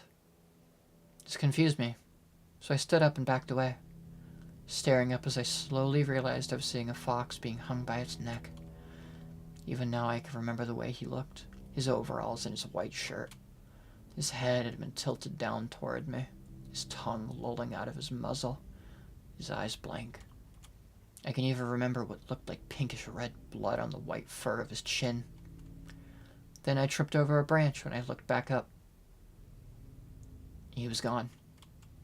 I can't remember much after that, except that I'd gone home and told my parents. That ended up with me seeing a doctor. They never found anything wrong with me. At least anything that might relate to seeing things. In the end, we were told that sometimes kids hallucinate, that it would stop happening as I got older. I hugged myself, feeling cold and a little scared and that I've brought up that old memory. While I know that I was at the age where kids hallucinate most often, I still can't get out of my mind how real it had been. Still, that's not exactly what's giving me the chills right now. Because I just realized that had been the summer after Sydney's passing. That's why I was sad, because I remember how happy the summer before that had been. So what Sydney wrote doesn't make any sense. Unless I'm going crazy. A creak behind me makes me jump and I whirl around, eyes scanning the branches, terrified of what I might find. But there's nothing there. Just branches creaking in the wind. I stare for a while longer before a shout from far down the tree lines makes me jump. I found it! It's TJ's voice, high-pitched and excited. I shake myself out of my trance and start jogging towards where the lynx's voice came from. Maybe I've confused things and I'm just remembering things incorrectly. It's the only thing that makes sense. As I come up on the lynx, Carl and Jenna are already there, standing around a tree trunk. These moments are so good. Like, this whole segment about talking about the past and, like, being really depressed and all that kind of stuff, this is really good. I don't know, I got really into that. That was... I wouldn't say it was creepy, but it was unnerving. And it was, I don't know, the characterization of it was really good. But, yeah, I kind of wish that was just the whole game. And the whole thing started much earlier on. Sure enough, a little wooden birdhouse is tied to the trunk with rusty wire. Sorry, I gotta be right back. I'll be right back.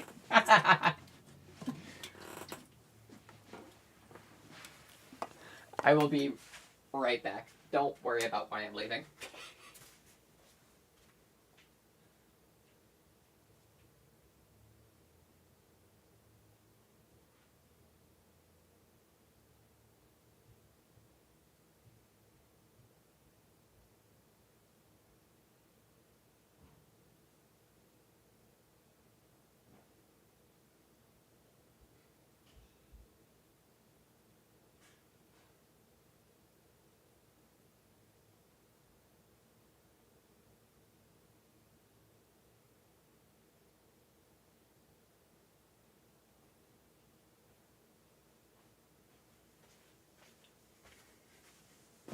Alright, I'm back. Sorry about that.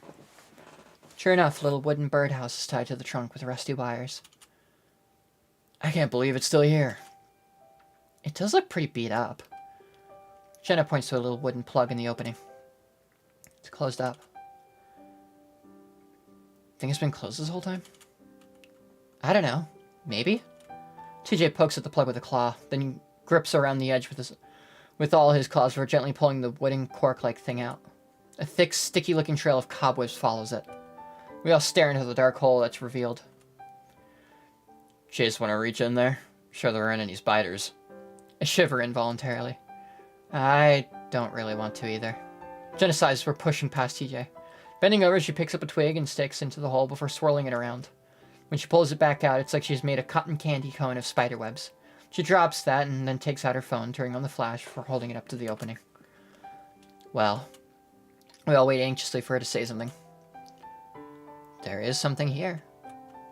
With that, she reaches in with just her fingers.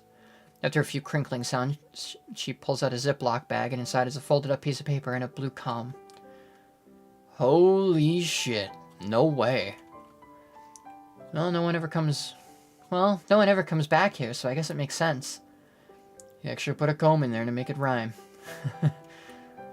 Jenna makes a few jerking motions away from the birdhouse to get rid of the cobwebs. She looks around and sticks it out to me. Since you read the last one. Okay. I glance at TJ, but he doesn't make any indication that he might want it. The bag is covered in what looks like dirt and cobwebs. A few clumps of both dangle from the bottom. I open it carefully, and when I pull out the paper, I can tell that it's been wet a few times. It's a little crumpled, but when I unfold it, the water damage isn't bad enough that I can't read it. Still, the paper immediately splits in two this time, and I have to hold them up together as I read it. It's dark to the point where I have to have Carl hold up his phone to give me some light. Good job! But that was a little easy, right? Next, we will find out how brave you are. I know this was already a scary test for Chase, but that doesn't count. Do you really remember? Get a flashlight and make sure Leo is with you. Here it is. Stay in school. It will be cool. We'll have fun in 301. Hope you don't die. Sid.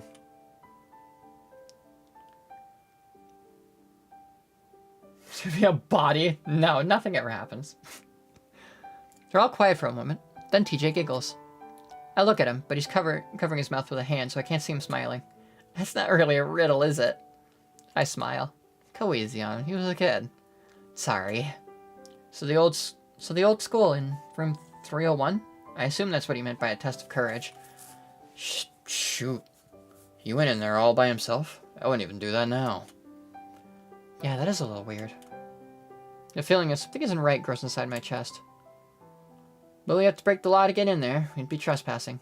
Jenna glances at TJ because we all know the Lynx wouldn't dare break the law. Besides, it's getting late. Maybe we can go check it out tomorrow. One of us can go in for you, TJ. TJ looks up at the sky where stars are starting to twinkle through the branches. Well, if we're gonna trespass, we should do it at night, right? Jenna's mouth falls open. What? TJ looks flustered. I mean, we don't have all that much time left here, and so we should probably get as much of it done as we can. So you're okay with breaking the law? Well, yeah, if it means we can finish this. We all stare at him. I don't know what else to say. I just really want to get this done. It feels right. We're quiet for a moment before Carl claps his hands together.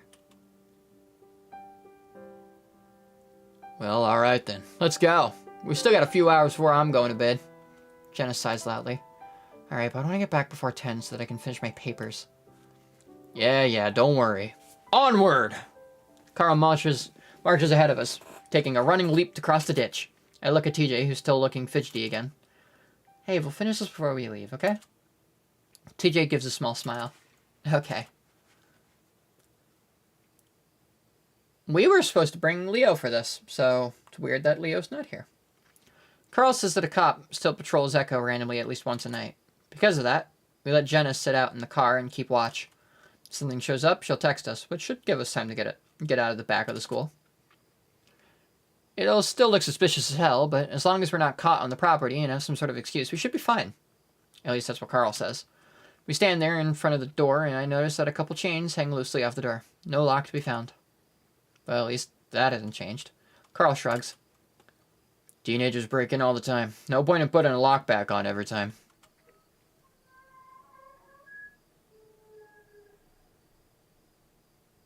Carl gives the door a shove, and it slides open very slowly, letting out an unearthly squeal as it does.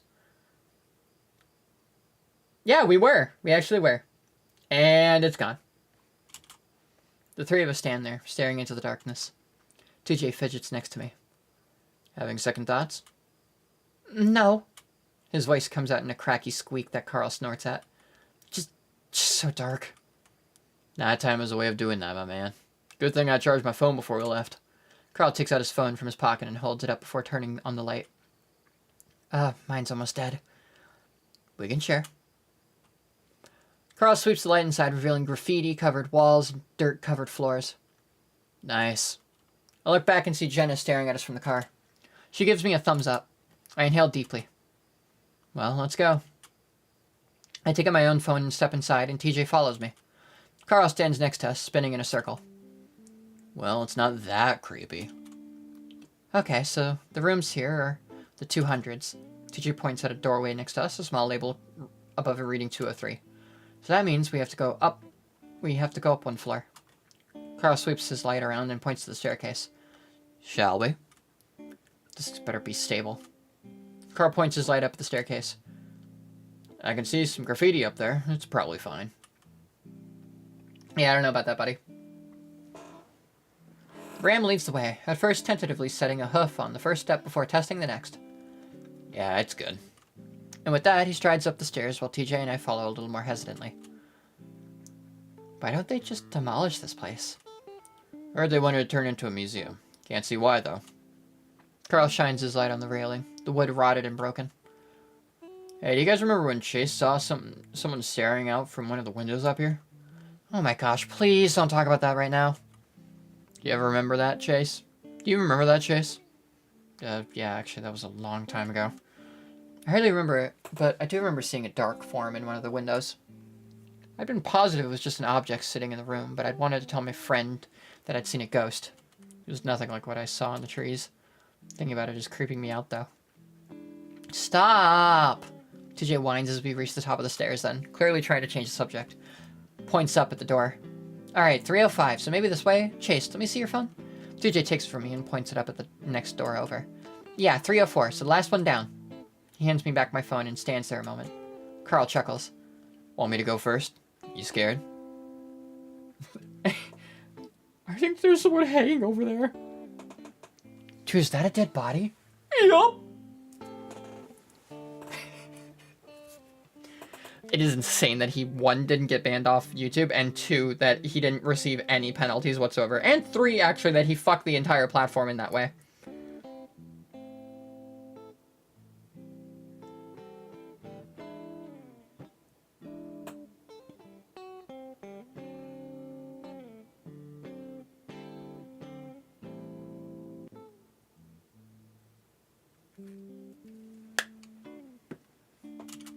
TJ glares at him. Come on, guys, I want to get out of here, too. Okay. Carl leads the way again, down the hall to the very end. There's more stuff in the way on this floor with a lot of desks and chairs. Carl keeps his light up, counting down the doors. 303, and 302, 302, and 30... Fuck! TJ jumps a foot in the air and I put my light at Carl. What? Carl turns around sheepishly, rubbing his hip. Ran into the stupid desk, hurt like a mother. Really, Carl? TJ clings to me, taking a deep breath.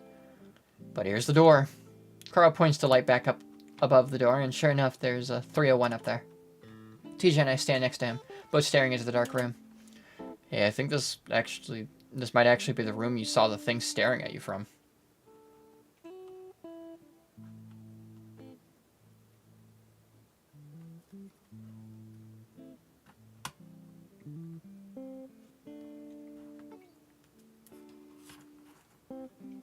Yeah, because your brother's a trend hopper and he doesn't give a fuck.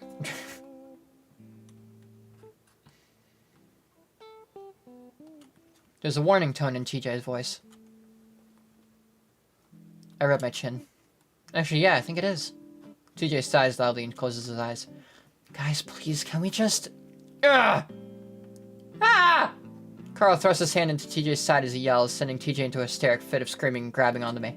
I stumble as I try to keep the lynx from rending my flesh with his claws. Oh shit, sorry, Ow! Carl reaches out to, I assume, comfort TJ, but gets a backhand across the face in response. You ass! I watch through them with wide eyes, never seeing TJ so indignant. Carl stares back, a hand up to his cheek. Whoa. Alright, let's start looking. As if nothing had happened, TJ takes my phone and strides into the room, his tail twitching in irritation. I can't believe you slapped me. Carl calls it after him, but gets no response. I smile, trying not to laugh as I walk past the ram. Can you? He asks me, rubbing his cheek as he follows me in. Hey, you asked for it. Probably not the best time to be scaring him. Yeah, whatever. What the hell are we looking for anyway? I look around. From what I can see, there's not much left in the room. A few desks are pushed up against the wall, and aside from a chalkboard and map at one end of the room, there's nothing else. I go over to stand by TJ at the other end of the room, looking at the desks. There's not much in here, is there? TJ sweeps the light around the room, frowning.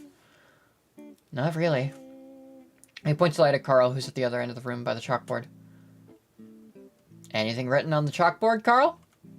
Carl shines his light on the board, then gasps. What? There is. It's a whole lot of dick. Carl steps to the side, pointing his light at the board, and sure enough, it's covered in countless drawings of dicks. TJ sighs. I mean, we were bound to hit a roadblock eventually. I trail off, staring at the window at the far end of the room where I saw a small-looking box on the ledge. What's that? I point and TJ shines the light over at it. A metal toolbox glints back at us. TJ immediately walks over to it and I follow him. Carl joins us as TJ fiddles with the latches, popping them open.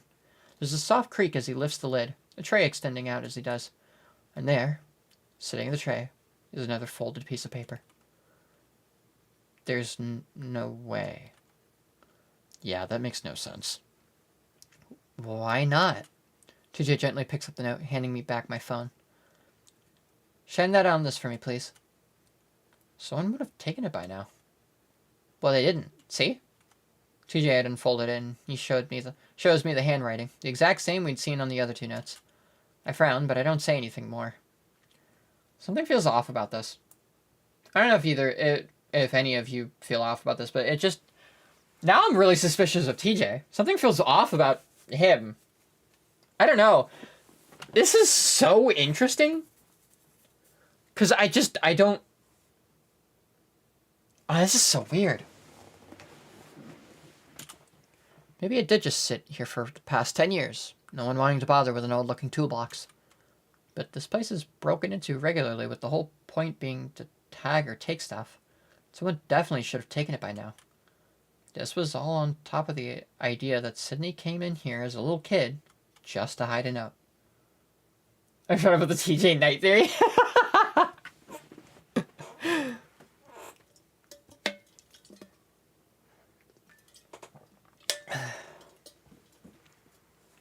Hey TJ, what have you been doing at night when no one's looking?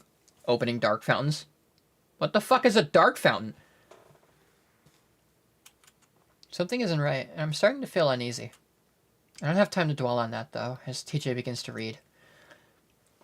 So you went to the school. You found it with some tools. Next, go to where I sleep. It's where I keep my secrets, something Chase can't keep. Sid. Silent for a moment as we all take that in. I feel my face flush and my fur prickle as I wonder what the hell that last line is supposed to mean. Carl and TJ don't look at me, but I can sense that they want to. Carl's the first one to make a sound, clearing his throat. So, Sydney's bedroom, maybe? That's what I'm thinking. There's a kid writing this stuff, so it should be pretty straightforward. I shook my head. Really, guys? TJ finally looks over at me. What? There's a defensive tone in TJ's voice, and I know he knows what I'm about to say. This is way too much. TJ frowns at me. Too much what?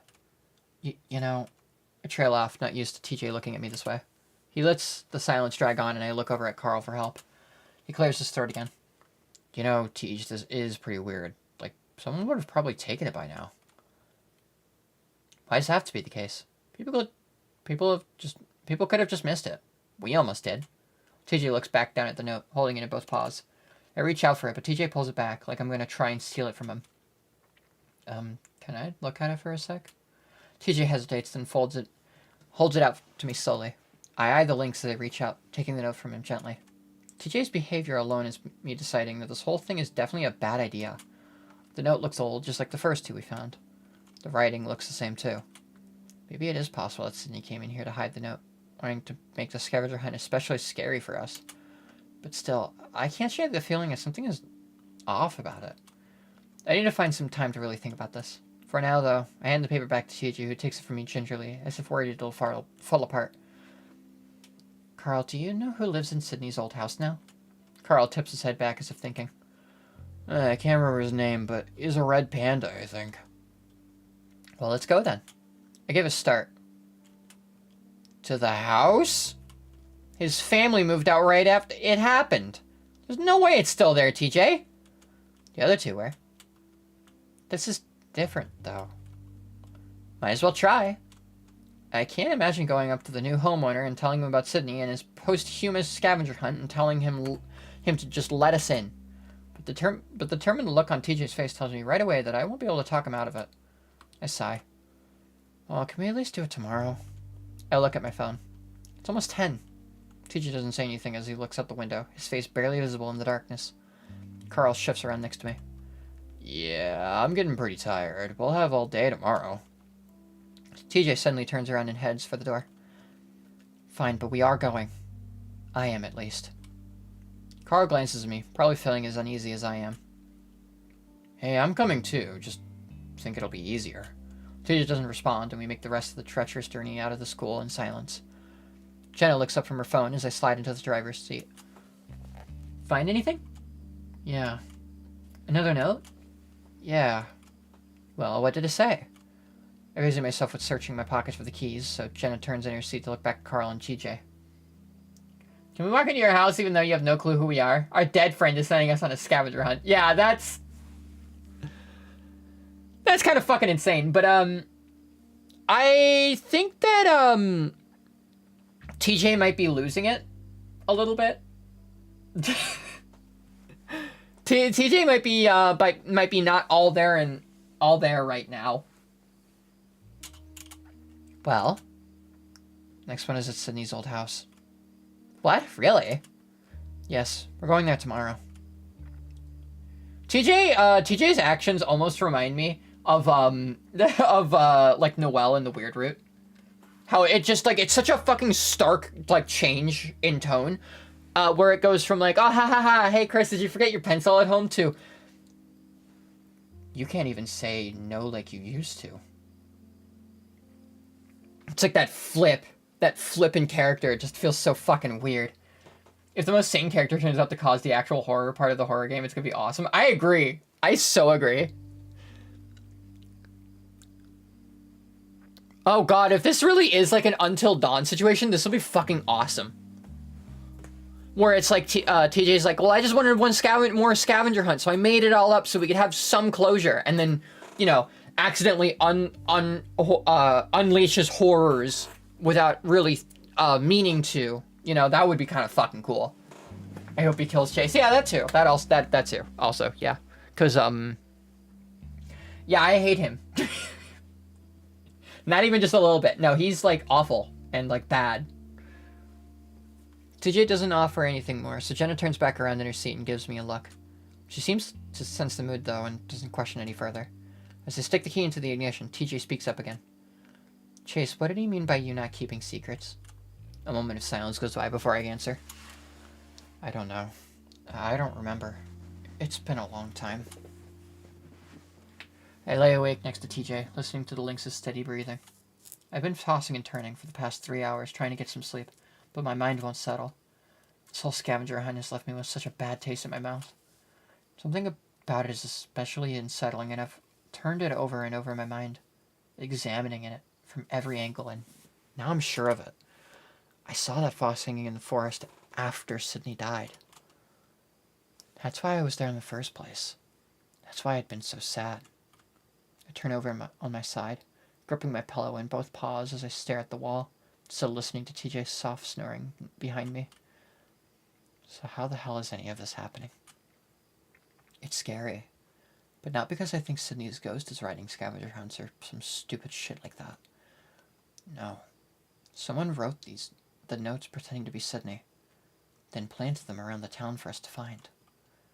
And that's so most likely one of us. Leo, Carl, Jenna, Flynn, or even TJ.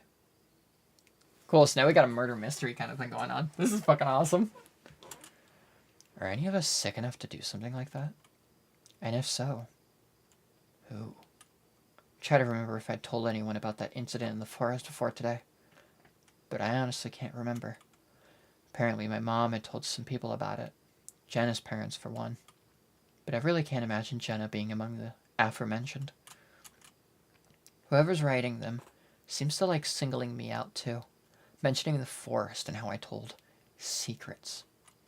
I roll back to stare at the ceiling and start wondering about TJ. He's been acting really strange the past few days. His bright, cheerful demeanor almost completely gone after we started the treasure hunt. I guess it's possible that he's upset enough to do something that's as crazy as this. Maybe it could make him feel like he's connecting to the person he'd watched die over a decade ago. Maybe he did it a long time ago, and it's only now that we've come across them. Maybe he can't remember because he buried those memories. Those papers do seem pretty old.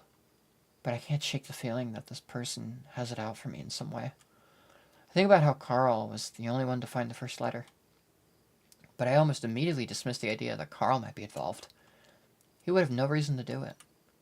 Unless the only other person I can even imagine doing this is Flynn. He was the one most upset about Sydney's death, aside from TJ. Carl and Flynn seem to have grown pretty close over the past year or so. Could the two of them be involved somehow? It's pretty suspicious that I would just show up in Carl's basement. I roll back on my side, preferring to stare at the wall. I don't like suspecting my friends like this, but this whole thing is messed up on so many levels that I'm really worried about TJ. Depending on how this all ends, it could make things even worse for him. Considering how Flynn treated TJ at the river, I wouldn't be surprised if it's leading up to something terrible. And on top of all that, there's the insidious way that these rhymes refer to me. I said that I'm going to have to do something after we find the next note, depending on what it says. If we even find it at all. I'm hoping that we don't. I'd also hope that we don't find it. If you go in, I'll give you $1. No. $5. No. 10. No. You could buy like 20 candy bars with that money. I'm not going in. Alright, quit yelling. Carl and I swing side by side, synchronizing our legs so that we swing back and forth at the same time. As always, it doesn't work because Carl's so much heavier than I am. The wind feels good on my fur, finally cooling me down after being out in the heat all day. Toby sits on top of the slide next to us, watching with a bored look on his face. It's my turn, Chase. In a minute. It's been like 15 minutes. Nuh-uh. Toby sighs and sits back. Oof, sorry. Pouting. I look back over at the schoolhouse, the old school, and smile. But if you go inside, I'll let you. No! Toby's shout seems to echo around us, and I giggle. Fine. We swing a little longer, the rhythmic squeaking of the chains being the only sound. When's Sydney coming back with the popsicles? He's taking forever. Maybe his mom caught him and made him stay home? Carl leans far back in the swing, and I feel the entire thing shift around. Wonder if it's going to collapse. We should go to your house, Chase. It's too hot. I want to swing! I lower my feet and let them kick through the dirt as I slow myself down, sending a cloud of dust in the air. Let's talk about Sydney reminds me of something. Something I'd been told about yesterday, and now that he isn't here. Hey guys, my mom told me something about Sid yesterday. Toby's already slid down the slide and walked up next to me, holding one of the chains on the swing as he tries to push me out of the seat. Don't push me, Toby! Don't you want to hear it? It's a secret! I move to stand between the two swings as Carl kicks his hooves into the dirt next to us. Keep swinging, Carl. I want to swing with you. Wait, what's the secret? Swing, Carl! Wait a minute. It's really weird. It seems to finally catch Toby's attention, and he settles down. What? Carl and Toby stare at me, and for the first time I feel a little worried about telling them, but having their full attention like this is kind of cool. You know what happened to Sid's dad a while ago when school started, right? Yeah. Carl's completely stopped on the swing now, staring at me. Well, my mom says the cops thinks it's really weird what happened. Sydney's dad died. He's in heaven now, Toby says it matter-of-factly and starts to swing a little again. Even if you're a Mormon, you can go to heaven. My dad said so. Yeah, but do you know how he died? I start whispering and look over my shoulder at the dirt road to see if Sid is coming. It's empty for now. He actually got shot when he was hunting with Sid. That's what the adults told us, and that he was accidentally shot. Maybe while he was loading his gun. My mom said they aren't sure that really happened, though. What do you mean? Toby seems to have taken interest again and stopped swinging, staring at me. Well, maybe Sid did something. Carl frowns. Like Sydney did it? I mean, I don't know, but my mom said to be careful around them, just in case. Toby's eyes suddenly widen even more as he suddenly understands. Sydney killed his dad? Shh! Toby flinches as I grab his muzzle with one paw, squeezing it shut. You have to keep it a secret. Toby just sits there staring at me. Carl does the same. Now I kind of wish that I hadn't told them. They don't know, though. My mom just said to be careful. That's it. It might have been an accident. I talk kind of fast, like I'm trying to take back what I just said. I let go of Toby, but he just sits there and doesn't swing. Carl just stares at the ground. Then his ears flick up. A few seconds later, I hear scuffing footsteps making their way up the dirt road, and I turn around to see Sydney jogging towards us. His arms are filled with colorful ice pops wrapped in plastic. Hey, sorry, I had to go into the basement freezer to find some. They're Super Wolf Pops. He stumbles up next to us, kicking up another cloud of dust. He stands there for a second, breathing heavy, sweating through his thick fur. Grab one? The three of us reach out automatically and take one of our own. Mine is partially melted already, blue liquid pooling at one end of the plastic. Sydney frowns at us. What were you guys talking about? Nothing. Carl says it almost before Sydney can finish his sentence. Sydney glares. Yeah, right. What were you talking about me? Sydney turns on me, and I just shake my head, busying myself with opening the plastic. Then Sydney turns to Toby, his glare turning into a smirk. All right, Tobias, you better tell me what you were thinking about. I feel my stomach turn, even as I open the package and turn it upside down to pour the sweet blue juice into my mouth. Tell me or I'm going to wrestle ya. Sydney goes to Toby with his paws up, baring his blunt claws. Toby eyes him for a moment, but only Sydney gets to once Sydney gets close to the links, once Sydney gets close, the lynx twists out of the way, like only a cat can. Don't touch me! Toby hides behind Carl, and as Sydney turns to watch him, lowering his paws slowly. What's wrong? Toby doesn't say anything, standing behind me quietly. I can feel his cold ice pop pressing against my back. We stand in silence for a while, then I can see Sydney trying to figure out what's going on. Try to think of something fast. Hey, let's go to my house and play on the trampoline. Yeah! Carl hops out of the swing and starts walking towards the road. I follow him as Toby clings to my side. Sydney doesn't follow, and after a moment I turn back to look at him. He's glaring at me. What? He goes on glaring before throwing his ice pop into the dirt and running past us. You guys suck!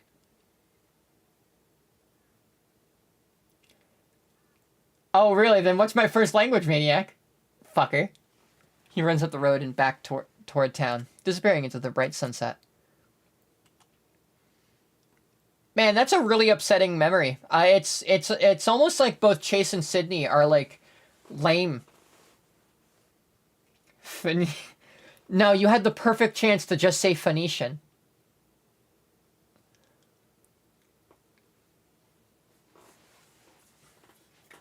Like the old ancient language. Dude, you ruined it. Tiji gets up early in the morning and I fall in and out of sleep as he moves around the room quietly. The shower turns on at some point and I think I hear Jenna's voice. I fall asleep again, and when I wake up next I see Jenna in the corner of the room, sitting at the little table and typing away on her laptop. I stare at her groggily until she notices me. Morning. Still tired? It's almost noon. I rub my face into my pillow and groan. Guess I was up later than I thought. Alright, maniac. You're on thin fucking ice. I forced myself to sit up. Couldn't fall asleep. Yeah, I've been having trouble too. The pets are terrible. I look around. Where's Tej? Hike. What?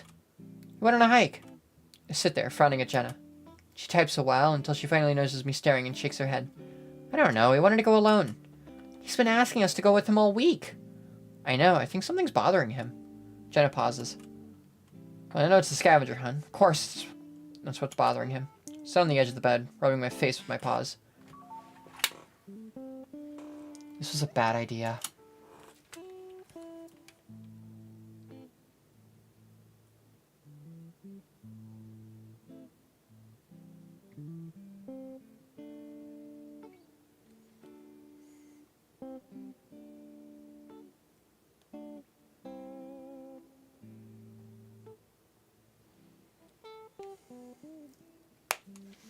Jenna goes, I'm typing. Maybe, maybe not. He really wanted to do it. I'm gonna try to talk to him when he gets back, though. Jenna, do you think there's something weird about that treasure hunt? Jenna doesn't even look up from her screen. Of course I do. I think everything about it is weird. I mean, I don't even know if Sydney put those there. Jenna finally looks up at me. Why not? Jenna pause. Yeah, Jenna pauses back.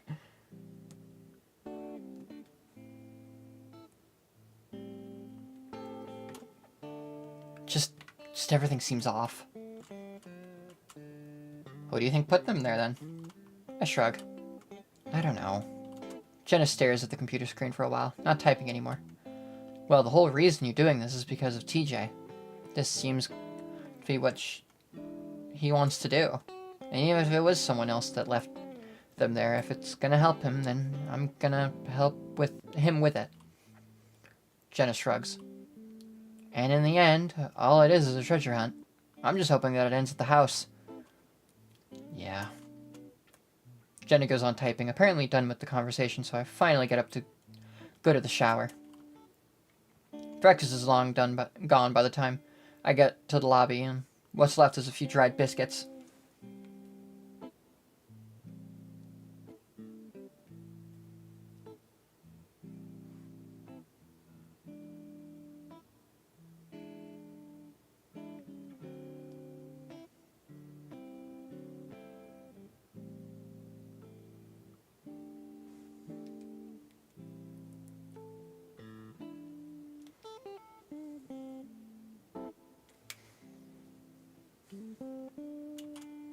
So I opt to go to the diner instead, while Jenna opts to stay in the room to finish her paper. I sit at my usual booth in the corner of the diner, half-heartedly flipping through the menu. Janice comes over to take my order, and my short answers to her pleasantries keep her from being too chatty. Once I'm done ordering, I sit back and look out the window, watching the bright sun bake the hot desert below. I imagine TJ out there on the trail, trudging along the path under the 100-plus degree heat. Aside from worrying about what he might be going through right now, I also worry that he might pass out in this kind of weather. I can only hope he had the right of mind to take along enough water and make sure to cool off, like he did to me. I look down at my phone on the table again, considering whether or not I should call him. Maybe a text at least. Hey, man! Then I set my phone back down and wait for a response, wondering if I might drive out to the trail myself if he doesn't. That's when I sense someone moving up next to the table. I look up expecting to see Janice, but I'm met with the sight of a young white deer, his clasped paws holding a folded blue apron. Oh, it's this fucking guy again. I swear to fucking God, I hate this guy. Just look at him. Look at the fucking dickwad.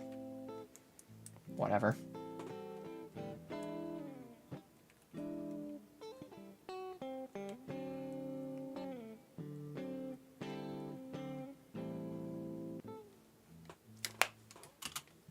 Then I remember. Oh, Julian, what's up? Julian smiles. Hey there, my shift just ended and I saw you sitting there. I wait, but it doesn't go on. Oh, sorry. I don't want to say it, but it looks like he's expecting it and I can't really find a way out, so. Want to sit down? Yeah, sure. Julian responds quickly and slides in the booth across from me, setting his folded apron down on the table. Thanks. Yeah, no problem. I wonder if I sound a little annoyed. Part of me hopes that I do, so that he might get the hint, like Janice did. But he goes on sitting there, interlocking his fingers and resting his forearms on the table. How are you today? Good. You? Julian shrugs. Yeah, I've been better. This job is really starting to wear me out, you know? Yeah, I've had a few like that. While the buck seems nice enough, I don't think I've had more than 5 conversations with the guy in my entire life. He was just a regular face that I saw through middle and high school, part of the background. It wasn't until the last few years of high school that I noticed him and TJ hanging out. And TJ was the only reason we ever briefly interacted. So I'm a bit confused now as to why he's suddenly taken an interest. Yeah? What sort of job do you have? Well, I'm in between jobs right now. I'm going to school, but I'm probably going to stock shelves over the summer like I did last year. So that job wore you out? Well, no, well, my fast food job did. The one I had in high school. Kind of like stacking boxes and putting stuff on shelves. Wow, you sound really cool, Chase, and totally not like someone who kind of fucking sucks. See, I think food service jobs are definitely the worst. So I can see why stocking might be a little better. He breaks off just as Janice comes back, setting down a nice chicken sandwich. Oh, you know Chase, Julian? A little. I know him through TJ. Ah, well, if you see that boy again, let him know that I'd like to chat with him. I look up and Janice gives me a wink before bustling off. I said to definitely not let TJ know. By the way, I'm going to school too, over at Mesa. And this diner is some seriously flexible hours. Only reason I'm still here. At least you guys don't seem very busy, even during the lunch hour. I know out of the 2 or 3 other occupied tables. Yeah, it's a wonder they're still in business. Probably gonna have to close down in a year or 2.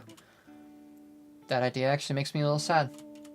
I look down at my chicken sandwich, feeling a bit awkward at the idea of Julian just watching me eat, so I leave it on the plate for now.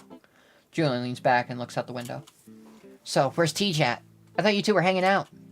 I get the feeling this is the main reason why Julian is talking to me. Yeah, he went off on a hike earlier this morning. I slept in. Oh, I see. You still do that a lot? I shrug. I don't know. We've only been here about a week. He does love going on hikes, though. I mean, does he do that at CCU? Stared at Julian for a second before I realized what he's talking about. Oh. No, I don't go to CCU. I'm at Pueblo. Huh, so you guys meet up here? Well, I picked him up and brought him here along with Jenna, but she goes to Pueblo, too. Grew a little frustrated having to explain everything to this guy. He looks chopped? Yeah. Why does he look like that? Beautiful questions. Beautiful question and just... I don't know, just beautiful all around. Someone's really lame furry OC. All I want to do is eat, and then go back to the motel and wait for TJ. I see. Well, TJ was my best friend during senior year after you and Carl left. We hung out all the time. After he left for college, we kind of lost touch. Yeah, he's not very active on social media. I'd only seen TJ post a few pictures since he started classes. He looks so forgettable. Literally, I forgot about him the second that he was off screen the last time he was on screen. A few of them were on the college soccer team, and one was of him standing in a prayer circle along with an inspirational quote. But Julian revealing that he was TJ's best friend toward the end of high school cools my exasperation. I suppose he does have a reason to know what TJ might be up to. He was kind of depressed right after graduation, so I've been a little worried about him. Depressed? That surprises me. Never known TJ to be depressed. Sure, he's been sad before, but not outright depressed, as far as I know. Maybe I don't know much about him. Yeah, no shit you don't know much about him. Maybe because you suck. Bro would say actually. Oh, we're probably getting to that. We're probably getting to that point. I thought it might have to do with graduation, but it went on all summer. Oh, well, if you want to talk to him, I can definitely let him know. I gesture at my phone on the table. I also make a mental note to myself that I should talk to TJ, too, about everything. Julian smiles. That would be great. Please do. I think he must have changed his number after leaving. Okay. I hesitate and pick up the phone to type out the brief message. I just met Julian at the diner. He'd like to talk to you. TJ hasn't texted me back yet. How long have you known TJ? I set the phone back down and settle back into the booth. Since he got here in, like, 2001, so 14 years ago? If he does, I leave stream. Wow, that's a long time. Yeah, it really is. You guys always been good friends? For the most part. I had times where I was kind of a dick to him, but he's always been a good friend to me. I see. Yeah, we all went to the same elementary school, but it wasn't until junior high that I met him in Bible study. Oh, God. Of course. I always knew about you guys, though. The Echo Kids. Yep, that was us. The weirdos. Julian glances around before lowering his voice. It was a mean thing to say, but this town is kind of messed up. A lot of weird things happen here. Can't argue with that. Julian looks around again, biting his lip. Then he lowers his voice another notch. Hey, so this is gonna be a bit weird, and I don't want to offend you, but it's something that's bothered me for a while. I eyed Julian warily. Yeah? TJ told me what happened at Lake Emma a while back when we were talking about death in heaven. Feel a little chill go up my spine. Well, he never actually told me about what exactly happened, but I can tell it really affects him. Julian pauses, but I don't say anything, keeping my eyes fixed on the table. Now, you don't have to tell me, and if it makes you uncomfortable, please don't. But I feel like if I have a better idea of what happened, I might understand him a bit better. Julian brings his interlocked fingers up to his chin to rest it on. I'm not going to ask him to tell me, of course. I know it was a long time ago, but I know you can carry stuff like that around for a long time. So if you're not okay with it, please let me know, and I'll change the subject. I contemplate for a moment, wondering if the buck is out of line to be asking about such a thing. I decide he isn't. He's one of TJ's best friends, so in a way, he's sort of connected to it. Okay, that's pushing it a bit. He isn't one of TJ's best friends. He was one of TJ's best friends. So I guess he does have a reason to know. Okay, please don't bring this up with TJ. Like you said, it still really affects him. Never. Julian looks at me solemnly. I think for a moment, gathering my thoughts. It's been a long time since I thought of the story from beginning to end. It was around August, I think 2003. It's a little bit hard to remember. What I do remember is that we'd all gone down to the lake to swim, like we did almost every week. There's this little spot where the beach kind of curves in, and it's... Sorry, the beat fucking dropped, and I was a bit taken aback by that. But alright. There's this little spot where the beach kind of curves in, and it's almost sand and shallow water. That's where we'd usually hang out and swim. Even though the water was always sort of stagnant there, it was at least safe and warm compared to the rest of the lake. I think at some point one of us wanted to go and skip rocks. We had to go further up the shore to do that, and TJ was more interested in building sand castles. So we stayed behind while the rest of us went up the beach to find the rocks. When you go up that far, you can't really see that spot anymore, so I'm not completely sure what happened. I vaguely remember looking back at TJ as we went up the beach, Dilling's bending over his castle, the back of his wet swim trunks covered in sand from when he sat down. Sydney went with us. I at least remember that, but while we were skipping rocks, he just sort of disappeared. I glanced up at Julian for a moment and see him listening attentively before I looked back down at the table. Anyway, we heard some splashing and some shouting from TJ, and we all ran up the beach to see Sydney floating out in the lake. I swam out there and got him. Too late, though. And I mentioned the part where TJ was crouched in 3 feet of water, staring at Sydney's body floating 20 feet away from him. I don't tell him that TJ's explanation for what happened always amounted to Sydney stepping out too far into the water. That maybe the current knocked him off balance and pulled him in. How he'd even said that it almost looked like an invisible shark had grabbed Sid and pulled him out. How none of it makes any sense at all. None of us are sure what happened. Seems to be enough for Julian, though, as he shakes his head. I'm very, very sorry to hear that, but thank you for telling me. All I knew was that a friend of his drowned in the lake.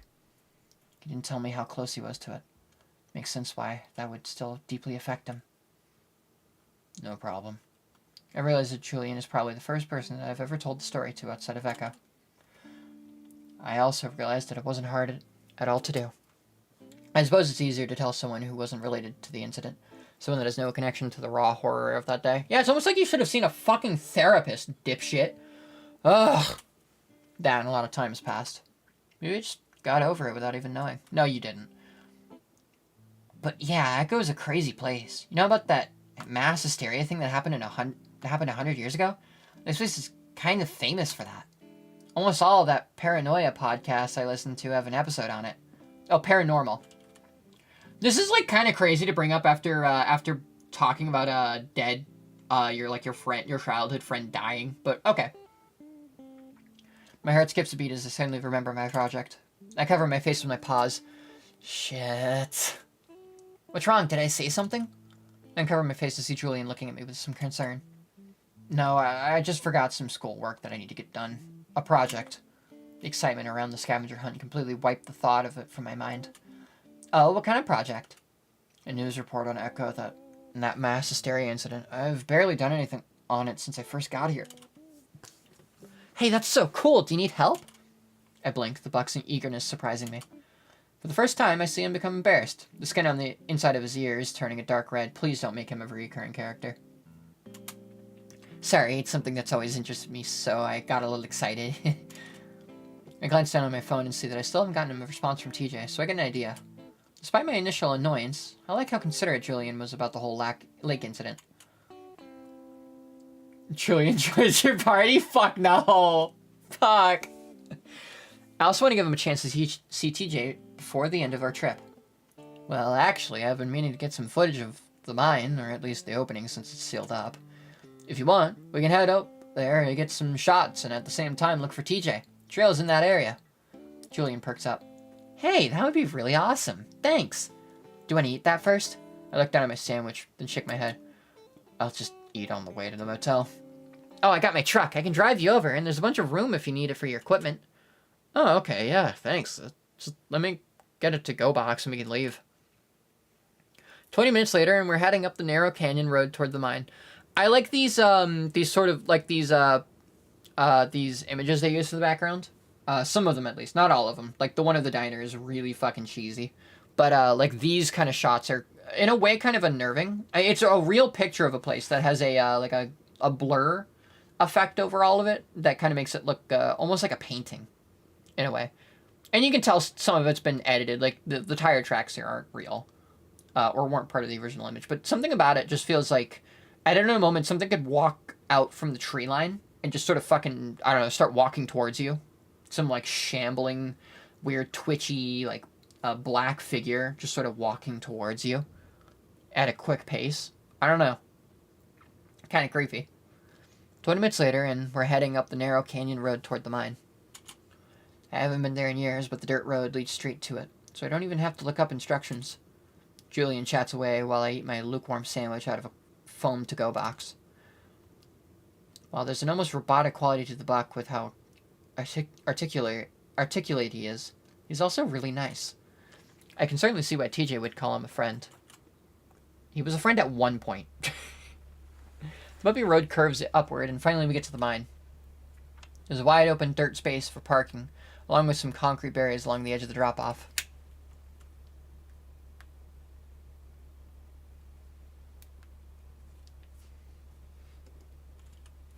There are a few signposts, probably giving a brief history of the mine, and then there's TJ. Blinks is sitting at the opening of the mine, right at the entrance. He's leaning back against the rebar grid that sealed the entrance. What the... Julian stops talking and looks over at me, then in the direction I'm looking. Whoa, is that Teach? I don't say anything, because I realize now how limp the lynx looks. His head tipped back, his paws limply laying on the ground. Uh-oh. I'm out of the truck before Julian can even park. My to-go box spilling out onto the gravel as I jog towards TJ. TJ! Hey, what's wrong? You okay? The lynx doesn't respond, and when I get to him, I see that his eyes are open, but they're rolled back to the point where I can only see white. I bend over him, trying to help him sit up better, made more difficult by his bulky backpack getting in the way. As I'm doing this, I feel a rush of cold air from the mine, blowing out through the rebar. I ignore that at first, focusing on trying to get TJ to respond to me, but then I realize there's a hissing sound to go with it, like someone exhaling. I glance up through the grid, but I don't see anything. Still, I get the unnerving feeling that the opening is breathing somehow. Is he alright? Julian's shouting and running up next to me, turns my attention back to Teach. I look down at the lynx and see his ears twitching around. What? I crouch down next to him, putting a paw behind his head to give him some support. TJ, what happened? Are you okay? TJ turned to me, blinking in confusion. Okay, what's wrong? He rubs at his eyes with the back of his paw before adjusting himself so that he can sit up straight. You were just sitting here. There, you almost looked... Julian pauses. It looked like you were passed out or something. TJ finally seems to focus on us, the dazed look in his eyes disappearing. Passed out? Oh, no, I was just taking a quick nap. TJ lets out a short laugh and leans his head back against his backpack. What? Here? I look back at the sealed mine, the ominous blackness still seeming to yawn open at us. Why? Well, it's higher than usual today, so I started to feel like I was going to pass out. Thought that might be a bad sign, so I decided to rest once I got here. You came here on purpose? Yeah, I saw the canyon with you last time, so I decided to take a trip to the mine this time. TJ smiles lazily up at me as he continues to lounge against his backpack. Sorry, I worried you and... Oh, Julian! TJ seems to suddenly realize the stag is here. What are you doing here? TJ quickly gets to his feet, sliding his arms out of the straps of his backpack. He hugs Julian, the stag hugging back just as enthusiastically. Come on, it's like we almost have a horror moment, and then nothing, and then nothing. I mean, it is fucking weird, but it's not horrifying. Nothing creepy happened. TJ doesn't even greet me so intimately. I guess they have more of a history than I thought. Hey, TJ, yeah, I met Chase at the diner. You weren't answering your test, so we both decided to come up and find you. Dad and Chase needs to get some footage for his project. Oh, cool. Do you need help with that, Chase? TJ turns to me with a grin. I don't know what it is, but TJ's acting a lot more chipper than he was yesterday. That almost dark broodiness is gone, replaced by his usual cheer. I had to smile because of it, despite the situation just a few minutes ago. No, I wouldn't smile. I'd be like, hey, TJ, your eyes were rolled into the back of your fucking head, and I saw the whites of your eyes. Your eyes were not closed, by the way. And you were kind of like... You were kind of like dead. But okay, sure. But then again, main character kick can down the road syndrome. So nothing scary ever. Yeah, nothing ever fucking happens. Sure. Another breeze of cooled air seems to whoosh by softly through the rebar. I look back at it. TJ, why the hell would you sleep here next to the creepy mine? TJ frowns. It was really cool. Like cold. I was laying in the opening and felt some cool air blew out, so I decided to lean against it. It feels really nice. TJ walks up to the metal grid and spreads his arms out, clutching onto bars as he presses his face against it. He leans his head back, pulling a face. Well, it smells really musty, but it feels good. I look back at the opening, the blackness inside sending chills up my spine. I think back to when a body was found in there over 100 years ago. Even though I know there aren't any dead bodies in there now, it still creeps me the fuck out. Try to hide my shudder as I turn away, looking back at the truck. So are we going to Sydney's home now? Old house now? Is that why you guys came to find me? TJ's trying to hide it, but I can hear the eagerness in his voice. I turn back to look at him. The Lynx now with his back to the mine, pressed up against it. I went to tell him to move away from the opening, but I wouldn't be able to explain to him why. Well, let me get some filming done first. I can do the voiceover later, so it'll be quick. I held back a wince as I realized how much time that's also going to take. My project is going to be shit at this point. Can't avoid that. I just need to make it the least shit as I can. Oh, yeah, sorry. TJ laughs nervously, then looks away. Sorry, I'm just a little loopy from my nap. You guys really surprised me. Actually, loopy because you were dead. It's okay, I'm gonna go get my equipment really quick, alright? TJ nods at me and I jog off to the parked truck to grab my camera. So TJ might still be acting a little weird, but I'm just glad he seems happy again. Seeing him the way that he was last night was a little unnerving to say the least. I scoop up my camera bag from the bed of the truck and head back, slowing down to a walk as the heat is already starting to catch up with me.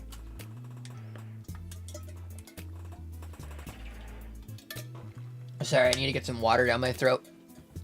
I can feel my throat starting to, like, do funny things. How TJ was able to go on a several long-hour hike is absurd to me. It almost seems foolish. Especially for someone like TJ who knows about how dangerous that can be.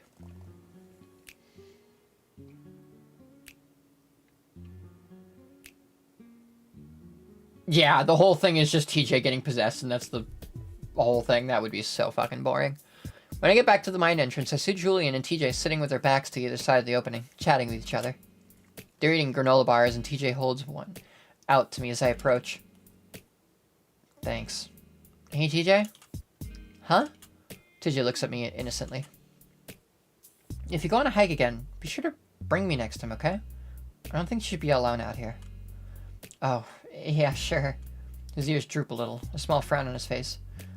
I just don't want you to get hurt, you know?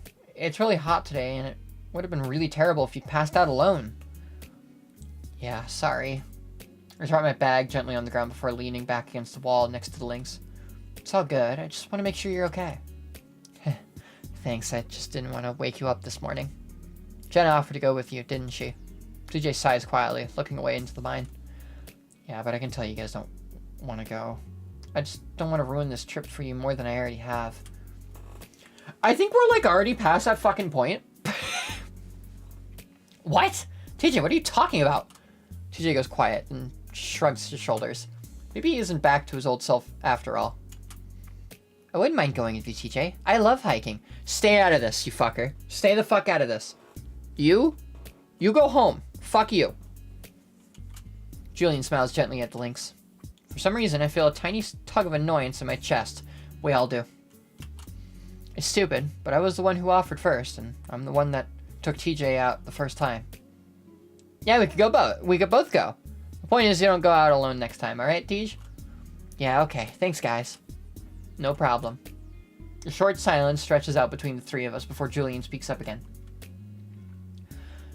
We were just talking about our old Bible study group. Jade leans his head back against the wall, rolling his eyes. It's an expression I don't see from him very often. What about it? Oh, just the way that TJ would always take it so seriously and no one else would. TJ shakes his head in exasperation. Yeah, I never had any control in that club. Oh, really? Were you in charge? It's a little odd to think TJ in a leadership position like that. I just never knew him to put himself out there in high school. Yeah, I revived it after it sort of went defunct for a few years. Wasn't all that popular. TJ smiles with some embarrassment. Yeah, we had like 3 other members, not including you or me. Yeah, then one dropped out after like 2 meetings. Julian clicks his tongue. What a godless school we went to. Hey! You know I'm kidding. Mostly. Well, I did want atheists to join too, as long as they weren't disruptive. I just wanted to show everyone what a nice experience it could be. Even if you didn't believe. I very vaguely remember TJ inviting me to the club and me saying that I'd think about it. Never went, of course. Wasn't all that spiritual in the end, though. Yeah, we mostly just talked and brought snacks. It took TJ a while to realize no one wanted another Sunday school session at actual school. Yep. Hours of planning out the window.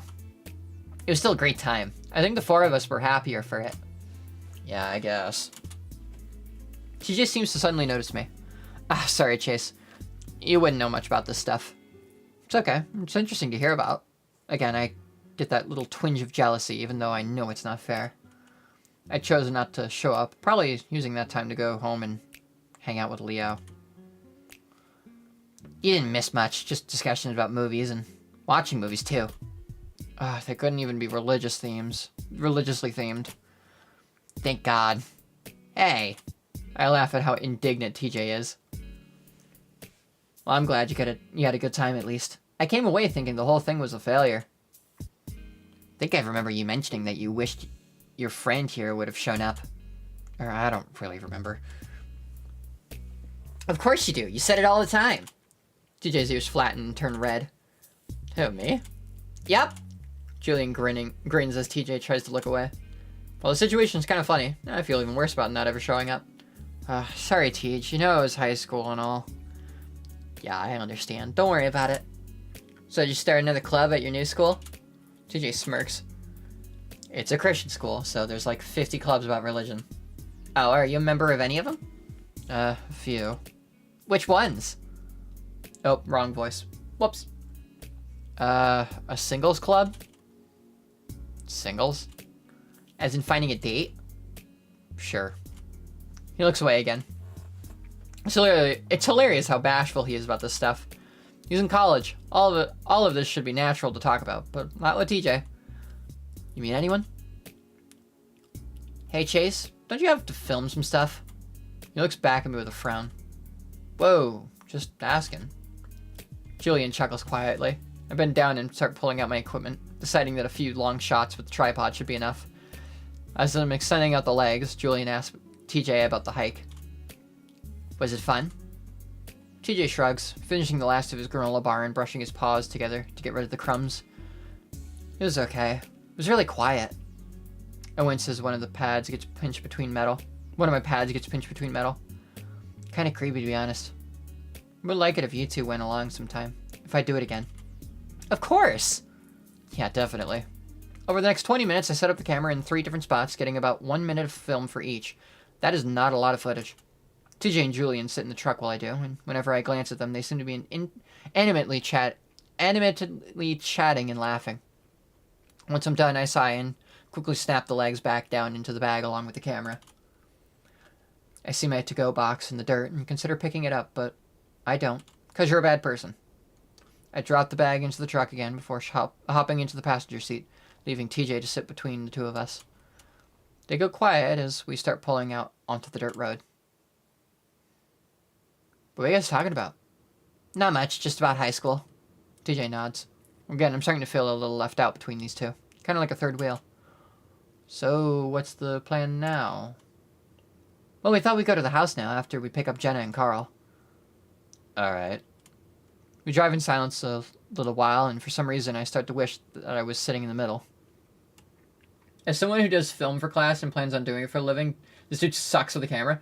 I agree. As someone who doesn't do any of this, I can tell you that, like, doing 20 minutes of setup to get, like, 3 minutes of footage is awful? Like, terrible? What is he gonna make, like, a fucking, like, 6-minute YouTube video? What? You'd think something like this would be, like, an hour long. Like, he'd make, like, an hour long, like, kind of documentary, but, yeah, apparently fucking not.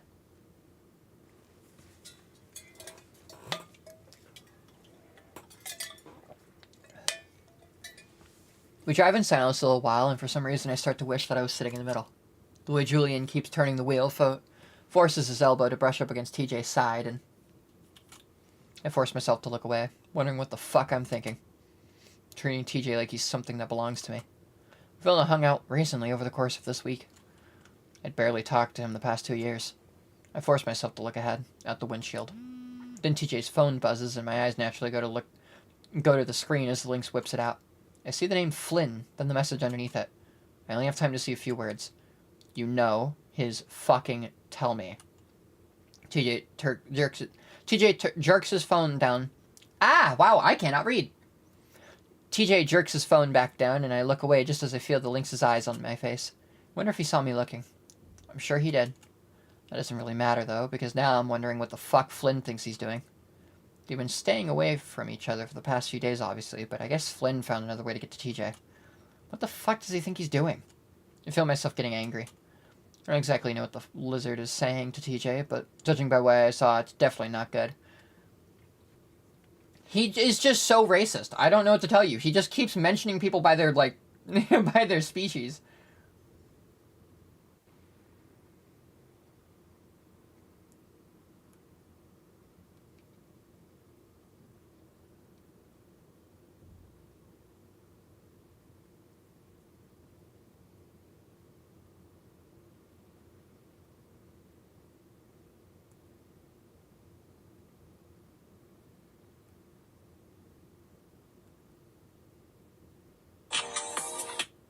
Sorry, friend sent me something.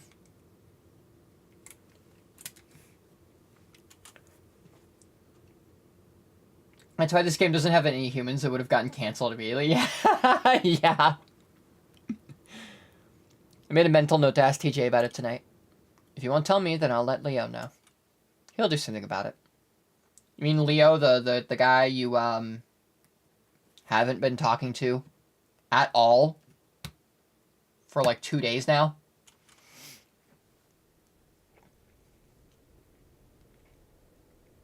We all walk up the sidewalk to the old ranch-style house. It's been a long, long time since I've seen this place. Even longer since I've walked on this path. It's the same thing. I got, Maniac. Sydney's house is up the gravel road behind the forest. It's a bit of an odd spot, secluded from the rest of the town. It was all the better for us, I guess. It's nice not to be reminded of what happened. Guys, I don't know about this. You think he's just gonna let us in? What else can we do? Maybe Sydney didn't mean his room? Where else would he sleep? I don't know. I mean, he'd nap in random places, if I remember right. Like, he slept on my couch, even. Stop it, Chase. You know that's not what he meant. The fuck? Well, Who knows? I do. I know where it is. That dark edge to TJ's voice is creeping in again. I suppose there's no harm in asking. What is this guy doing here? You can't deny that it's a little weird for 5 young adults to show up on your doorstep asking to be let in. We don't have much of a choice though, do we? TJ's walking ahead of us. All of us, marching up the concrete steps without hesitation before immediately ringing the bell. Whoa, wait, we didn't even think of what we're going to say. I already know what I'm going to say. We stand there in stunned silence for a bit, and I look around at the others. Carl looks completely uncomfortable, almost nauseous, his paws shoved deep into his pockets as he stares hard at the ground. Jenna is staring at TJ, her brown furrowed, clearly worried. Okay, that's supposed to say brow. Who is that Greg Simpson image? Yeah, exactly. Who invited this guy? Julian just stands there as if the situation doesn't bother him at all. The door finally opens, revealing a young red panda, not much older than ourselves. He blinks at us and fixes a smile on his face. Hello, can I help you? I see TJ's ears flatten down for a moment, his originally tough resolve clearly faltering. Hello? The red panda stares down at TJ for a moment, waiting expectantly. Staring down at TJ? Okay. Red pandas are, like, famously, like, 3 feet tall. No, like 2 feet tall. They're fucking tiny.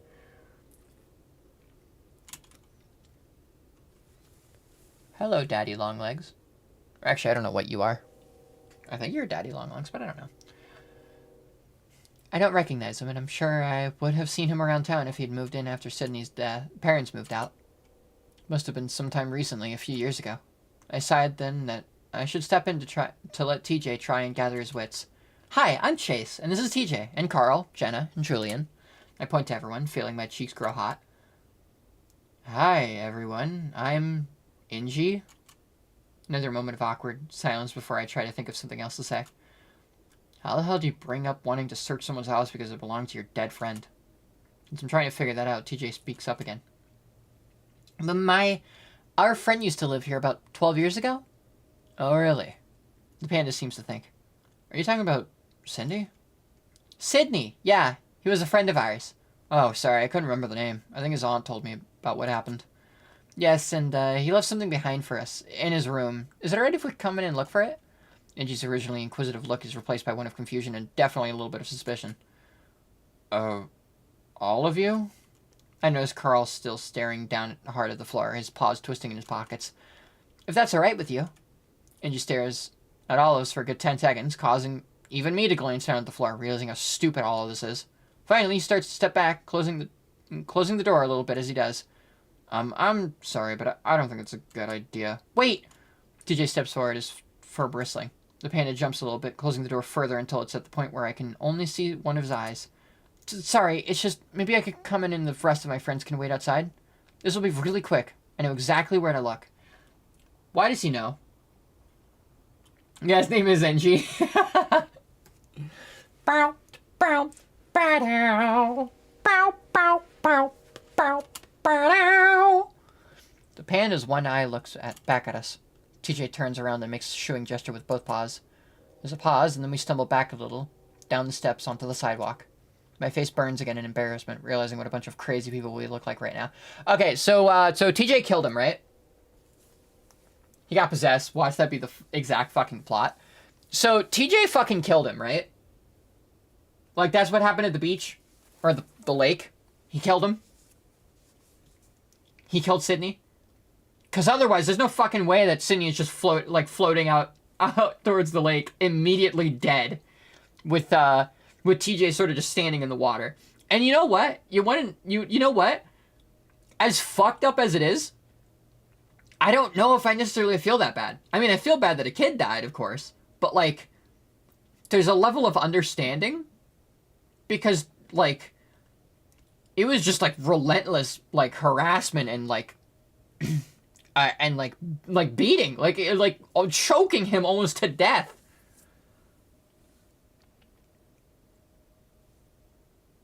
Like, yeah, I want to fucking kill the guy, too. I mean, I probably wouldn't do it. But again, I don't know. Hey, at least TJ found God, I guess. Amen, brother. I look back and see TJ standing alone on the porch, looking back at the panda, his paws clasped together. Again, what feels like a very long silence seems to drag on until Inji opens the door slightly. You know what? Why don't you just tell me where it is, and I'll have a look. Oh yeah, TJ seems surprised, as if only now considering that idea. It's the room on the left down that hallway. Why would he know that? TJ points at the door at an angle. In the closet, in the back corner. It might be in a box. Why do you know that? Inji's facial expression mirrors mine as I frown. Box in a closet sitting there for over a decade? Alright, I'll have a look. Inji disappears behind the door, and I hear a deadbolt and slide into place. We stand there in silence for a while before Carl breaks it. Dude, he's calling the police. No, he's not. We look like a bunch of crazy people. We should leave. Not until he comes back out. I think I'm gonna be sick. I think it's technically okay unless he tells us to leave. He did say he's gonna go look for it. No harm in just waiting for his answer. Yeah, he helps Sydney find God too. But I see Carl scuff his hooves against the pavement, looking around nervously. I wonder if he's had too much weed or something. No, it's just this fucking... The whole thing is weird.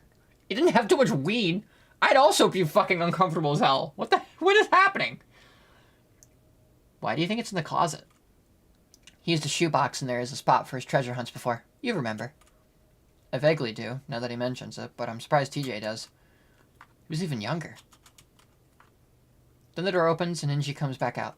His facial expression is completely different now. It's one of amazement and disbelief, and it's what's in his paw that catches my attention. It's a teal-colored shoebox, old and worn and torn through the corners. My mouth drops. Inji stands there for a moment, holding the box out. Is this it? It's not mine, and there's a piece of paper inside. TJ's paws shake as he reaches out to take the box, lifting the lid to look inside. It's in the spot that he said. Never seen that before. I feel my stomach twist, more dismayed than anything that he found something. Yeah, isn't that fucking weird that he found something? Do you not use that closet? It's a bit of an odd question, but I want to know how the hell he might have missed it. Inji shakes his head. No, not really. It's mostly a storage room right now. I think I've opened it a few times, but he put some boxes on the shelf, but I can't really remember. Did you not look inside when you first moved in? Inji looks at me, and so does CJ over his shoulder. I guess now I'm sounding like the crazy person.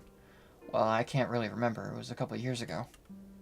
I had family help me move them in, so maybe they just thought it was mine if they saw it. I want to ask more, but I bite my lip, not wanting to seem as frustrated and suspicious as I am. It's definitely something I could have missed. I've found a few things in the crawl space from the last family. Who lived here before you, if you don't mind me asking? Inji leans against the doorway, his arms folded, looking a lot more relaxed now. Who's the family you're talking about, I think? The Bronsons? Yes. TJ's still looking down at the box, having not taken out the note. Yep, the woman who lived here moved out right after what happened, but then her sister moved in. She told me about what happened when I bought the place. Inji looks down at the box that TJ's still holding. Do you know where you left to? How'd you know to find it? It's an old scavenger hunt that we found. It told us to come here. Like somebody left behind? Yeah. Wow. Well, I'm sorry about what happened to your friend. You must have been children at the time. No one says anything, so I nod for him. I'm sorry. Also sorry for being so suspicious when you guys showed up. Thought I caught someone trying to break in a few days back. Can't be too careful. Hey, what? Hey, that's a lovely detail. He thought he saw someone trying to break in? Don't worry about it. That's completely understandable. Inji nods and shifts around. I don't want to pry, but what does it say? I didn't read it since I don't want to intrude or anything. TJ lifts the lid again, then reaches in to pull out the piece of paper. It's identical to the others that we've seen. Inji takes the box from the links so he can use both paws to unfold the note. I wonder who that could be. I know, right? Then he starts reading. I hope that you're all having fun. Soon you'll know what Chase has done. Figure it out, it's a piece of cake. If you can't look, Look by Carl's drawing at the lake. It goes quiet for a while. The sound is the wind rustling through the trees. Then I hear a gagging sound and look back just in time to see Carl hurling into some bushes. TJ is strangely calm as we sit in the motel room. It's been about half an hour since we found the last note. After Carl lost his lunch in the bushes, Julian drove him back home and we had to put the scavenger hunt on hold. TJ wants us all to be there for it. Julian is still with us, and I keep wondering when the hell he's going to go home. He just joined our little group party today, and TJ acts like he needs to be part of this for some reason. Barely even knew Sydney. But that doesn't really matter. This whole thing is ridiculous.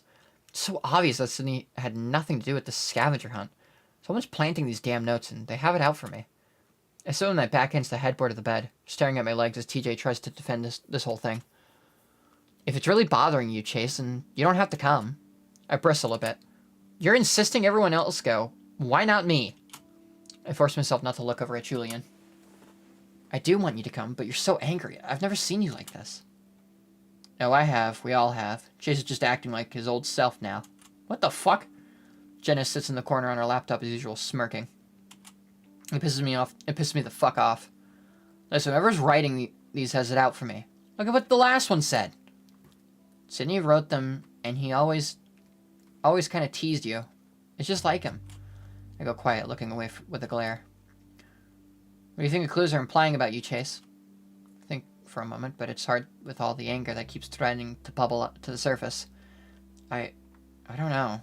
I just don't like the sound of it, and honestly, try to think of the right way to word what I'm going to say. If you respect me, you'd see that and stop this stupid hunt. Goes quiet for a moment, then Julian stands up. Hey, I'm gonna head out. Let me know what you guys decide to do tomorrow. I've got the whole day off. Oh, okay, man. Thanks so much for coming with us. TJ gives the stag a side hug, and I try to keep myself from bristling. Once Julian leaves out the door, TJ sits on the foot of the bed, looking at me. I completely respect you, Chase, but I really think these are from Sydney. He's just teasing you. I don't say anything, choosing to look at the wall, feeling more unnerved by my own emotions than anything else. I don't feel like myself at all.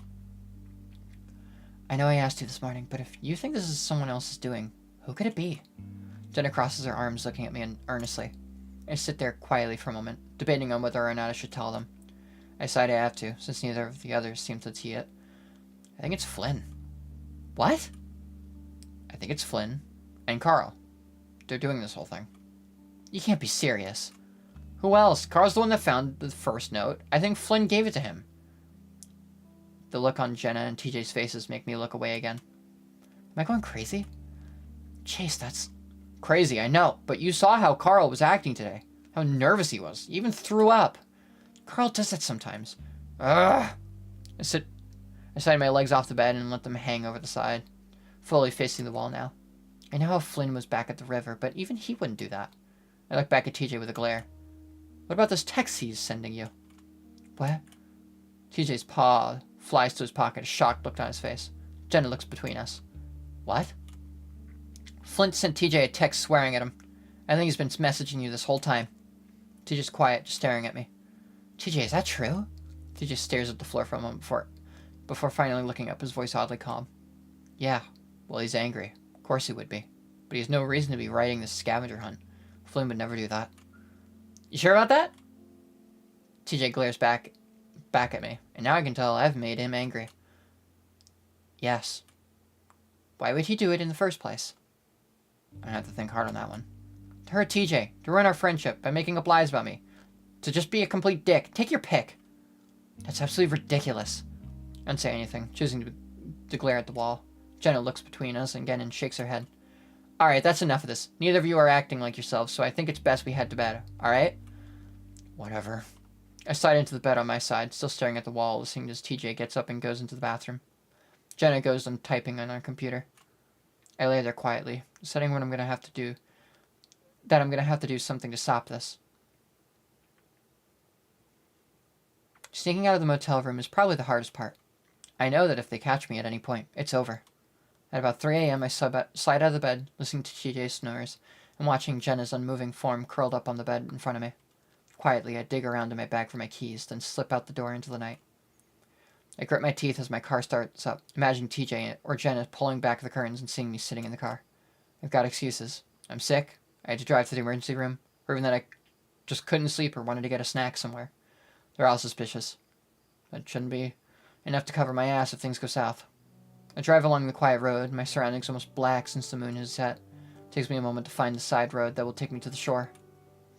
Once I do, I see one lonely orange light glaring in the middle of the parking lot. I park away from it at the edge of the lot. It's dark here. I sit in the car for a while, wondering what I'm doing, wondering what the fuck I'm gonna do. And something drives me, feeling that if I don't do this, then the rest of my life is going to be ruined. I can't let that happen. I open the door and quickly get out. I pull out my phone and turn on the light, finding the small dirt trail that leads out into the inky blackness. The air is cool and I can smell the lake. Pretty soon I can hear it too. Soft, desolate sounds of the waves running against the thin strip of shore. It's peaceful. At the same time, it terrifies me. For a moment, I feel like the lake is one giant living thing. It dwarfs me with its presence, a giant, all-knowing thing. It knows I'm here. I shudder and force myself to continue. I find the shoreline and the dry sand shifts under my feet as I take a right and follow the shore. I try to ignore the sounds of the lake, the feeling that it's watching me, beckoning me towards it. Finally, I come across the shoulder that I'm looking for. The one that Carl used to carve his drawings into. Of course it would be something Carl used. That fat piece of shit. I kneel down beside it, moving the light of my phone around until I find the drawings. I look at the super wolf etched into the rock, glaring. Then I see a glint of light above it. I shift the phone light up to see what it is. I gasp and I can't help a ragged scream from escaping my throat. The tarantula sits there, staring at me, its cluster of eyes shining back in the darkness. I stumble back in the sand and fall, sitting down hard and causing my teeth to clack together. I scramble back up. I look around for a rock and quickly find one. When I turn back around and lift the light, the spider's gone.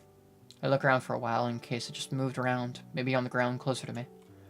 I don't see anything, though, and I throw the rock at the lake, cursing the damn thing. Then I kneel down and look at the spot between the rocky ground and the boulder. It takes a few moments, and I have to get real close, looking deeper into the crevice, and then there's a glint of what looks like metal. I start to dig, first with my bare hands, and then with the help of a flat rock lying nearby. I'm sweating and gasping by the time I pull the thing free. It looks like an old lunchbox. I shine a light on it and can barely make out what looks like a cartoon dragon. I open it and pull out the note. I read it. In a fit of rage, I tear the stupid thing in half, throwing it on the ground. You fucker! I hiss it out through my teeth and pull out the piece of paper that I'd taken out of one of Jenna's notebooks along with a pen. I write for a moment, using the old lunchbox as a flat surface. When I'm done, I drop it into the box and wedge the box into the crevice, covering it up with the loose dirt I'd moved. I pack it down and stand back up.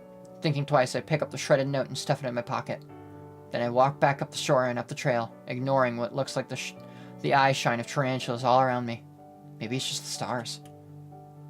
I don't remember much of the drive back, or the parking lot of the motel. The next thing I know, I'm standing next to the bed, glaring down at TJ, watching him sleep.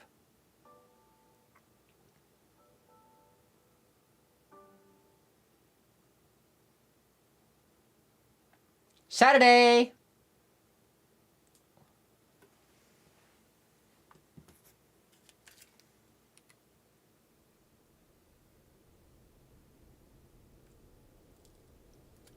We arrived at the lake at about 10 in the morning. Julian had driven down over an hour ago to pick us up before driving to Carl's house. Carl wasn't ready when we got there, and when he answered the door, his eyes were blurry and red. It took him a good 20 minutes to get ready, and all the while I struggled not to glare at him. It's weird. I've been friends with the Ram for almost my entire life, and it's only now that I'm feeling real disgust for the person that he is. So many self-created problems. He keeps his head down most of the time, so he doesn't see me. He's still feeling sick too, so he opts to ride in the truck bed on the way down, and Jenna sits with him. I can't help but wonder what might happen if we have an accident. TJ sits next to me, and this time I'm sure to sit in the middle, so that Julian is on my left, and TJ is on my right. What does he hope to gain, by what he did last night, where he just, like, writes a fucking note and puts it in the lunchbox? Feels better this way. As the lake comes into view, I rest a paw on TJ's knee. He glances at me, then nods in quick acknowledgement. I gave his thigh a squeeze, and waited as we pull into the parking lot, going over the scenarios in my head for what might happen. Well, here we are. We don't say anything in response, as we quietly get out of the truck. Jenna jumps out of the truck bed easily, but Carl struggles, and I imagine him falling straight out and face-planting into the asphalt. Jenna helps him, though, and we're all walking down the trail towards the lake, single file. I walk right behind TJ, though, so I can keep an eye on him and anyone else that might try to fuck with him. Wow, it's been 12 years since I've been down here. Yeah. There's a cool freshness to the air by the lake. I breathe it in and get hit with sweet memories of spending entire days down here. Swimming in the lake, building sand castles, poking at dead fish on the beach. As we start walking on the beach and approaching the big boulder, I feel my heart start to hammer in my chest. Pick up my speed to catch up to TJ. How you feeling? I'm okay. You don't sound okay. I'm nervous. We all are. I actually feel like I'm going to throw up. TJ suddenly reaches out his paw and holds mine. I'm surprised. TJ's never done this before, and though I know it's probably due to the situation we're in, it still makes me feel warm inside. It's going to be okay. I know it. This is going to be the end. What? TJ's voice breaks up on the last word. The end? The end of what exactly? TJ's guilt over Sydney? The mystery over what happened to him? Of the world as we know it?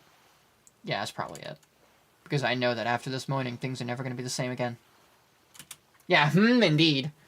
Just remember that if it's buried by that boulder, it's probably gone by now. I know I've said that every time before, but the lake has flooded a few times since. I look up at the steep, rocky bank on our right. Remember that spring that went all the way up to the road? Yeah. I look back at our friends. Jenna's walking side by side with Carl, talking to him in a low voice. Julian is ahead of them, and he's looking directly at me. I look away. Just saying that even if it's there, it's probably water damage to the point that we won't be able to read it. TJ stays silent as we come up on the rock, sitting there on the beach like it has since I can remember. Probably like it has since before the lake was even created. TJ still holds my paw as Julian, Jenna, and Carl stand next to us, the five of us in a sort of semicircle around the boulder. Well, here we are. Julian says the exact same thing he said in the parking lot, and I feel myself starting to get annoyed. But I cling to TJ's paw, and that calms me down a little. So, if it's still here, it could be anywhere. Knowing Sydney, Jenna says his name carefully. He'd probably leave a mark of some kind. This one could be hard to find. Remember that he said it's by Carl's drawing. It'd probably be right next to that. I don't know, guys. The other ones were inside of something. This is just out on a beach. Sand's changing all the time. Carl digs at the damp sand with a hoof. His paws shoved into his pockets, eyes downcast. Everything okay, Carl? I say it sharply, not bothering to filter out the annoyance in my voice. He looks at me, a bit surprised. Huh? Yeah, I'm okay. I just feel sicker from the ride down. Smoke too much? Carl frowns. No, I just get sick sometimes when I'm stressed out. Weed makes me feel less sick, actually. Stop myself from asking what is he so stressed out about. Are you okay, Chase? I'm good. I shouldn't be drawing attention to myself right now. Meanwhile, Julian is walking around the boulder, looking for the drawing. TJ lets go of my paw finally and starts to walk around the boulder from the other side. Almost immediately, he points excitedly. Oh, Carl, you're drawing!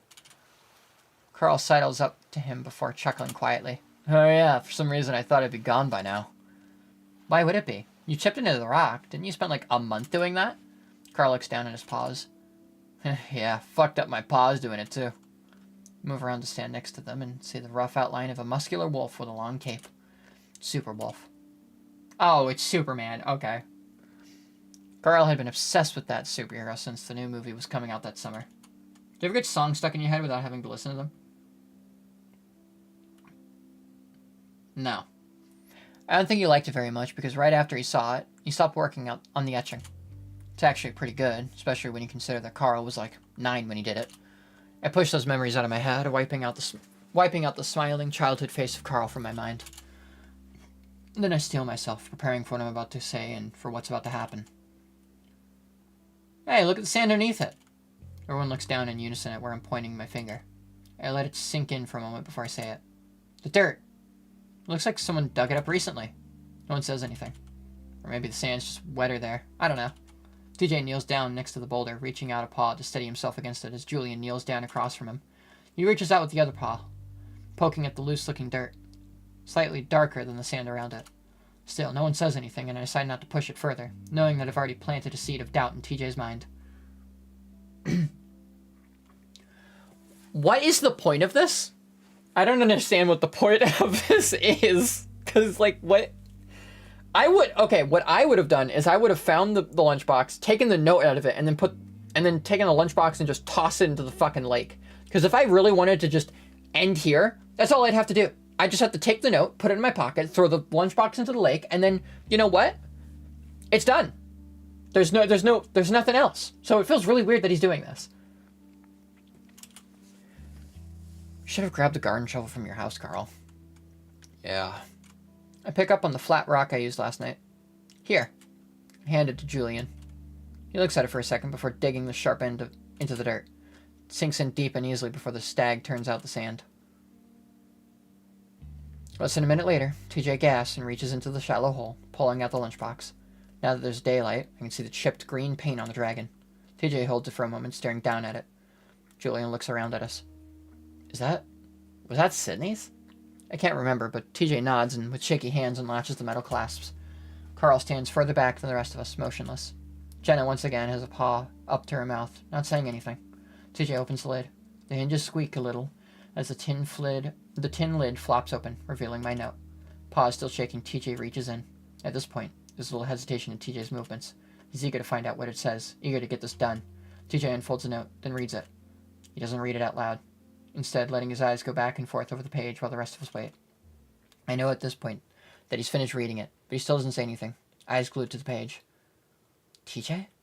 TJ doesn't say anything, continuing to stare. TJ, what does it say? TJ sits there for a few more seconds before he wordlessly holds out the note to no one in particular. His face is blank for the most part, but I can see the shock in his eyes. Julian takes it from him and starts reading. You've reached the end, but I don't have the answer, so I'll ask again. TJ, what happened to Sydney? Holy shit, okay. The silence that follows is one of the heaviest that I've ever experienced. Carl's still frozen, but now he's looking up at Julian. Jenna's moved her paw from her mouth at this point, but she's clutching her necklace, her eyes on TJ. Julian is staring at the lynx, waiting, probably unsure of what any of this means. TJ, meanwhile, stares at the hole that we dug up, his paw is laying up limp in his lap, ears drooping. I start walking over to him.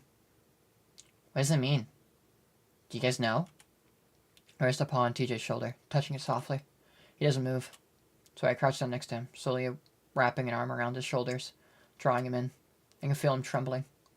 Guys? I look over at Julian with a sad look on my face. We have a friend who has a grudge about this whole thing. I think he might have been the one leaving the notes. TJ shakes his head against me, but doesn't say anything. Julian stares.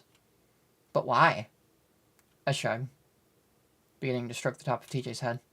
Julian looks from me to TJ. I don't know. Maybe he thought this was his last chance to hurt TJ somehow. I really don't know. Jenna and Carl have walked up to stand next to us, and both seem to be at a loss for words. The paper is different, though. TJ's voice is distant and faint, muffled against my chest. There are ways to make paper look old. Maybe he just didn't have the time. Julian shakes his head. Listen, I know I've only been a part of this for a day, but this is crazy. And those are a lot of assumptions. Do you really know what happened? If I knew this friend of ours like we do, you'd understand how obvious this is. And then Jenna shakes her head as well. No, Flynn wouldn't do this. He's a jerk, but he wouldn't do this. You know Flynn's been sending TJ threatening texts all week, and he's been out to fuck with TJ since we got here. Jenna shakes her head again, but doesn't say anything. He wouldn't. I snap my gaze at Carl, glaring. Dude, even at his worst, he'd never do something like this. It's too fucked up. All of that work just to fuck with us? And it has to do with Sydney? No. And who found the first note? Who's been Flynn's best friend since we all left? Whoa, Chase. Carl's eyes go wide. TJ finally lifts his head, looking up at Carl. You're the one that gave it to us. Set us off on this whole bullshit scavenger hunt. Carl takes a step back, mouth hanging open, looking at me like I'm some sort of alien or something. This entire thing was fucking crazy from the start. Our dead friend who left notes behind a decade ago, and somehow it's all still here. In the old school? In that house? Fuck that. Chase, stop it. Jenna's voice is soft and distant, lacking any sort of authority. I stand up suddenly, staring the ram down. How? No. Carl takes another step back, and I can see his chest heaving. He can't even get his words out. It's like he's just run a marathon and can't catch his breath. Huh? I don't... Carl clutches his chest, and I can't help but notice how fucking guilty he looks right now. He suddenly retches and gags loudly. Carl, breathe. No, you can't use your fucking anxiety. Making air quotes. You monster. There's a shield right now. Did Flynn put you up to this? Carl retches again and doubles over, spitting on the ground. Carl. Jenna starts walking toward the ram, but at that moment something rushes past me, then past Jenna. I have a moment to see TJ's back. His tufted ears are laid flat against his head, like he's moved so fast that the wind has pushed him back. There's another quick movement that I can't quite see from my angle. But then Carl's stumbling back, a paw up to his face, letting out a gasp like he'd been holding his breath for 10 minutes. I lunge forward, reaching out for TJ as the cat goes in for another swipe. Carl jumps back towards the embankment, and as he does, he lands on the many rocks that separate the beach from the road. I grab the back of TJ's shirt just as I see Carl's hoof disappear between the rocks. Then Carl falls back. There's a sound like a thick branch snapping in two, cutting through the air like a gunshot. Immediately, Carl lets out the most hideous scream I've ever heard the ram make. No! Jenna runs past us, followed by Julian at a more even jog. Meanwhile, I hold on to TJ, the lynx still going after Carl, making a yowling sound as his claws swipe at the air, baring his teeth. He's wild, feral, not thinking at all. TJ, stop! I'm here! I try talking into the lynx's ear, and at the same time, I feel him starting to go limp in my grasp, the energy and rage slowly going out of him. Finally feel safe enough to turn him around, pulling him into a hug. It's okay. You got him. You're fine. TJ looks toward Carl one last time, watching the ram roll back and forth on his back, choking, howling, and screaming all at once. Oh my god. TJ suddenly turns his face into my chest and starts to cry. Jesus, his ankle. Carl, can you move? But Carl isn't listening, continuing to scream and hyperventilate at the same time. Call an ambulance. I don't know who she's talking to, but Julian pulls out his phone. TJ continues to sob into my chest, and I start to move away, toward the trail, pulling TJ with me. Taking Teach back to the motel.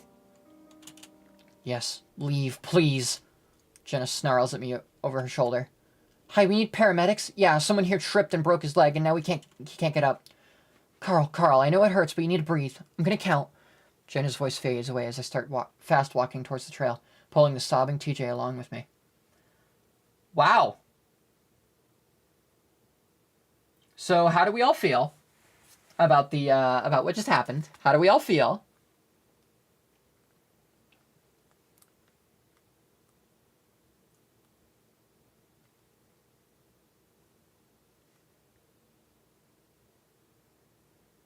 We feeling good? We feeling okay about this? Because I think that this was fucked.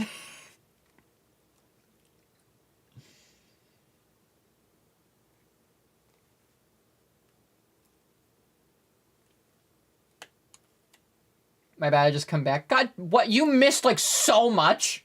Still waiting for someone to die? I mean, I don't know. He broke his ankle, you know? I don't really know how to feel about this either. Obviously, we all hate the main character. Chase is a fucking asshole, right? But, like, God, TJ is so fucked. It really does feel like we're paralleling again to when they were kids, and Chase would take advantage of TJ and his naivety, and would, you know, do stuff like leave him at the trash heap, and get yelled at while Carl and him would go make a tree house and wouldn't let TJ into the tree house at all. Kind of parallels that, where it's like no one's telling TJ or he's not telling TJ the truth, and he's using TJ as a way to make this all end because he feels like he's being threatened. I feel really bad for TJ. TJ finally pulls away from me when we reach the parking lot and starts walking ahead, hugging himself. I follow behind him at a close distance, listening to him sob for a while. It isn't until we reach the road that he's finally calmed down enough to stop sobbing. I walk quietly behind him for a little bit longer before finally catching up, walking next to him. He doesn't say anything and goes on hugging himself, hiccuping him softly every once in a while. I wonder if I should say anything, ask him about what happened, or even change the subject completely. Eventually, though, he's the one to speak first. I didn't mean to... He cuts off as he goes into a coughing fit. I rub him on the back gently. It's okay. You don't have to explain yourself after what he did. Do you think... TJ takes a deep breath, finally steadying his words. Do you think he really did that? I let the silence drag out a moment before finally replying. Who else could it have been? I completely understand why you went along with all of those notes, but in the end, this was the only realistic conclusion we were going to get to. Yeah, I just didn't think they'd do something like this. Especially Carl. TJ says Carl's name softly. I still don't know if he did it. But then I remembered what he said when we played Spin the Bottle. Felt like it had to be him. I was just so angry. I've never been so angry in my life. It was scary. I mean, maybe Flynn didn't tell him everything about what was going on. I guess he could have been tricked into thinking Flynn somehow had good intentions in all of this. I don't know. His leg. TJ covers his face like he's about to cry again. I quickly put my arm around him and hold him close. Hey, this isn't your fault. Honestly, he deserved that scratch you gave him. He fell on his own. TJ shakes his head. It is like the devil is making someone feel better after committing a sin. That's what this feels like.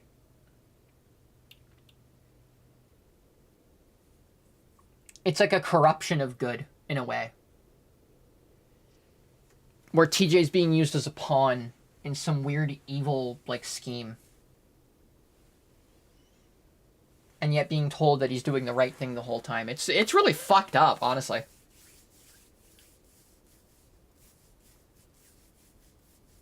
I don't know if I don't think it's all a big religious metaphor, but it's that archetype of like someone you think you can trust is leading you down a dark road and making someone else out to be the evil one. I don't know, that's what it feels like to me anyway. I can't even remember what happened. I just started running at him like I wasn't in control. It was like it was all automatic or something. Him too. TJ. I stop the links and turn him towards me, even though he keeps covering up his face. This is not your fault. Oh, you know what? I don't think TJ is haunted. Maybe Chase is haunted. I mean, considering all, like, the really fucked up things that keep happening, like, what's going on in his subconscious, and then, like, what's, like, when he keeps saying... Like, there keeps being these moments where it looks like someone, like, writing in, like, black Sharpie. And, you know, what just happened there where it said him too.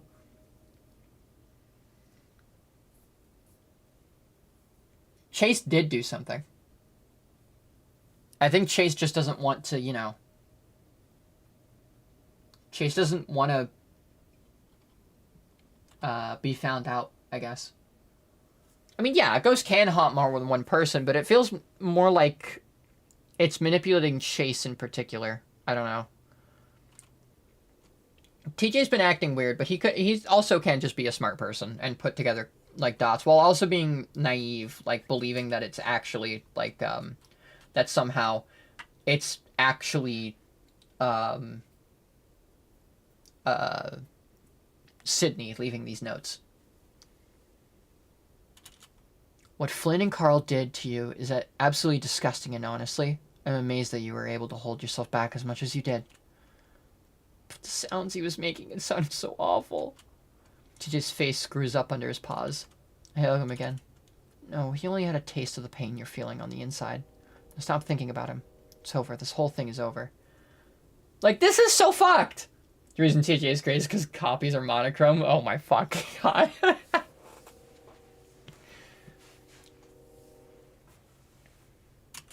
TJ starts crying crying softly again, and I hold him closer, letting him get it out of his system. Over his shoulder, I can see the ambulance lights flashing, but they don't have the siren on. I'm thankful for that, at least. My phone buzzes in my pocket a few times, but I ignore it. waiting until the lynx's soft sobs taper out. I turn him away from the lake so he doesn't see the lakes. And we keep walking slowly up the road.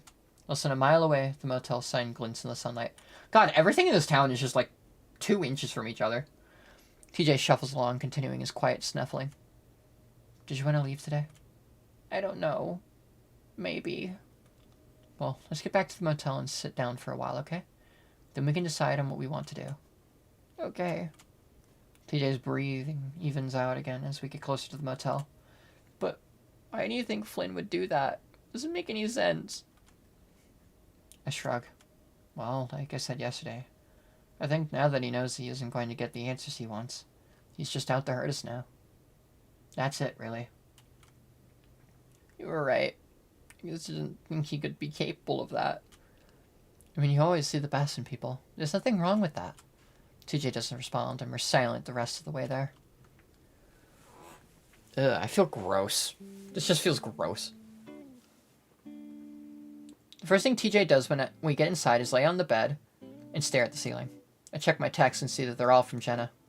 They say Carl just broke his ankle and that he's going to be fine.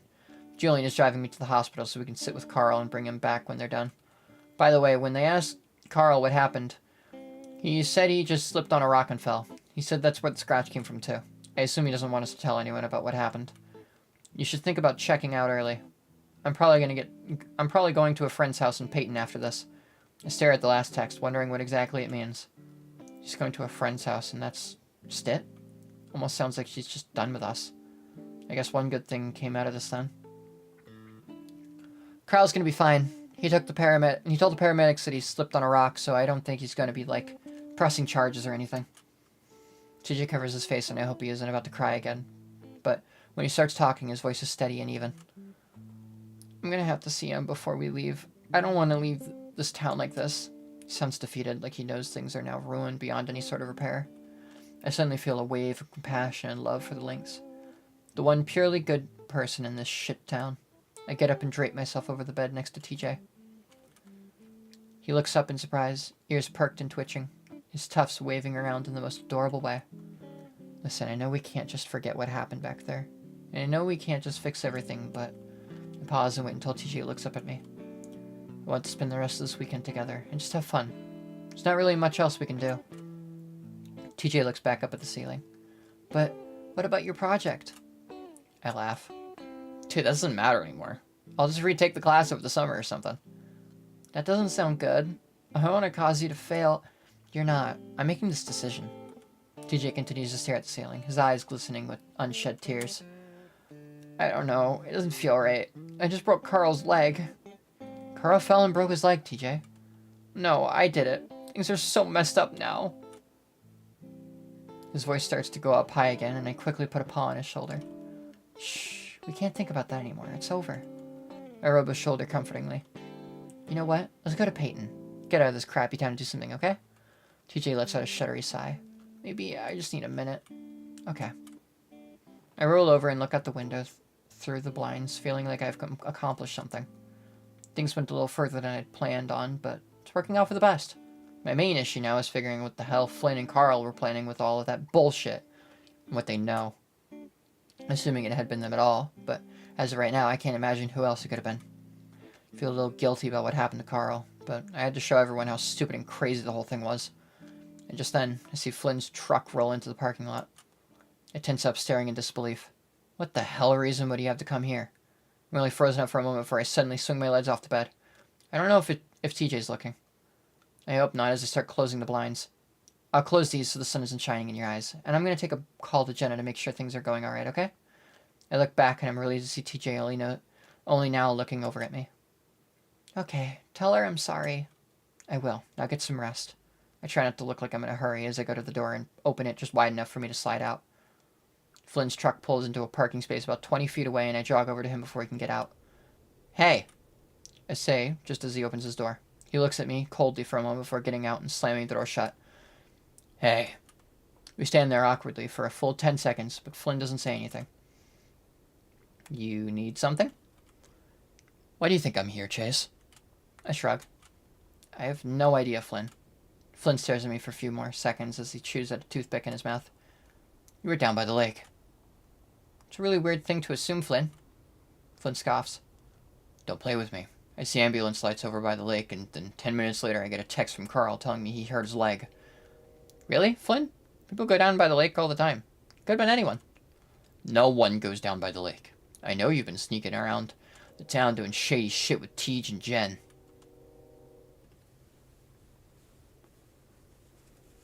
I keep on a straight face, refusing to crack under Flynn's pressure. The only reason I didn't ask you what the fuck you were doing is because I knew you all hate me right now. But if you really went down there together, that's fucked. Why is that fucked, Flynn? Because you decided it's off limits for everyone else because it makes you feel bad? Fuck off. Flynn's eyes widen for a moment. Do not fuck with me on this, Chase. You know that's the last thing I ever want to hear from you. Strange how I feel right now. Normally I'd be trying to calm the lizard, try to talk to him through his temper and past trauma, but now I don't care. Just like with Carl, I don't care how far this goes. This is his fault in the end. Can't believe you, Flynn. You start this whole thing and now you try to act like the victim. It's fucking disgusting. Flynn gives me a baffled look. What are you talking about? You mean what I said about the river? Actually, yeah. That was probably the start of it. How does that lead to you assholes fucking around by the lake? You know exactly how. I watch Flynn carefully, trying to see if I can sense anything in his demeanor and his expressions. I've never really known him to lie. I've never really known him to lie, but if he's lying right now, he's fucking amazing at it because I can sense it. All I can sense is bewilderment. He must have a lot of experience with lying. Chase, what the fuck is up with you right now? What do you mean? You're acting like an ass. Oh, so now you know how we all feel when you talk to us. Flynn stares at me, studying me, then he looks up. Who's here? No one. The fuck? Where's TJ and Jenna? Not here. Flynn glances down at me. Well, I gotta take a piss, so can I come in? No. We stare at each other down for a long time. Finally, Flynn pushes past me. Well, I'm gonna give the door a knock to see if anyone's there. Maybe you missed him. I whirl around and follow him angrily. He doesn't want to talk to you. Flynn turns on me. Oh, so TJ's here then? Why didn't you tell me that? Why do you think? Flynn, you need to leave right now. Flynn glares down at me. I know you guys are up to something having to do with Sydney. If that's the case, then I have every right to know. Flynn starts walking again, and he has every right to talk to me himself. I dart around Flynn and stand in front of the lizard, glaring up at him, bracing myself once again. Get out of my way, Chase. Leave him alone. Flynn pauses. All I want to do is talk, that's it. I let out a mirthless laugh. After what you did at the river? Hell no. Flynn tries to push around me again. I grab his arm. He swings, tries to yank it back, and I shove him back towards the truck. Leave. I'd be yelling right now, but I don't want TJ to hear us through the thin motel walls. Don't fucking touch me. Get out of my fucking way. He tries again, and this time I grab his arm and yank him away, swinging him like Leo did at the river. He might not be tall, but I'm kind of amazed at how easily I can manipulate Flynn's body like a mannequin. Either that, or I just don't know my own strength. Flynn rolls with a curse and immediately pops back up, taking an awkward swing at my head. Fucking little prick! I duck his punch and tackle him around the waist, knocking us both to the asphalt as Flynn grunts loudly. Ugh! I scramble on top of the lizard and sit on his chest, pinning his arms under my knees. Again, he can barely move under me. Weak. Weak. I snarl down at him, raising a fist. Flynn flinches, closing his eyes and turning his head away. I pause, letting the tension build. Finally, I slowly lower it. Leave, Flynn. Otherwise, I'm gonna cave your fucking face in. I'm tired of you bullying TJ and taking out all your problems on the rest of us and just being a miserable piece of shit all your life. Keep my voice low, almost growling like a canine. Flynn cracks open an eye, looking up at me in fear. I fucking hate you. I always have, and you deserve to have every single one of your fucking teeth knocked out for the way you've treated us. I look back towards the door, but it's closed, quiet. I look back down at Flynn. Leave and I never want to see your ugly fucking face ever again. Understand? Flynn just stares up at me. Turns Australian temporarily. Did I? Did I accidentally do Australian? I don't know. I can see the fear still, and maybe even a little hurt. What happened, Chase? I don't say anything. I know he isn't going to fight anymore. I get up and Flynn lays there for a moment, staring at me. Finally, he rolls over and gets to his feet unsteadily. Then, without a word, gets back into his truck and starts it up. I turn away, finally, hearing the lizard pull out of the parking lot as I open the door to the motel. I'm relieved to see TJ sitting on the bed, looking down at his phone. I was positive that he'd heard something. He looks up when he hears the door open again. Hey. Hey, Tej. What did she say? Carl's good. The doctors are checking him out. She said you're fine and that she understands why you did it. But I guess she's a little stressed out too because she's going to a friend's house in Peyton. Oh. TJ's ears lower. I think she just wants to give you space. Maybe. I did get a text from Julian. Oh, really? There's a twinge of irritation. Yeah, said he was going to stop by after he drops off Carl. I was thinking we could wait until then before we leave. To talk to Julian, at least. I don't think Carl wants to see me. Okay. I try not to let the anger creep into my voice as I sit down on the bed next to the Lynx. And Chase? Yeah? TJ smiles at me through his puffy eyes and matted cheek fur. Thank you for being there for me. It means a lot. It's late afternoon by the time Julian arrives to pick us up from the motel. Things are predictably awkward at first as the stag drives us out of the town in silence. Just happy that I've managed to sit between him and TJ again, leaving the Lynx to stare out his window as the desert landscape passes by. What happened to our car? I watch Julian as his thumbs tap idly at the steering wheel before he suddenly steps upright. Oh! Chase, you left your camera in the truck bed yesterday. I forgot to tell you. He glances over at me and I nod. Yeah, probably should have remembered that. Do you want me to pull over so you can grab it out? I don't know how you feel about it sliding around back there while we're on the highway. I shrug. Should be fine. It's probably been through worse, considering it's a crap rental from the university. Ah. Julian starts tapping away at the steering wheel again. So, your friend seems okay. He'll need to rest for a few months to recover, but he didn't seem too worried about that. I snort. Of course not. Yeah, anyway, what was it you guys wanted to do? I don't know if it's horror either. Julian leans forward a bit to glance at TJ. I just wish he'd keep his fucking eyes on the road. I nudge the Lynx and he snaps his eyes from the window to look at us. Huh? I was asking what you wanted to do tonight, TJ. Oh, I'm not really sure. We could go see a movie, maybe. Anything out there you wanted to see? Yeah, not really. You know, I used to do this thing where I'd get a random ticket to a movie I'd never heard of before. Of course you do, Julian. Fuck, I hate you, Julian. It is just drama. Less horror and more just kind of sad. Yeah, it is. It is, really. I have no expectations, so usually I'd be pleasantly surprised. Oh, that sounds kind of fun. As long as it's not R-rated. Yeah, so the way I do... Why don't we go to the Family Plex? I cut Julian off, looking over at TJ. The Family Plex? Yeah, you remember that place, right? We'd go there as kids for birthdays and stuff. The old run-down arcade thing at the mall? Yeah. TJ seems to perk up a bit. I haven't been there for like 10 years. That could be a lot of fun. If it's still open. I haven't been to that corner of the mall in a long time. It is. Well, alright then. So, should we go there? There's a moment of silence before TJ shifts next to me. How does he know that it's still there? Yeah, let's do that. Oh, wow, this is not a musty-looking place. Okay, the game's not ending anytime soon. I'm realizing that the horror is, well, the word slow burn doesn't fucking put it to justice, because it is... This is long.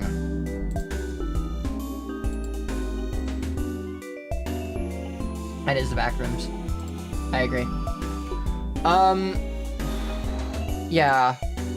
I'll play more of it tomorrow or something. Probably tomorrow after work. But yeah, I'm tired, because it is almost 1 a.m., and I have to be up at, like 8 a.m., so... Yeah, I'm not getting much sleep tonight.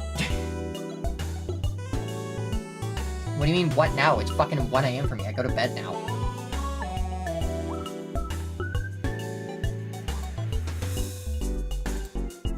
I go to bed and I sleep, because I'm tired.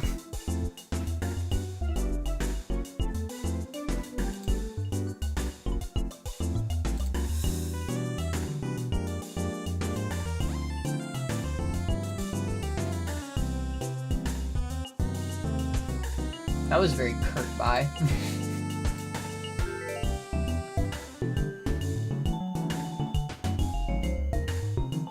Yeah. Sorry, I'm just looking at my Steam right now, updating games. I don't even know why I'm updating games right now. Deltron got an update. That was cool. It's just some, like, normal stuff. Don't call me bro, but yeah. See you too. I'm so fucking tired. I'm waiting? Okay, that's creepy as fuck. Alright, I'm turning off the stream. My bad, fella. That's worse.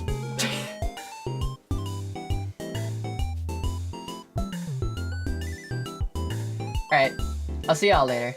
Have a great night. I'm so tired. Good night!